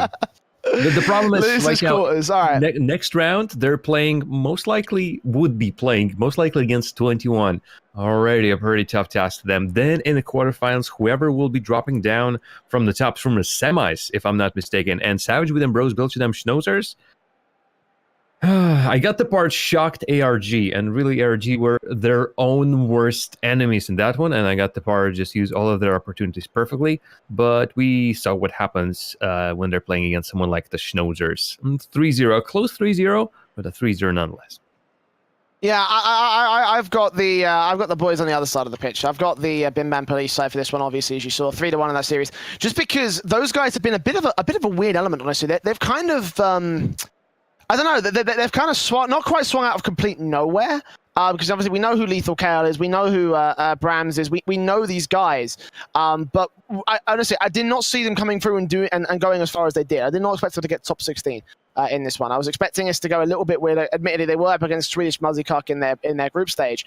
But overall, they have been a bit of a surprising element, even doing relatively well in the WSOE qualifiers. So I feel like that they kind of we've got two teams of rising stars, right? We've got two teams of stars that are going higher right here. I just think that the better squad is Bim Bam Police. I think they can hit higher highs here, Jan, which is why I went for them over their opponents. Of course, if I got the part upset this again, we can be subject to yet another meme where they, of course, basically rubbed it in top 10 anime betrayals. But let's see if you can turn your anime betrayal into a shonen comeback right now. As I got the part on the blue side of the court, it's Bim Bam Police on the orange as we start things off over on the against the Bim Bam Police side.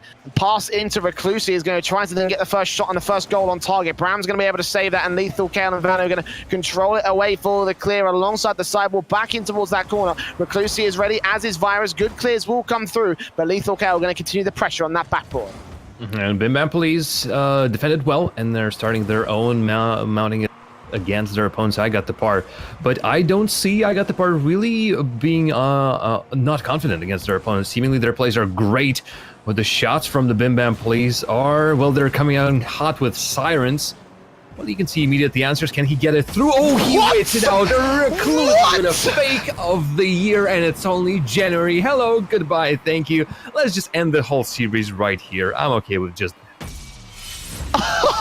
Reclusi! Oh boy, that's oh wow. Okay, well, do you know what? There was the zero boost hero play, and then there's that. Like, Reclusi, he's a standout man for I got the part. Like, oh my word on high. What a play, what a start. And Clean's gonna score his zero angle as well. 2-0 in the opening minute for I got the part. They are on a roll here. There are no angles over there, and yet he still gets it through. And even if he didn't, Lil K not really having the position, Reclusi already going for any other opportunities if they would have gone anywhere in his direction. I got the part. Well, they don't need the time to get back into this one. Schnozzers, it's all history. Now they're hunting Bim Bam Police, and Bim Bam Police are being hunted to extinction. Reclusi with a bump on Lethal Kale, but his teammates couldn't quite recover and go for the shot of his own right. Clean, and Virus actually clears it back out for the Bim Bam Police side, so not going to quite work out for him. Reclusi will take it in from the corner as a result. Got 100 boost on the corner that he can pick up, and Clean and Virus will play off against each other. Now back into the mid-center. It's Reclusi challenging. Bram's going to feed it back off the backboard, sorry, of the sidewall, I should say. Try to play it into the mid-center. Again, Lethal Kale is going to come through with it. 100 boost picked up at the midfield as Vano comes up. Takes it away, back into that corner. Recluse is going to bounce it off. Brams back into the mid-center. Lethal, Kale, and Clean take each other out. Vano going to try and keep this in the blue half, as both offending and defensive elements have been taken out of play, at least temporarily. Vano will still try and work up the back of that, go for an aerial shot, a ceiling shot that doesn't quite go well. I got the part of working their defense well on the backboard. Reclusi mostly sticking there, not allowing Bim Police to continue the shots. And you can see how open the defense gets. Reclusi works this game on both sides of the field, and just as he makes the save, immediately grabs the boost and uses the mistake by Vano, who, a great pass by him. But if only Reclusi wasn't there, Lethal K could have gotten it. Instead, it's Reclusi straight down to the target. Precise, efficient, 3-0. I got the part, won the game number 1, and everything that goes with it. 3-0 for I got the part. This is exactly how the match against ARG started, by the way, I should add. So, history teaches me many things. I'm not sure whether I should heed its lessons right now. 2 minutes and 30 is not on the clock as Brown and Vano play up against each other, and Reclusi challenges it, I should say.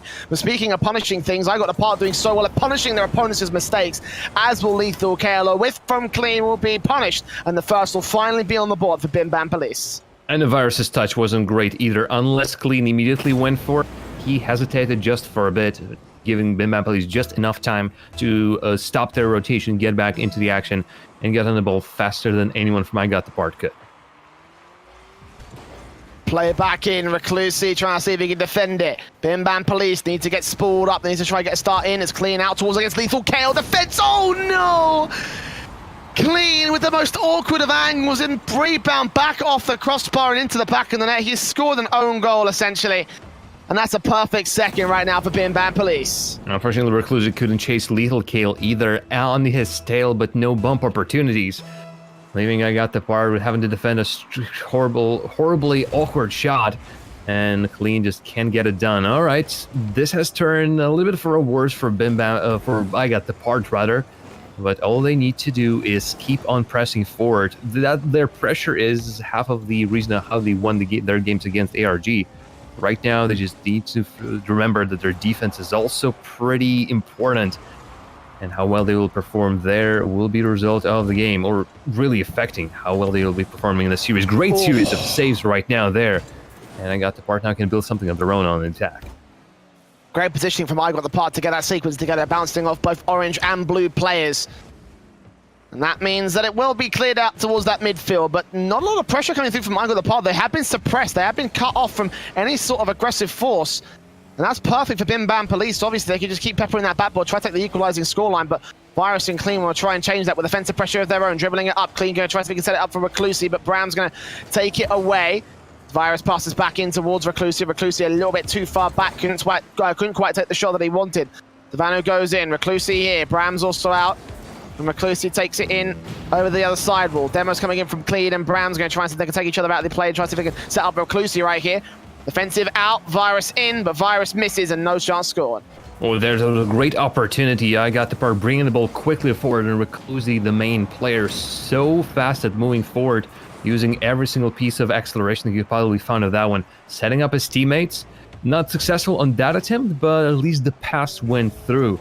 So next time they can try again. Oh, Virus up front. It actually was, I would say, Virus's shot, but he didn't want to go upside down. Reclusi finishes up the deal as the Bim Bam Police, trying to read the aerial plays, don't notice Reclusi barreling down the field. And the challenge from Lethal KO wasn't perfect. Reclusi read it well, and he gets himself the fourth. The hat trick overall for the man as well. One on the ball for Clean, makes it 4-2 overall to the favor of I Got the Part. It looks like this might end up being their game as Bim Bam Police's comeback is shut the hell down. Back in their own half once again. It is teed up towards the midfield. Lethal KO could catch Clean off guard if he's a little bit too far forward, but Clean goes up high and takes it away from the third to be scored on the Bim Bam Police side. 10 seconds remaining. The countdown now begins as I Got the Part get it right back off the backboard. Clean looking for his double touch. Will be pushed away by Lethal Kale. So Reclusi goes back in. Virus to try to dunk it down. Bumps will come through, but at the best he's looking for a good touch in. Not going to happen. The ball touches the floor, and game one goes to the favor of I Got the Part. I did say it would be a 3-1 series. So let's see how Bim Bam Police turn it around. I'm glad that your spirits are still high, Jay. But this is the ever so important game number 1. If I Got the Part wouldn't got to this game, I'm not sure if that will have gotten their way. By this point, I'm confident that their play is enough to get past Bim Bam Police. Had their opportunities at the beginning of the game, couldn't use them. Then in the middle of the game, they got close to, I got the part within, I would say, even shooting distance. But they just couldn't hold on to this. Reclusi working off wonders with all those, again, precision. Not that many chances. But look at that. 3 shots, 3 goals from Reclusi. He found his opportunities, just like he was finding his opportunities in the matchup against ARG. Virus, a little bit quiet in game number 1, but we know what kind of MVP player he can be. And Clean, if his defense gets cleaned up just a little bit, again, pardon the pun, then as a result, I got the part will be a 3-mix unbeatable squad that will take on Bim Bam Police. Yeah, they are looking very, very good right here. Like, again, this will be another upset in my opinion. You know, they've come in as near unknowns into this tournament, and look what they've done so far. A massive victory in the round of 16. Already a game here against the Bim Bam Police, who I think certainly are the overdogs. I certainly think that if I got a part took this away, this would be an upset victory for them, but let's see whether they can turn it to their favor. As Reclusi and Lethal Chaos start things off, Bram in for the first shot on target. Clean is able to get it clean and clear away from the backboard, at least for the moment. It's Vanna to keep it on target, and now Clean will get a good dribble out. Virus set up here. Demo will come through with Clean, but Reclusi, excuse me, takes the ball up next. Virus with a good challenge, but Lethal Cow will take it back in. Clean to the mid-center. Virus trying to push out Bram, trying to see if he can fake out a second touch, but no. Bram's directly on target, knows what's up. Recluse trying to intercept with the passing plays, and nothing will come through for I Got the Part. It's back over to Bram again, who tries to look for a good challenge. Lethal Cow just awkwardly flips back in. Recluse takes control again towards the orange half. Out to Virus, out to Clean. Chance not going to be taken. So much patience shown by Bim Bam Police, and I got to part in that attacking opportunity. Bramder swaggered, waiting out of the last possible moment, but I got the part waiting with them. And then a quick opportunity from I got the part in the other side of the field, showing how well I got the part can transfer from defense to the offense and immediately threaten their opponents, getting ever so closer. Oh, the Virus tries for a 0 angle as well, but it's only just slightly lacking. And unfortunately for them, every single time I got the part go in the attack, Bim Bam Police see the target on the other side of the field, and their clears have been so much better. Vano straight up Reclusi this time. A little bit too far forward, and he will pay the price for it. The first to be on the board for Bim Bam Police. As I got the part. Past the first minute, lose out another kickoff as well. Anyway, lost out the first kickoff all the same, but Lethal KO. Now Clean for the flip reset. Okay, that was on target. Vano still getting the save and getting it away. As Reclusi tries to control it here at the blue halfway marker. Bumped out to play it by the first. Lethal KO with the clear. And Clean will keep it back in. Vano going to try and bump out the play. Tries to even go for a good shot against Virus. Virus, however, chips it away. Bram to go once again back on center. Again, too high as Clean and Vano take each other out on the demos. A lot of one-for-one trade demos coming through from both sides in this case. As Virus plays it to the midfield once again. Bram's still going to go for a shot, and he's got 2 players here. Clean will be demoed out. Virus taken out all the same. It's all going to rest on Reclusi. He's bumped out a play. Aggressive contact come through from Bim Bam Police as they take a second. Wait a minute, isn't the police supposed to be the one that protects you against the violence? Instead, it's Bim Bam Police just getting You've not been to England, right. mate. Yeah, that's a bit kind of wounds to open, really. But 2 demolitions and the bomb to completely remove the last defender. Bim Bam Police create a goal after just getting rid of all of the obstacles. And I got the part without their players up in the net. Obviously can't do anything. Very, very well orchestrated by Bim Bam, but I got the part. Well, now they can answer with something of their own, and a proper one as well. Reclusi going for solo efforts of his own, but he really needs his team.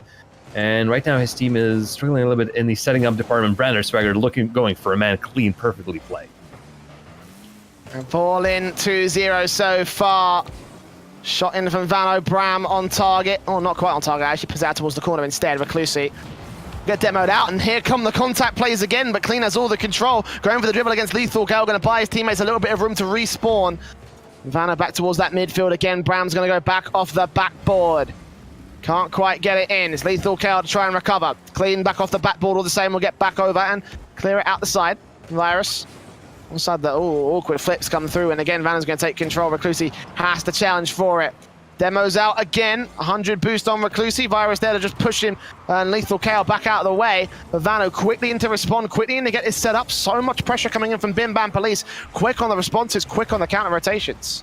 Yeah, they are keeping the ball alive on the side. I've got the part, and I got the part don't have an opening. Their clears are finally, this is the first moment that they had proper clears, and they actually got a chain of passes to go on to the other side of the field to make a threatening attempt at the net of Bimban Police, rather. They're still continuing. Now it's their time to completely shut down their opponents. It's just that their rotations are finally coming in through. Reclusi, again, Jack from the box. He just, out of the side of the vision, while everyone's looking at something else, he just jumps down, doesn't mind Lethal Kale, who was in his way, doesn't mind Brander Swaggart, who is nailed to the ground. He just dunks on the whole lot and gets the goal for I got the part. I don't know if you saw Clean, he was doing some like skid mark moonwalk stuff, and he'll pass into Virus. Twice he's set up the goals for I got the part. They're back into game 2. Wow, just like that, with a snap of the finger, 11 seconds, all it took, I got the part to get back into this one. Bim Bam Police, well, seemingly there's a new sheriff in town. The name of that sheriff is I got the part. And Clean with his passes. You said skid mark moonwalks? I really want to watch that. I don't know if you saw on the replay, again. but he was like drifting all the way across the field to get that flip and set up the ball for Reclusi to take the shot. It was ridiculous stuff. To go back and watch the VOD in a minute and you'll find out. Absolutely.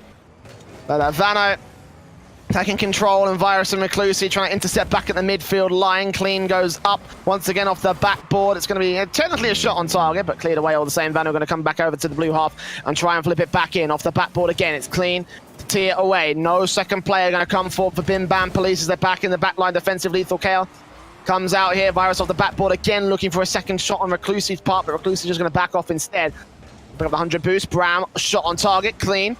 Be able to take it away and follow through with the second touch. Again, trying to clear it in, trying to get a good setup for I got the part. Get the pressure going for this team. Because right now, every time they touch it, Bim Bam just return it and go for the shot. Vano off the crossbar into Lethal Kale's angle. Will keep that one going for the pressure play off the ceiling crease. This could be dangerous. Oh, and Clean just couldn't do it.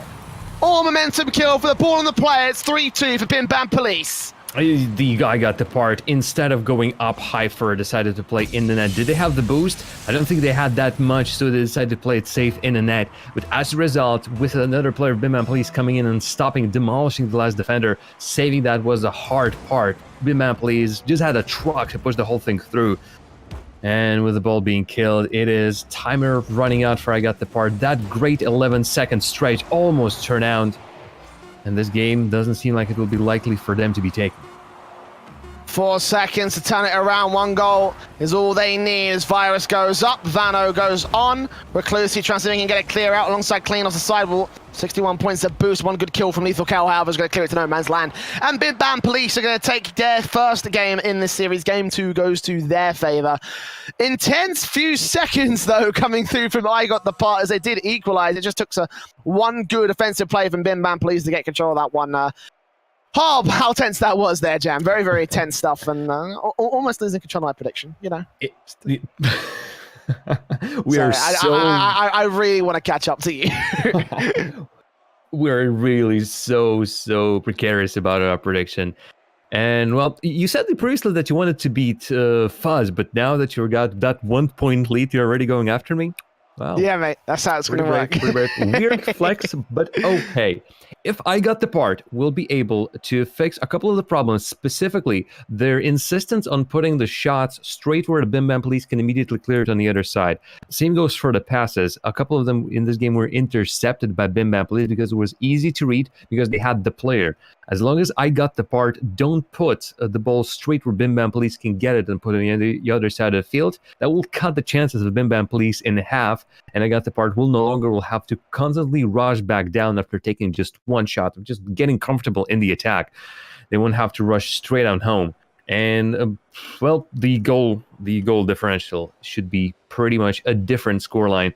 Well, I got the part. The field is yours to take. Can you help me beat Fuss and Jay? Well, I'm hoping for you. I'm cheering. I don't have a flag. I don't think you have a flag, but well, I'll just do my best to wave something. Game 3 coming into play already. A nice start from the Bim Bam Police side, but Recluse is going to return with control. It's Vanu out. Virus off the backboard into the mid-center where Clean's going to try and come forward, but not going to quite work out for him. Vanu takes control again. Back in the back lines, Recluse is going to challenge. Good 50-50. Gets it past Vano as well. Virus couldn't quite recover it, though, so not to be. Vano will clear it. Bram's all the way in the blue half of the field. Going to try and bump Virus. Tee it up. Try go for the shot, but Reclusi was able to read it perfectly, wrap back in on the backboard. Bram goes in for a shot of his own right, and Virus can't quite get it done. Reclusi all the same, missing his touch. Lethal Kale on target. It's too high, and Reclusi tees it back over to the orange half once again. Just barely, because I got the part where committing on every single ball so hard, just thinking it was the last opportunity. It almost was, but the problem was they were immediately taking themselves out of the play, and just by the miracle and with a couple of misses of Bim Bam Police were they able to keep their net untaken, because that was as close as it gets. It was so dangerous. Great touch on the other side of the field. I got the part, wanted to take it to Bim Bam Police hard. You could feel the second player coming in from the mid-center to take that shot, you know? I was so ready for Reclusi to come in and just score a boomer, but fortunately for Bim Bam Police, it didn't quite work out, and fortunately for them, they'll be able to maintain that 0-0 past that minute marker. 3 minutes and 40 still left to go on the clock. As Vano goes into the corner, pushes it out by the corner position. Reclusi gonna have to rotate back alongside Clean as Vano takes full control. Misses on a 50-50 of Clean's part. Plenty of boost to run all the way back in. It's Lethal Kale that tees it off the crease. Sets it up for Brown to go forward. If then Recluse is going to get there, and Brown is going to work off of that angle. Backing off the backboard. Second touch could go well. Virus challenges for it. Now back into his angle as he tees it over to the midfield. Again, it's going to be Lethal Kale that misses his chance for Reclusi. Off the post. Could not score the first for his side. Oh, it's hard decision for Reclusi to make intact. This initial shot almost perfect, but the post denies him, and then to react to a rebound, he wasn't ready for it. He almost fell that goal with him. Clean cherry picking opportunity, not to be. I got the part bringing the ball to the other side of the field, setting up off the backward, and Reclusi will finally score one. Bim Bam Police got outpaced on the field, and then counterattacks working out in favor of I got the part. Took a very long time to get this. It looked like Bim Bam Police had all the pressure, and again, the one clear, just that one shot. Eventually it will be recovered, and Reclusi will get the goal that was rightly earned and rightly deserved by him. And then the ball plays into the blue half, or at least down the midfield line. Reclusi is going to try and keep it there. Lethal Kale with a good shot. Out towards that corner, into the second. Oh, well placed! Back in at 1-1 at the halftime mark, and we return to square one. As lethal as ever, just a pass to the side where I got the part, don't commit on it, and the bounce favors Lethal Kale. Gets the ball closer to the Bim Bam Police player rather and away from the I got the part defenders. By that point, just need to guess, and that bouncer was the best thing that Lethal Kale could do. Ball pinched back over into the corner.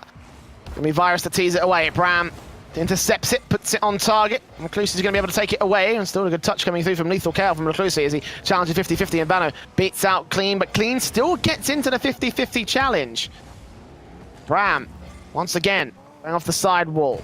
Vano out to the midfield. Lethal Kale looking to try to take the shot. He tries to dunk it down, but it's going to be Virus takes it away. Clean going to go off the back ball, look for a second dunk down. Oh, that's beautiful. I got the part starting to come back into their own as they take the lead once again. Squeaky clean double tap from he had all the time to even just bounce a little bit in the air. Perfectly done. Path taken, like ideal path taken for that double tap opportunity. Even with Bim Bam Police player coming in to attempt and challenge it, that was just untakeable on the part of Bim Bam Police. And this will be a third one. Thank you very much, Reclusi. Sniper. Just untakeable. It's the kickoff. How? It's the kickoff. How does he keep putting these ones in? From his own half, sniped up, finding open net. I have no idea. I have no idea how he's pulled that off, but it's a 3-1 lead, and Bim Bam Police seeming like they're going to have some serious problems. They go back into their own half. It's Virus.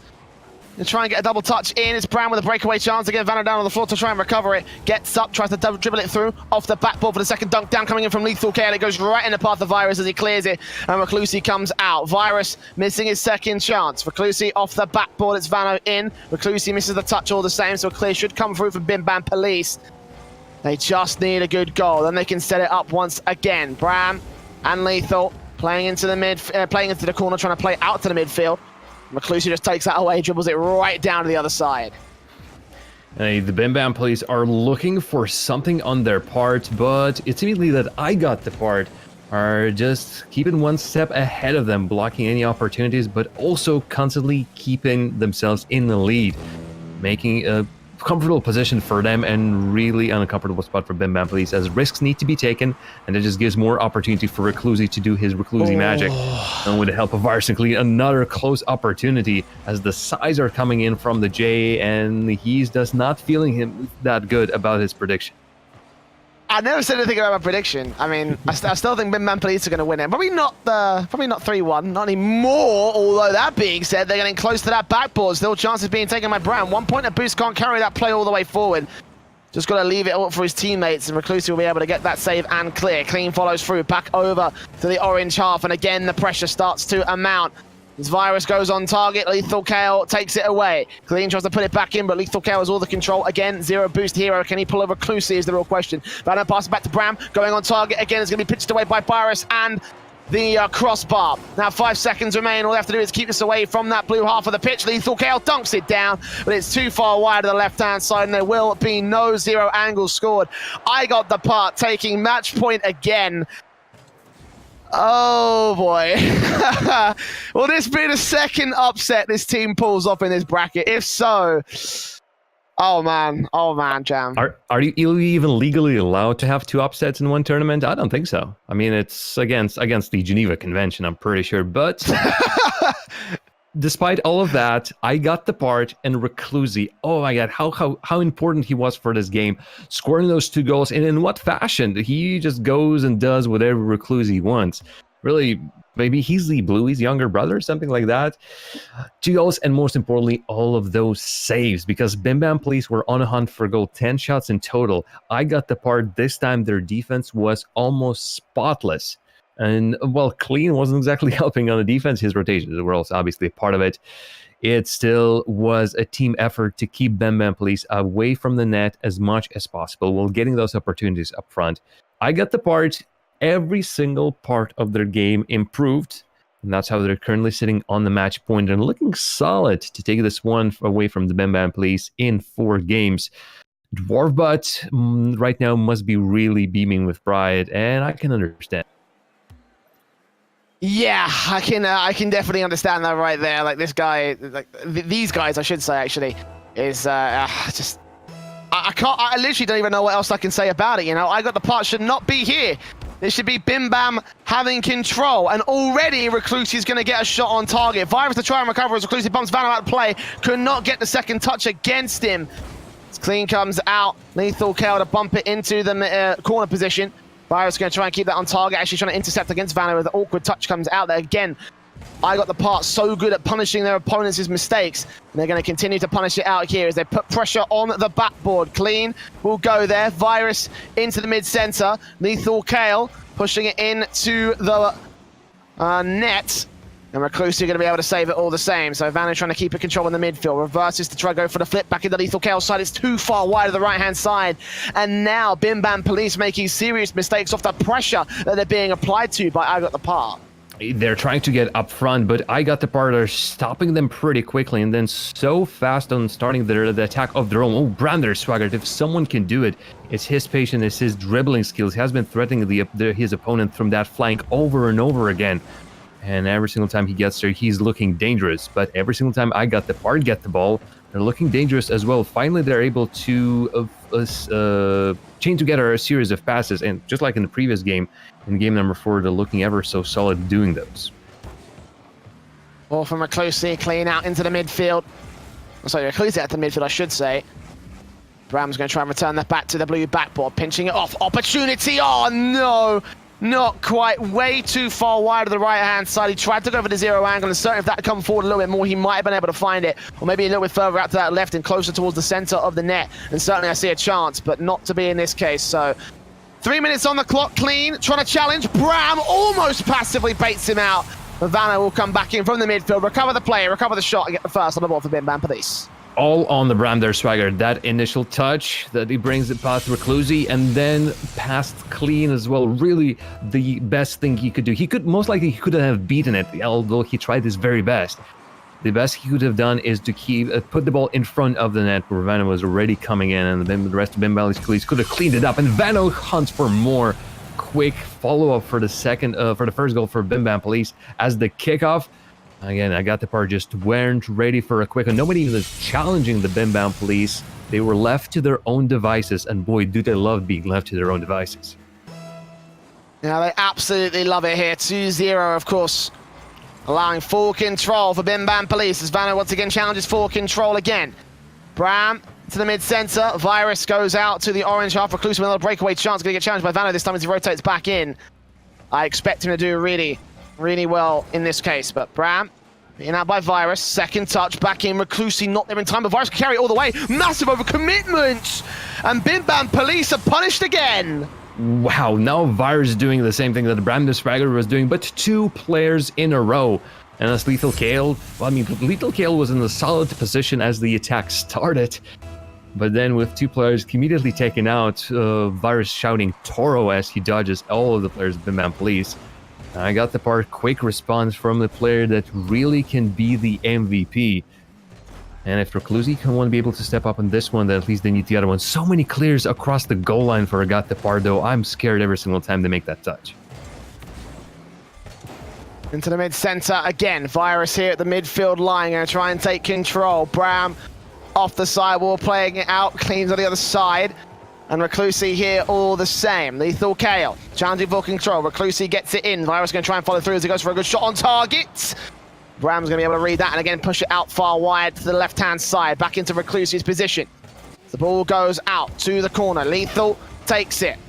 Trying to get it past Clean. Nice wide open net, but ball's way too far out of position as Reclusi wraps back over and keeps it inside the blue corner, inside the blue half. Vano will try to keep it there. So for the backboard again that Clean's going to be able to push away. Lethal Kale on target. Reclusi cannot get that save.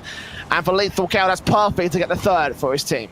Too lethal. Bim Bam Police were trying to set up the place on the backboard or any on the sort of passing place, but all it took for him is a great positioning for Lethal Kale on an open shot on the net. Even with Reclusi in there, just too much oomph on the goal. And the Bim Bam Police, they extend their lead to 2 with a great attack. As I got the part right now, having troubles even bringing the ball out of their own half. They're active about it, but they're struggling to really properly make all the needed touches to then take the control on the other side of the field.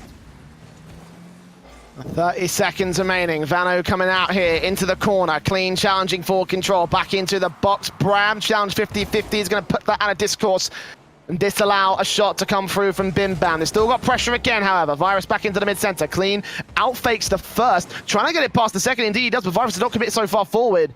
So Bram again controls it on the aerial. Lethal Kale challenging Reclusi, but Reclusi just trying to put it out of that mid-center again, just trying to deny any shots that could come through from Bim Bam, but they still set it up. It's going to be on target, but high from Lethal, on target, but high from the follow-up.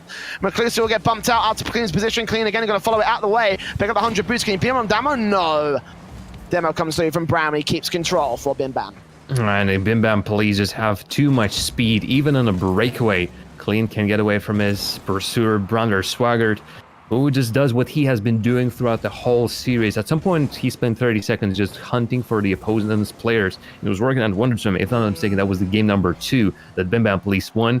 Here, a crucial one to keep the ball away from the net of Bim Bam Police as much time as possible. They won for that ball to spend in the half of I Got the Part.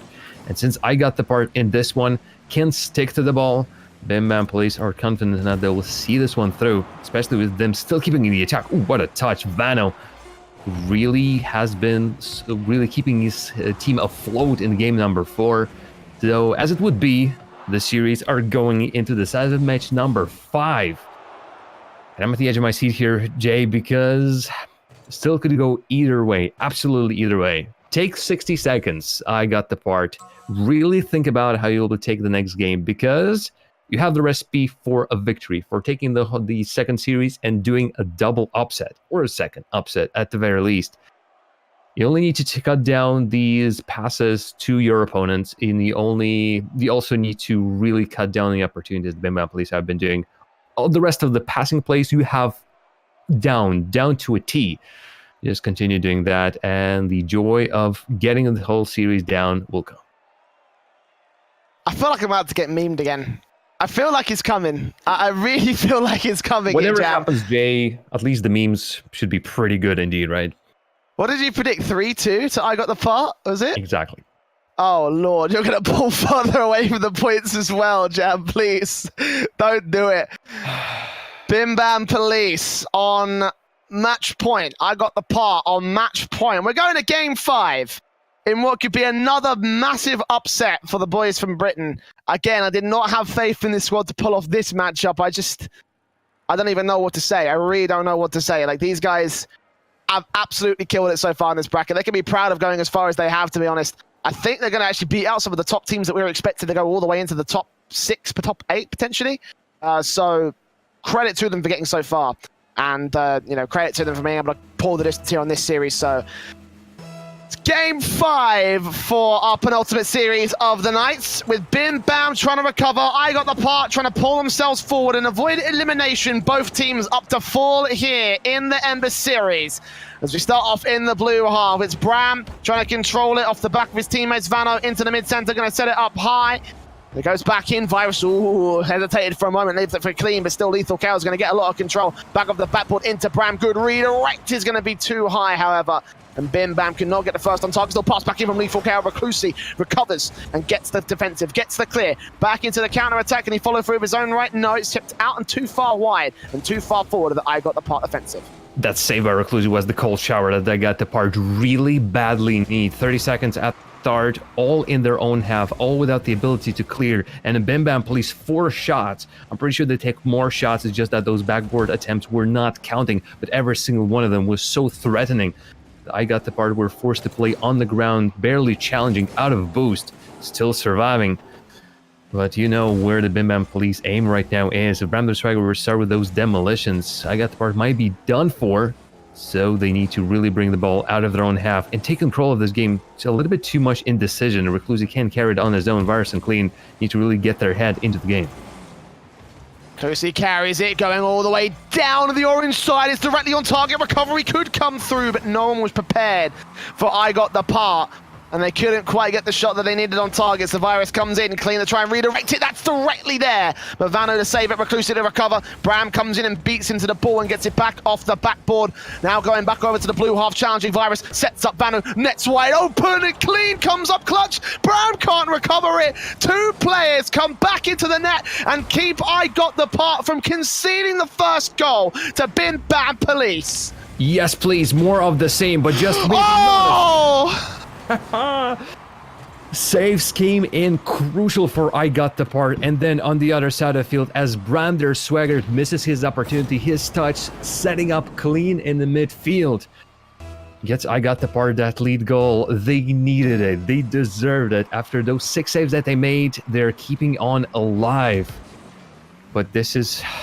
My heart might not take it. I really hope it will. My heart's not taking it, mate. Please. I mean... What another upset this would be, but Lethal Kale wants to put paid to those thoughts as he gets to go back in and brings Bim Bam back to evens. Pain, and how did Bram der Swagger even get on Clean? Somehow just plow straight through them. And Clean might not be able to save that one, but the Bim Bam Police with a strong opportunity off the flank, open shot, goal, and when Bim Bam Police were due for getting something on the board, and they now tied the game. Oh, no defenders again. Oh, fake! Too precise for taking, and fake coming into the action as well. I got the part, not ready again. It's too late on the ball. Nicely done. Absolutely nicely done. And quickly, Bim Bam Police return the scoreline to their favor. 2-1, I got the part. Can they do it? Can they turn it around? They've got a half a game to do so. There's only 1 goal to find. It's out and in. Bram's going to take control as Lethal Kale demos out Clean, and Reclusi will come forward and save it. Lethal Kale out towards the other side, pass it to Vano, and Vano couldn't quite get on target. Not quite as accurate as they would have wanted to, a bit too close to that corner, and now Reclusi dribbles it in. Passes out to no man's land. No one's there to receive it. Virus will get there. Pinch it. Second touch is not going to happen, but still tries to bump out some of the defensive line. No one commits. Lethal Kale comes up again to clear it out into the danger zone. Bram coming through with a shot, and that's going in. Bim Bam Police turned all the dials back up, realized that all the switches were off, and came back into this one with a vengeance. Unfortunately, the Bim Bam Police have too many switches. Like, they flick all of them at the same time. And even previously, with the lead that they had, they keep on pressuring on I got the part. All 3 players pretty deep. But since that pressure was really not allowing I Got the Part to get through on the other side of the field, and their chances not working whenever they do, Bim Bam Police just return with a vengeance, and that is a 2-goal lead. That I Got the Part will have to work real darn hard with the face coming with Bim Bam Police just feeling that they can take the right shots at the right time.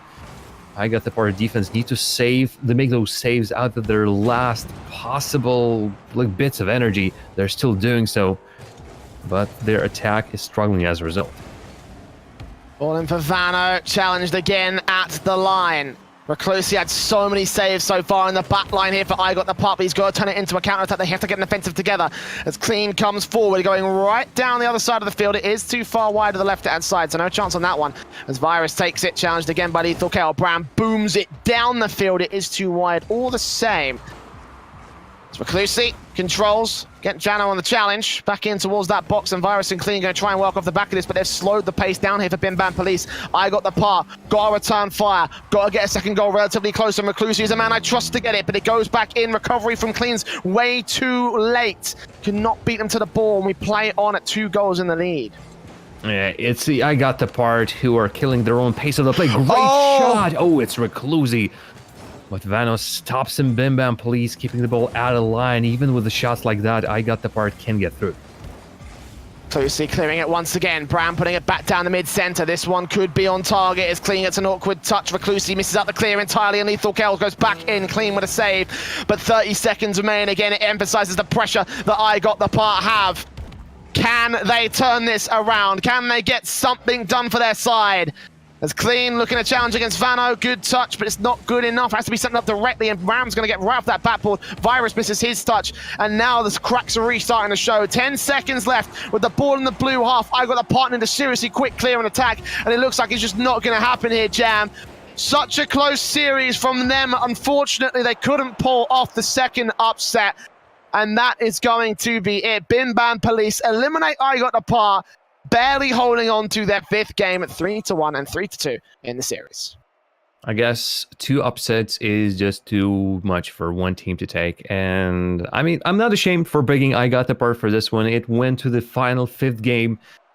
It's just that there were many things going wrong for I Got the Part.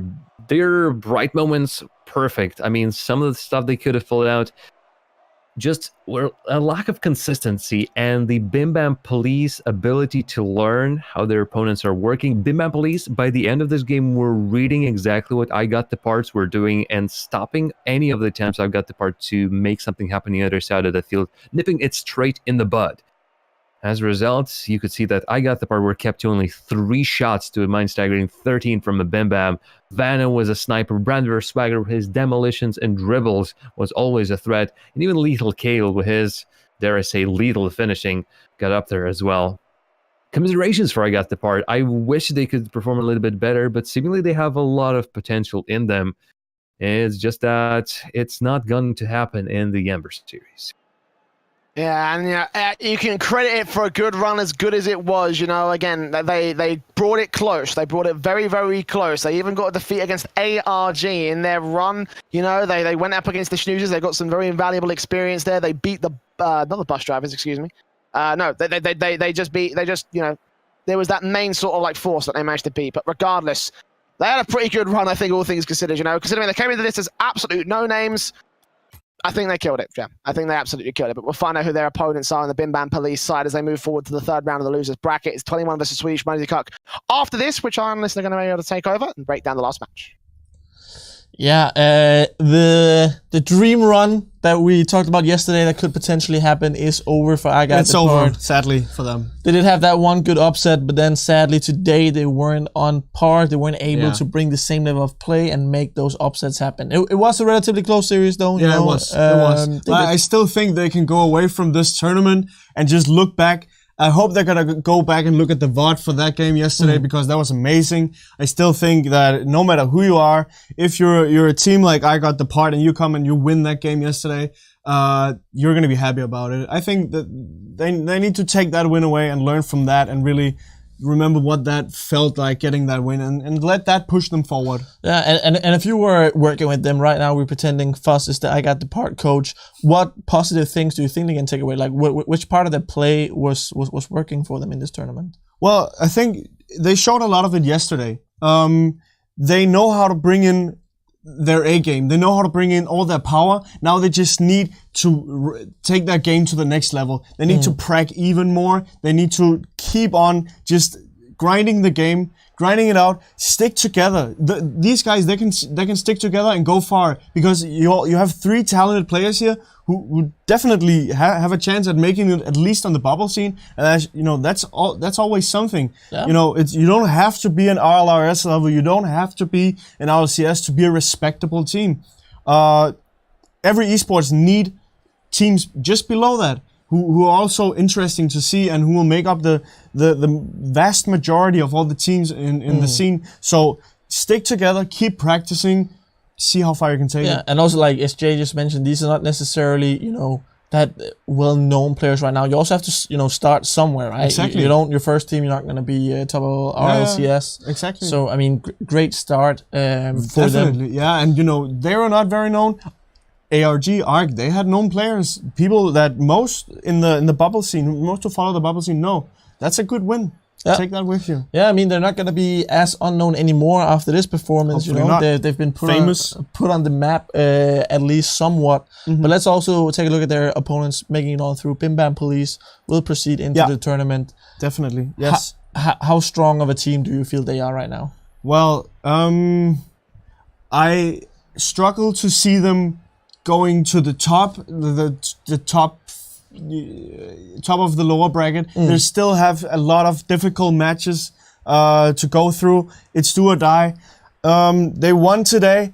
I predicted they were going further, but it's gonna be it's going up a notch now. The difficulty it's going up a notch. I think it's gonna be tough for them to go to the end of the lower bracket. Of course, as always, it's gonna be. I would love to see them do it, but I think it's going to be hard for them. They're going to really have to step up their game. Yeah, but if we take here a look at the lower bracket, sadly, I Got the Part will no longer take part in this tournament. Of course, Bim Bam Police make it on through. They will face the winners of Swedish Musikok versus 21, which is the next game we're going to have here live on stream. And we'll also have Shippers versus Arc next week, taking on each other here in the lower bracket. So also like really good teams that are left here in the losers bracket. Yeah. Also, I guess just if there are any new viewers on the stream, we can also just show the upper bracket for you guys. Top 4 in the upper bracket is locked in. It's going to be Savage, Weedham Bros, Bilgedam, and the Schnozzers.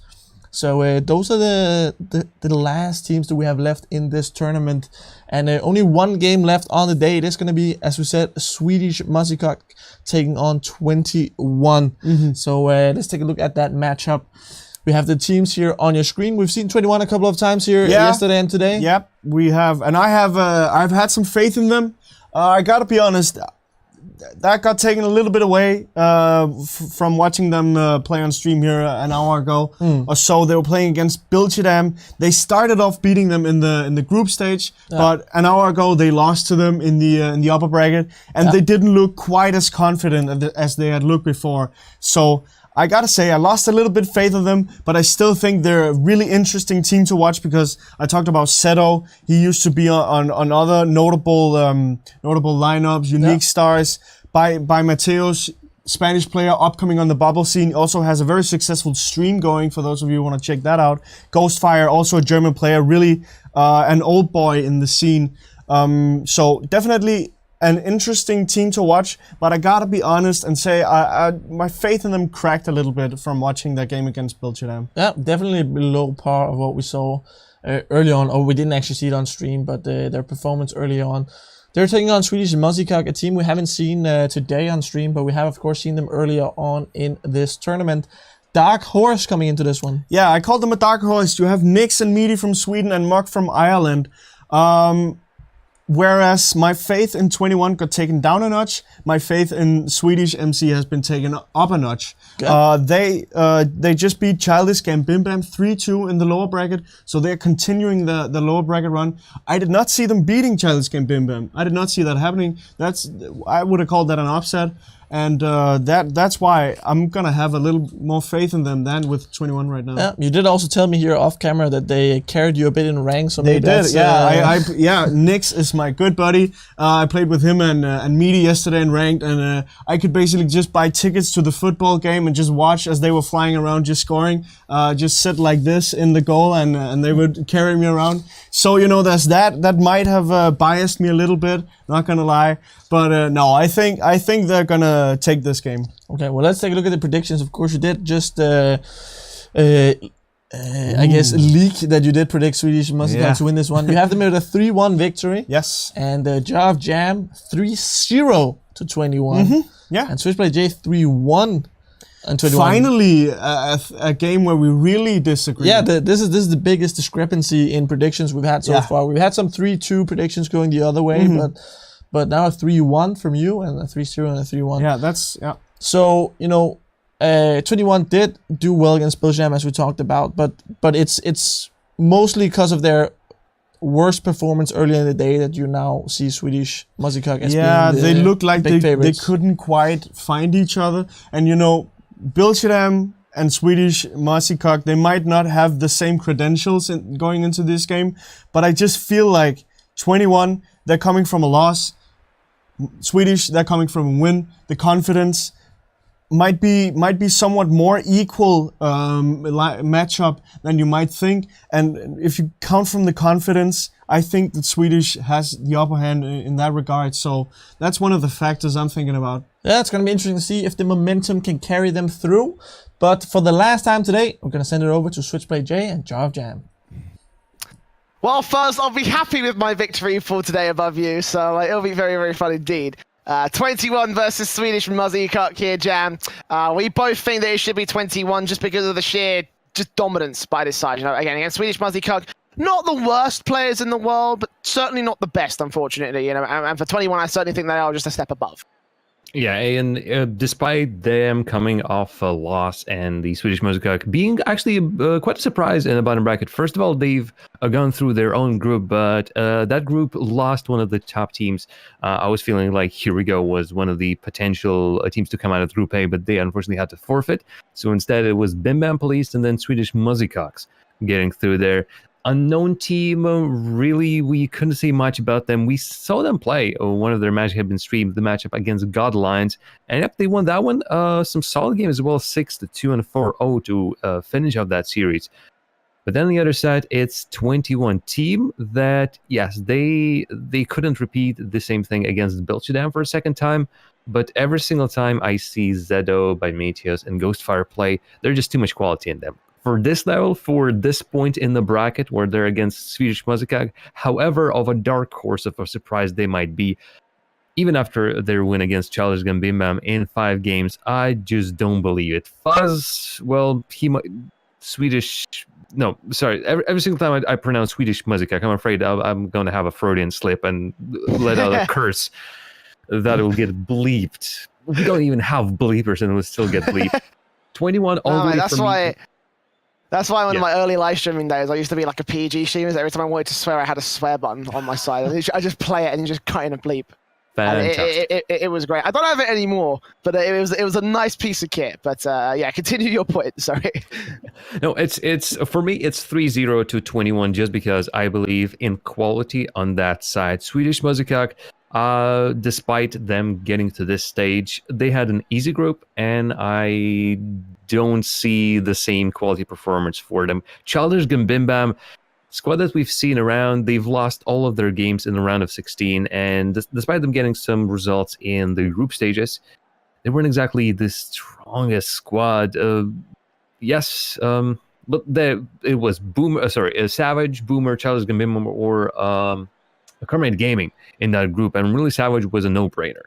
Challenge Gambim getting through, but they had their good days, they had their bad days, and just because the Challenge Gambim lost doesn't mean that Swedish Musikal necessarily are the top dogs. It might be a 3-1. Yeah. It's completely expectable. I see your point to it as well, although I would like to hear exactly where they might steal that game off. But I just feel like 21 right now, they need to just want to get over with the day and going forward.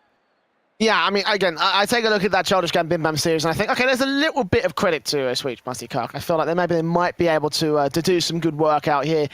I don't think the upset will come through, but I think the first game possibly is the best case scenario for these boys. I think that's where is where that will go. I think it will just be the first case scenario for them to have that first game, and I don't think it will go much further than that. So let's have a look, see how they'll be able to do against 21, who are on the blue side of the court. Swedish Musikak on the orange side. And they are the favourites. They are the favourites. Me and Jam predict it. The only person that hasn't predicted it is Fuzz. So once again, I'll be happy taking your points at the end of the day. We kick things off on game one with Bymatios and Ghostfire off that backboard, initially going for the shot. The mug out, Zedo into the mid-center. Again, Nyx and Meaty have it in towards this corner. Ghostfire trying to challenge for good control. It's out towards that midfield where Mug takes control, trying to get the offensive pressure set up for Swedish Musikak. Back off the backboard in, and Meaty dunks it down. Mazzetto pushes it out to that left-hand side. Stage left of the post of the net itself. Good defensive will come through from Bymatios again, putting it out towards the mid-center. It will be Musikak to rotate back in and try to get the defense together. And some great shots coming in from Swedish Musikak. 21 started this own game with the control, but the Swedish, with a couple of spot shots of their own, keeping 21 on their toes, not allowing them quite often to even leave their own half. And those touches, the angles are just so weird and unexpected that 21 always have to retreat back quickly lest they can see the first goal. Bymatios in, Zedo with a shot, but Nyx able to defend it, expected that play. He saw it coming, he looked to his left and realized, right, okay, this is going to be a passing play, this is simple to defend. And he defended it right, but they are going to be peppered still. Plenty of shots coming through. Ghostfire trying to keep this close towards the box. Mug in against it. Good shot. Again, once again denied. Ghostfire will come back in. Zedo will try to see if he can dunk it down off the backboard. Nicely set up for Bymatios, but Six is going to come forward again and try to see if we can get that clear. Get it away from 21 control. Disallow that shot. That will put the first on the board. It's been 21 with most of the offensive pressure in the first or second minute. Bymatios and Zedo go forward again towards the corner. It's Nyx who's going to get bumped out of play. Ghostfire rotating back alongside Bymatios. Mug in, Zedo, pass back to By, over the shot against on the part of Meaty, but it's not going to happen again. Just back off against the backboard and no chance to score. 21 making sure that their passing plays are, well, at least not as rusty. They really don't want to get into the lull of just trying to push the ball through. No, passes is exactly how they can beat Swedish Musikak.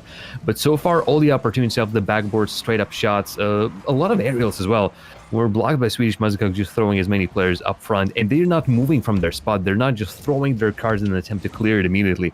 They stick in one spot, and that helps them to still keep up the man advantage in the net and keep on doing those blocks. Ball in, Mug gonna try and keep this in that blue half. Zedo and Bymatios again got control. Back over to the orange half of the pitch, the halfway marker. The half-time marker, speaking of which, 21 have yet to score against Swedish Musikak, vice versa. For the Swedish Musikak side as they go back off that Swedish backboard. Zedo challenged, Nyx trying to see if he can beat out Ghostfire, and Bymatios gonna get back over the other side. Passes back into two players who are rotating back for boost this time. So complete deadlock. Something I wasn't expecting to see against Swedish Musikak. You know, again, I thought this first game would be close, but I thought there would be some goals coming through from at least one of these teams, you know. Back in that blue half, they will have another chance to score. Nick's going to get challenged. Mug going to try to bump that player back out of the defensive position. Meaty back into the center. Once again, it goes back over to the other side. They're going to look for a nice back touch. Oh, from the midfield line. And finally, 21 break the cycle. Hello, that's the recipe for the victory right there. Passes were already working out for 21. All they needed was just to beat Swedish Musikak. He's not even playing because he looked like a deer in the headlights, not even reacting to it. And yet he stayed with that one up. He's still alive. Thank God for Swedish Musikak. They want to drop a player against 21 who can set up shots like that one. Ball back in once again. Nick's going to try and take control. Mug and Meaty towards the backboard. Going to come forward Bymatios. Going to get it away. Try to see if we can get it past Nyx, but Nyx keeps that pressure rolling. Second touch. Ooh, that's dangerous, but Mug could not get the redirect. As a result, it's going to be 21 taking control over here in the midfield. Nyx back off the side wall. Mug high. Bymatios going to get high all the same back off the ceiling. Mug's going to try and take control. Zedo trying to focus back around. 60 seconds still remain. It's a 1-0 lead. And they're getting close on the Swedish Multicock side, but 21 are holding face for the moment, just trying to see if they can keep control more than anything else. Yeah, they're playing a tactical game more than like overly aggressive, trying to beat Swedish Multicock just like by the level of play alone, or the speed, or again, the aggressiveness. That might be actually a little bit of a downfall, because that allows Swedish Multicock to sometimes actually get through and into the 21's offense, or rather defense, rather. This with the goal line so fickle. 21 might not want to get any extra opportunities, but if that's the playstyle they're comfortable with, that's okay. Right now, again, it's the first game, so they're taking a judge of how exactly Swedish Multicock plays, what works, what doesn't, how many risks they take. And whoa, and these pinches might be the answer for 21 to just get a little bit of a more of a lead. By Medios, setting up the teammate, trying hard, but that's just time wasted for 21 on the other side of the field. As long as they return back. Hold on. Oh! And breathe. And breathe. Yeah, actually, it could be on. No, never mind. Back to the midfield. The clear comes through, but yes, that was very scary for a few seconds there for 21. Fortunately enough, it does not quite. I don't know how I just, sorry, but that decision, he had something in his mind, but that was too close. And the closing seconds, 21, please. I can't take it anymore. It's too late. Jam wants to go to bed. He wants to go to bed for tonight, not forever. So let's see if he can avoid a heart attack as we go into game 2. But yeah, it was a bit of a back and forth. It wasn't 100%. It wasn't 100% confident from 21. Obviously, they did take the lead with no goals being scored by Swedish Multicock, but it was still within 1 goal at the end of the day. And the key thing about that is that Swedish themselves, this was their best chance probably to score a game right here. This is their best chance to get themselves into the series, and they struggled. At the end of that game, they did look like they were coming into their own. But it did take a while for any team to get any sort of goals.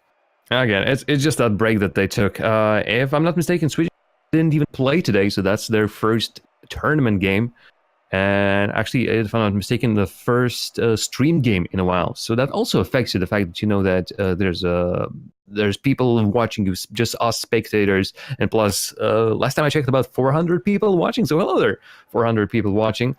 You're just tuning just in time for 21 to try and get a more confident win against Swedish Multicock, because all that conservative play, it goes with a 1-0 victory, but definitely 21 can win with a more commanding scoreline with Swedish Multicock.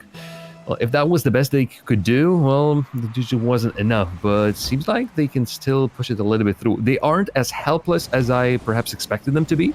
And since 21 are as not as ever powerful as I expected to be as well, the scoreline might still change at any moment. Wants to play in and start things off for 21. A nice boomer onto by Matos' redirect. What a play, what a pass, and what a start for 21. 21 scored the same goal in the previous game, and right now they immediately started, all right, that worked. Let's do that again, and it works perfectly. Passes. And just that play, that is such a high-level play. You won't see this in Platinum. Even champs not always will be able to do that one. As a result, it's the quality, but oh no, Mug finding himself with an opportunity, a sitter, and he sits that down as 21 are just way over in the distance, way over yonder, over the hill. Can't disrespect Swedish Multicock. Oh my word. Wow, Ghostfire certainly messed that up. That's perfect again for Swedish Multicock to get back into the game. It's Nix that takes control over to the other side by Matos. Back off the backboard, looking for the dunk down shot. It will be taken away by Nix, who puts it back over to the blue half of the pitch. Now Ghostfire tees it up for Zeta to take control. Back pass off the backboard. Meaty will push that over to the corner.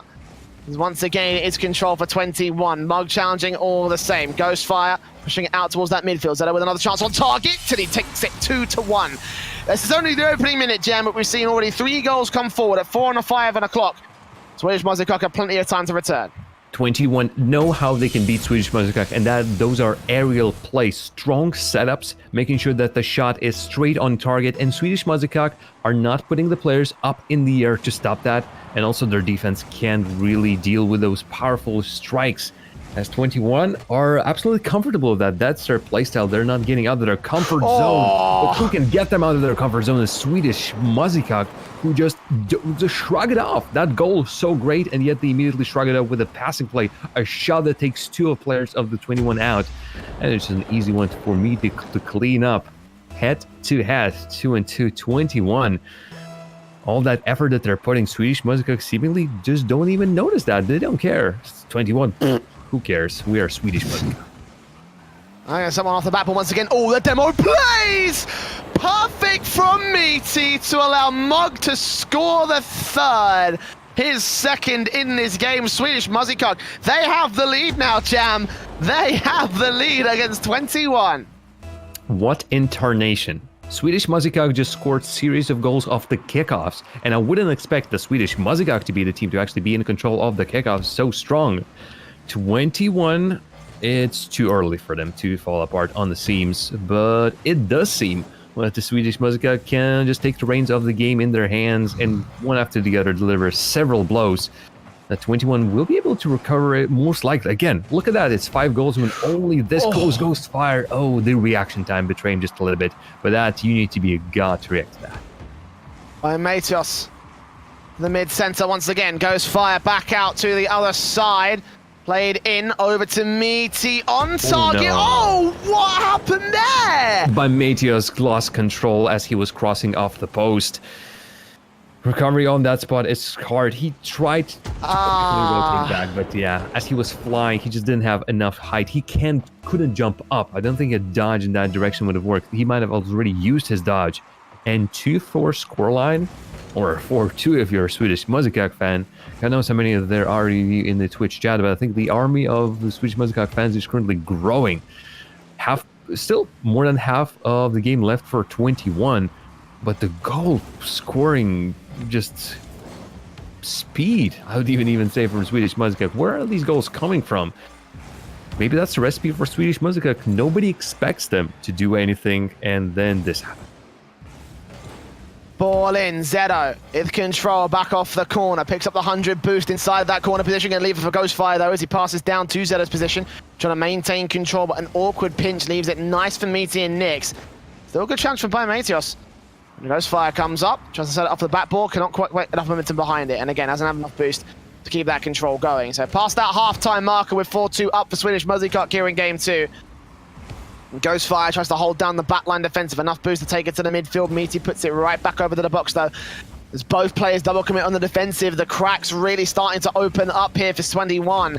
The Swedish Muzikak again apply their pressure towards that blue box. It's Zedo into the midfield. Ghost with a nice shot and it's over commitment. Oh, it bounces off the post. The best chance they had at bringing this within 1, and 21 just choke. 21 finally got their passes in order, because previously all these touches were just bringing the ball straight back to Swedish Muzikak. A little bit of volleyball played for a solid 30 seconds. But the moment they get the passes going, immediately you see the threat in them, the precision in them, and Ghostfire all set up for that opportunity on an open net. So Swedish Muzikak can get making the time there. Only the post denies him. Post is impartial. Post just plays for whoever needs it the most. Passing from Nyx over to Mug, good shot on target, and that's going to be the 5th score by Swedish Muzikak. 3 goals now in deficit for 21. 1 minute 16 left to go. You must imagine this game must be over here, Jam. Swedish Muzikak, they're going to try and equalize this series right here, right now. 21, I love you, but I'm having my doubts right now. Swedish Muzikak just stumped all over you, and you are trying to have some answers. Again, they have that basic playstyle, and that basic playstyle allowing them to beat Swedish Muzikak. The only problem is, it's not enough when Swedish Muzikak are putting 5 goals against you. This is no longer a 1-0 scoring game like it was in game number 1. And with Swedish Muzikak exploiting every single opportunity up front, using every tiny mistake, as tiny as could be. And you, again, 21 might not have expected that from someone like Swedish Muzikak, but seemingly they will remember the name for a long time. As shots just keep on coming. Swedish Muzikak, well, it is the true dark horse of the tournament in the upset. I'm not saying it just yet, but their upsets might also be coming in. This is lower bracket though, so the team that loses this one comes out of the tournament completely. Boy, 21 don't want to be that team. Well, they will score a third on their board, so that's a bit of a chance gained here by Matios. And again, over on that backboard, slowing things down, playing it smart. The experience showing up for him and his team right there, and that's what we expect 21 to be able to thrive at compared to Swedish Musikok. So 2 goals still to make up in 23 seconds. Less than likely they'll be able to find it here. They have to work on the next couple of games instead. And as you say, they do not want to be going out here. Everything is on the line in this series.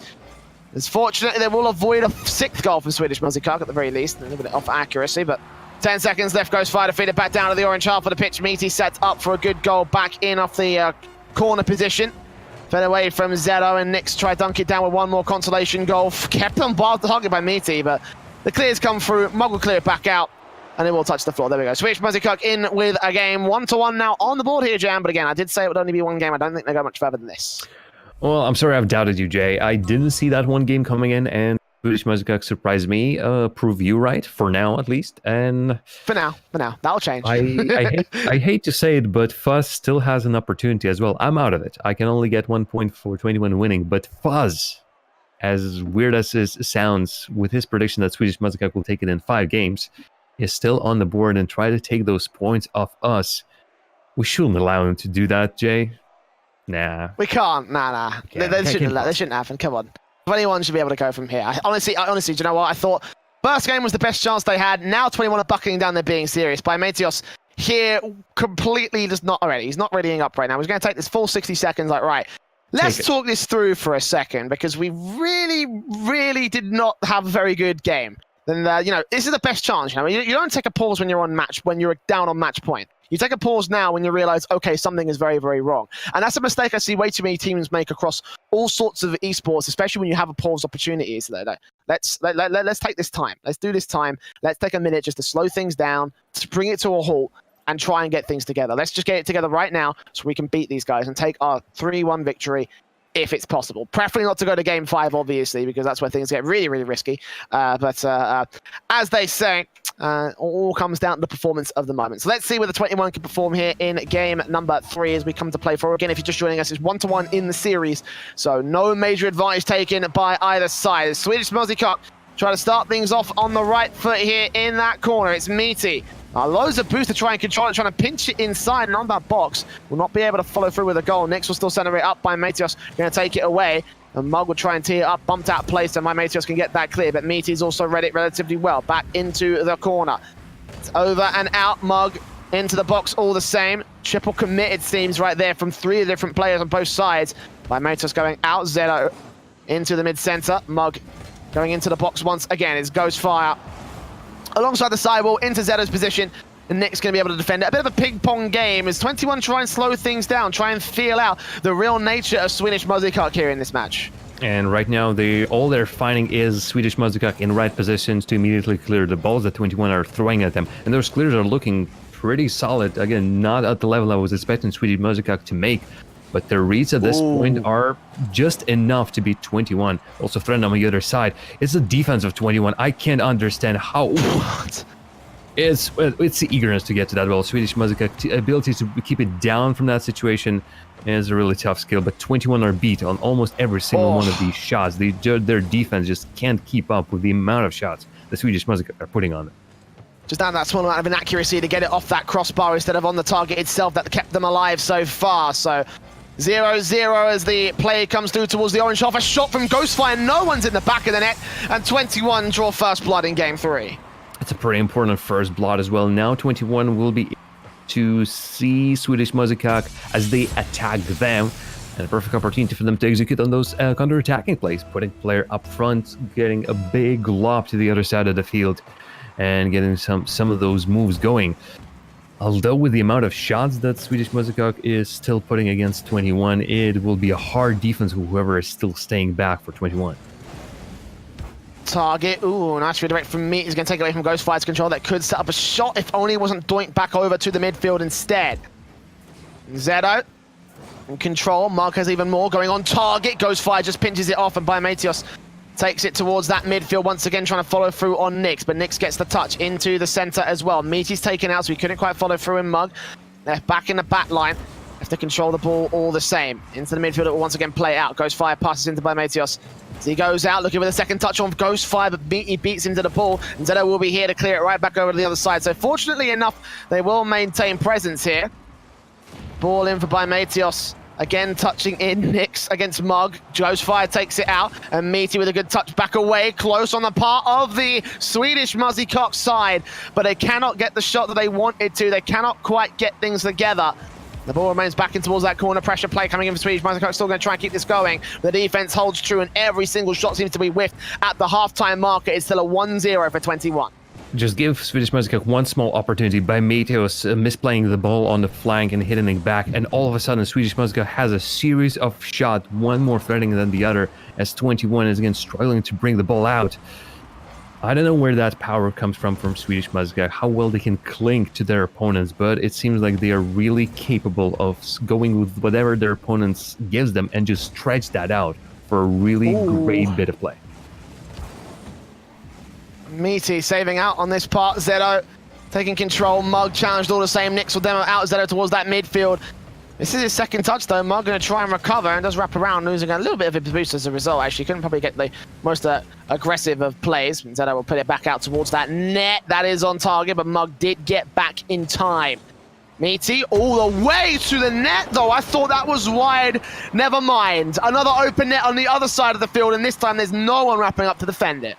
Great opportunity at Zedo at the very start, at least getting the pinch, but nobody from 21 expected the precision from Meaty, trying to challenge 21, and he gets the perfect shot opportunity. Swedish Muzzycock now faster than 21 to these challenges. It is something wrong altogether. Still, a big props to Swedish Muzzycock for getting in the position so well that every single time they just point their cards towards the 21's net, every single time they're getting that touch, as threatening as ever. Quality coming in through for 21. Those are the type of shots they need to be hitting. And those single shots, still effort by Zedo, really works out in their favor. Nice play from him. Initially thought it would have been a setup play, and I thought that would have gone high, but even Swedish Muzzycock wasn't ready for that. 2-1 on the board now. 21 in full control, at least, well, for the moment. 60 seconds still remain, and they can potentially lose that lead. As Meaty plays out that corner, Ghostfire trying to get out, Zedo into the mid-center. That one is actually on target. Nix has to take that away, and by Mateos' assist still, the feeder back into the mid-center where Zedo is waiting. Actually carries it all the way through, trying to stall for time, but that does get a clear away chance here for Swedish Muzzycock.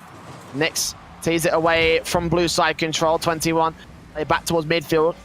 By Mateos in, Mug actually back out, no one's in the back lines. This could be dangerous, and he whiffs the shot.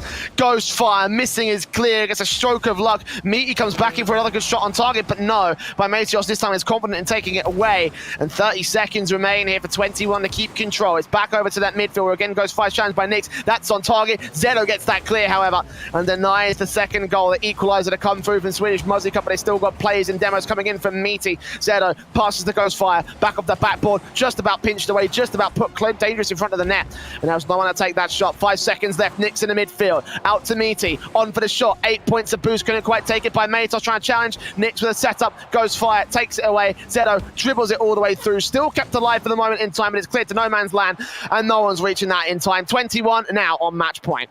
But 21 needs to be so much careful for the potentially their last game, or could have been a turnaround for Swedish Muzzycock. Swedish are reading 21 too often for their own liking. That pass that, was it Meaty or Mug intercepted in the midfield, looked great for 21. But with Swedish Muzzycock constantly being on the aggression, constantly trying to weave in those lanes that 21 might use, the only really good ability for 21 is to bring that ball through the air, where Swedish Muzzycock will struggling a lot. On the ground, though, seemingly it's all Swedish Muzzycock's territory, and unless 21 get a little bit more inventive with their play, Swedish Muzzycock will just say, yep, we've seen that one before, we'll stop it, we'll bring the ball to the other side of the field. And with the 10 shots taking in, 21, dare I say it, barely escaped against the wrath of the Swedish Muzzycock. Indeed, they did, you know. I mean, Swedish Muzzycock just held on for the most part, you know. It was a relatively equal game up until that second goal came through from 21, so... You know, and even then, it still kind of looked a little bit like there may have been a chance for Swedish Muzzycock to retake the lead and go back into the equal scoreline. But in the end, it just wasn't quite to work for them. 21 held on. So let's not let's not, let's not count them out just yet. Let's not quite put this all to the favor of 21, and let's not remember that this is also a match point opportunity for the opposing force. Swedish Musikok trying to take it to 5 games. 21 trying to end it off here as they return back over to the blue half as initial defensive play does not quite work out. Goes fire on target though. Mug just puts it high as Zedo gets demoing on towards the back line by Mateos, getting one shot inside, but can't quite get it done, cannot quite get the job complete for 21.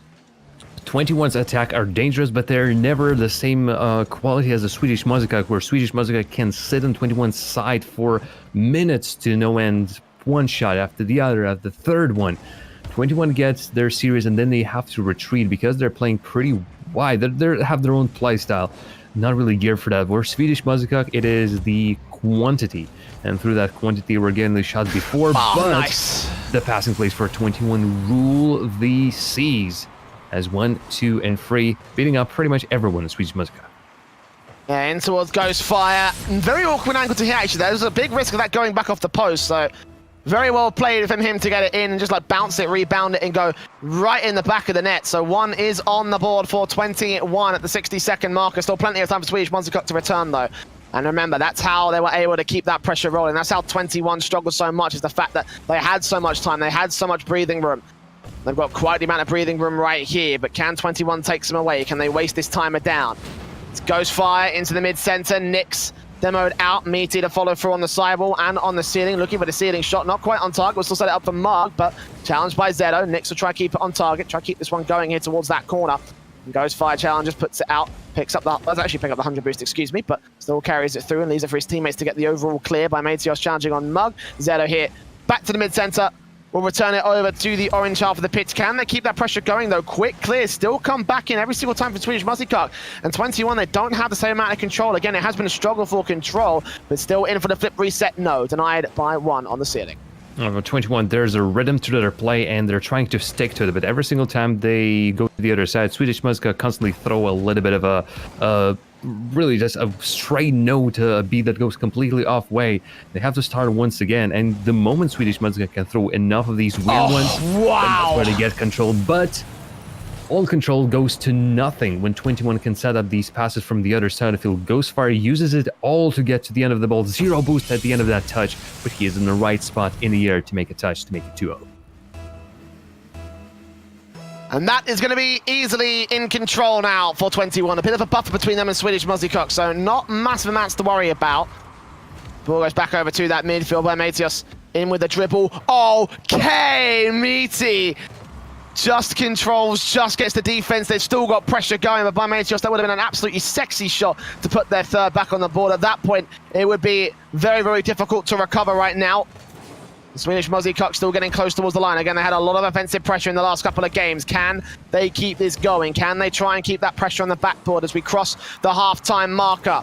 It's 2-0 for 21. Has led to put a 3-1, excuse me, on their board here in game 4. Good angles, good shots coming through on the part of 21 as they keep that pressure rolling. Again, they keep peppering the orange backboard, and the pressure from Swedish Musikok is all but dead. On a shot coming through from by Mateos as well. Gets it on target. 3-0 for 21. Finally find the angles that they need. Jam, you're muted, buddy. Thank you. Thank you. I was wondering why you were so silent. There was a reason to it, and that reason was I was just too excited watching the play. Thought I was just watching this on Twitch, but no. Yep, it's 21 just finding those opportunities. Those passes to the midfield are deadly. 21 are reading those passes like back of their own hand. It's perfectly suited for them, and Swedish Musikok don't have the answer. Really don't have the answer, because this game, this was officially, that's the first shot of the game, Jay. Nothing was coming through. Despite them lobbing the ball on the side of 21, they have never been close to actually getting a shot on target, let alone a goal. But finally, a little bit of a shadow play off the backboard allows Swedish Musikok to start up the score, but not with 21, not with this form they've picked up in game number 4. This is... Losing in this situation means really the end of your whole career. You can just uninstall Rocket League after this one and leave. At least for 21, Swedish Musikok, you know, still got a bit of a future. I think these guys have held their own against some of Bubble Teen's best Zedoan Ghostfire here. Nix off the sidewall, looking for a second touch. It's Ghostfire. Feeds it away, and Mug. And they set it up once again, going high off the backside. Returned away by Meaty, who goes all the way to the blue half of the pitch, and Zedo is able to take control. Plenty of boost to boost it past them. Trying to challenge on Nix. Good pinch. No one can come forward, however. It's a Swedish multi-clock player in the other side to try and receive it. Spymatios goes in, Mug challenging, Ghostfire off the ceiling, Kreese cannot quite get the second touch in, Zedo will come forward and try to recover pass back over to the other side, and they just try and keep it away from their own half, keep it away from the Swedish multi-clock players, and just try and keep that pressure rolling. They've got 2 goals to make up, they're running out of time. Unfortunately for Swedish Muskak, it's just not working out for them well. Previously, their rotation was so solid that every single time the 21 were bringing the ball to them, they were able to quickly clear it out. But right now, they're sort of crossing their paths, picking the not so optimal approaches to the ball, and as a result, there isn't not a quick clear. This was the best they can muster, but then again, 21 is on the line and waiting for any shots to the mid-line, so immediately to return them back in the orange side. 15 seconds left for Swedish Muzzlecock. They have ball control. They have it inside the blue half of the pitch, but not for very long. It's cleared back. No quick clears coming through. They were so well prided on that earlier in the series, and now it's all but withered away, as have their chances here in the Ember series by Matios with a nice open net. That's what you call one for the road on 21. They go 4-1 here in the game and 3-1 in the series. They are going to be moving forward to the next round of the lower bracket. 21 would have wished for the series to go a little bit more comfortably. 2 wins with 1 goal difference, game number 1 and game number 3, and then the loss in game number 2. This was not an easy affair for 21, despite myself expecting it, despite UJ perhaps expecting, well, you got your result really, but what I definitely can say is Swedish Muzzlecock, together with I Got the Part, really the not the openings, what's the word I'm looking for, the new arrivals, I suppose, with the players, the teams we have never heard of before. The rookies. The rookies, the new stars. They came into this, nobody knew who they were, but not only they got to the round of 16, they also really took some names and kicked some donkeys to get on the way there. Unfortunately for Swedish Muzzlecock, this is it, but wow. Besides that one last game, it could have gone easily could have gotten to the Swedish Muzzlecock. Absolutely could have done. You know, they had a lot of pressure. I was not expecting it to be that much coming in from the Swedish Muzzlecock side. So credit to them for actually bringing a pretty good fight against 21. But unfortunately, they are falling. And as you said, you know, this is an elimination match, so they're out of the tournament. And there you go. Swedish Muzzlecock will have to concede. It's going to be 21 moving forward to losers round 3, where they're going to face off against Bim Bam Police in next week's matches. But of course, that's it for today. That's it for this week. So there you go. Congratulations to all the teams that have made it through. Congratulations to our top 8 at this point. Savage, Weed and Bros, Biltradam, the Schnoozers, Bim Bam Police, 21, Shippers, and ARG. But to talk more about that and even more about next week is back over the desk with Daniel and Fuzz. Yeah, last series of this week didn't turn out the way you hoped for in the prediction Didn't turn out the way I wanted, didn't turn out the way I hoped for. No, sadly it didn't, but it was still a great match. Yeah, great match. And let's just talk a little bit, I guess, especially about Swedish Muzzlecock, because they are now out of the tournament, of course. Yeah. Do you feel like they can be pleased with their performance throughout this tournament? I don't think they're going to be pleased with how it turned out in the end for them. I believe they could have done more in an alternate reality. They could have done more, but yeah, I don't think they're gonna be pleased. But you know, that's tournament life. Sometimes you win, sometimes you lose. You can't win them all. But I don't think they're gonna be super pleased with it. But you know, that's what happens. Yeah, I mean, it does certainly happen. And if we look at this series where they just didn't stack up quite enough to 21, what? Like, are there any things from this series that you think they lacked to be able to have that level to proceed in the tournament? Well, we saw in game 2 that they were able to score goals. They were able, when they got the ball rolling, pun intended, they got the ball rolling, they got their team play up and running, but they coming off from game 2 and into game 3 and game 4, they weren't able to punish the mistakes that 21 did, because there were mistakes from 21. You had actually a lot of mistakes, I noticed, but there just wasn't anyone there to punish them. So they may have, that's another case of maybe respecting them a bit too much. You know, not to take anything away from 21. They were playing great series from them. I should have had more faith in them than I had. But you know, things happen. I didn't have enough faith in them. But I think that one of the things that Swedish MC lacked was that they weren't able to punish enough. They weren't able to adapt to all the things that happen on the field in Rocket League. It seemed like they were always a step behind, except for in game 2, which was a dominant game for them. They got the win 5-3, 5 goals in a game, and they just weren't able to keep up with that. And if we look at 21, you both said, a lot of mistakes from them, but they also had a great series. Now they're in the top 8 of teams left in this tournament. They must be one of the outsiders moving forward, or how do you view that? Yeah, possibly one of the outsiders. I mean, we can take a look at the brackets and take a look at the teams that are still left here in the lower bracket. It's Bim Bam Police, 21, Shippers, and Arc. And of course, up in the upper bracket, we have Savage, Weedem Bros, Bilgedam, and the Schnozzers. Well, you can kind of separate these teams in what are known rosters and what are mixed teams. And of course, you only have I think you have 3 or maybe you have 4 rosters left. So it's kind of half and half. 4 rosters left that are known rosters. You have Savage, you have Bilgedam, X Epsilon, then you have Schnozzers, who are X Excel, and then you have ARG, who's also maybe the team name is not that known, but at least the roster is one who's been around for a long time. And then on the other hand, you have Bim Bam Police, 21, and Shippers. So that's the other half of the teams who are more like mixed teams, and Weed and Bros coming in as mixed teams. So you can kind of switch it up like that. So one of the outsiders, they're probably one of the outsiders. You have 4 established teams, you have 4 outsiders. So that's how I would separate it right now. Okay, so you would put the 4 established rosters as also the favorites coming, because we have seen, of course, with the Bros play really well. I think we've seen the Shippers play really well, but you would still put them below a team like Arc, for example, who are also, of course, knocked into the lower bracket. No, I'm not saying that I would put them below. I'm just saying that this is how I would separate the teams. If you look at it from an upside down perspective, or like you look at it from the overview. Yeah, exactly. You look at it from the overall. That's how I would put them. But Shippers and Weed and Bros, exactly. They're definitely in the same boat as ARG.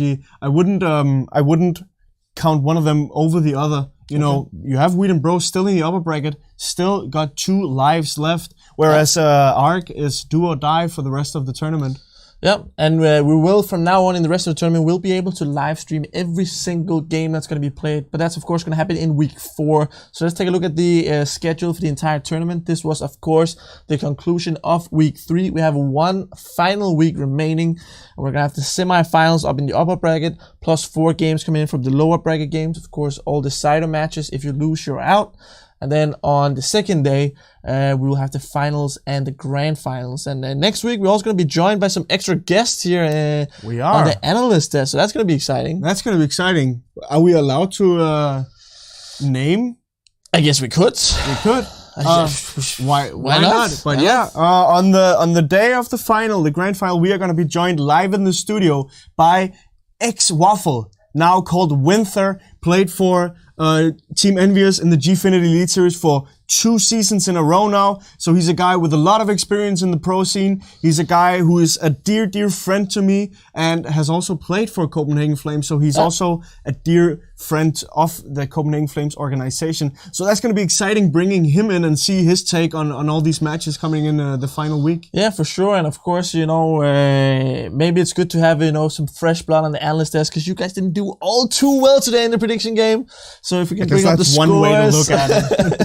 We can bring up the scores so far overall. I believe your goal was to hit 33 today, Foss. Yeah. 29. Things happened. Swiss Play J also pulling away from you. He's at 32. He's catching up to Jav Jam though. Yeah. So who's sitting at 36, of course. Still number 1, Jav Jam, 4 points down to Jay. Then another 3 down to Fuss. So I do actually believe you keep your distance to Jam. He hasn't furthered his lead down to you. No, but I didn't catch up that well to him as I expected, as I wanted to. So I'm not satisfied with today.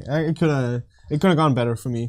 We will, of course, you still have next week. There's going to be 2 more days of action coming in, so we'll, of course, keep tracking that.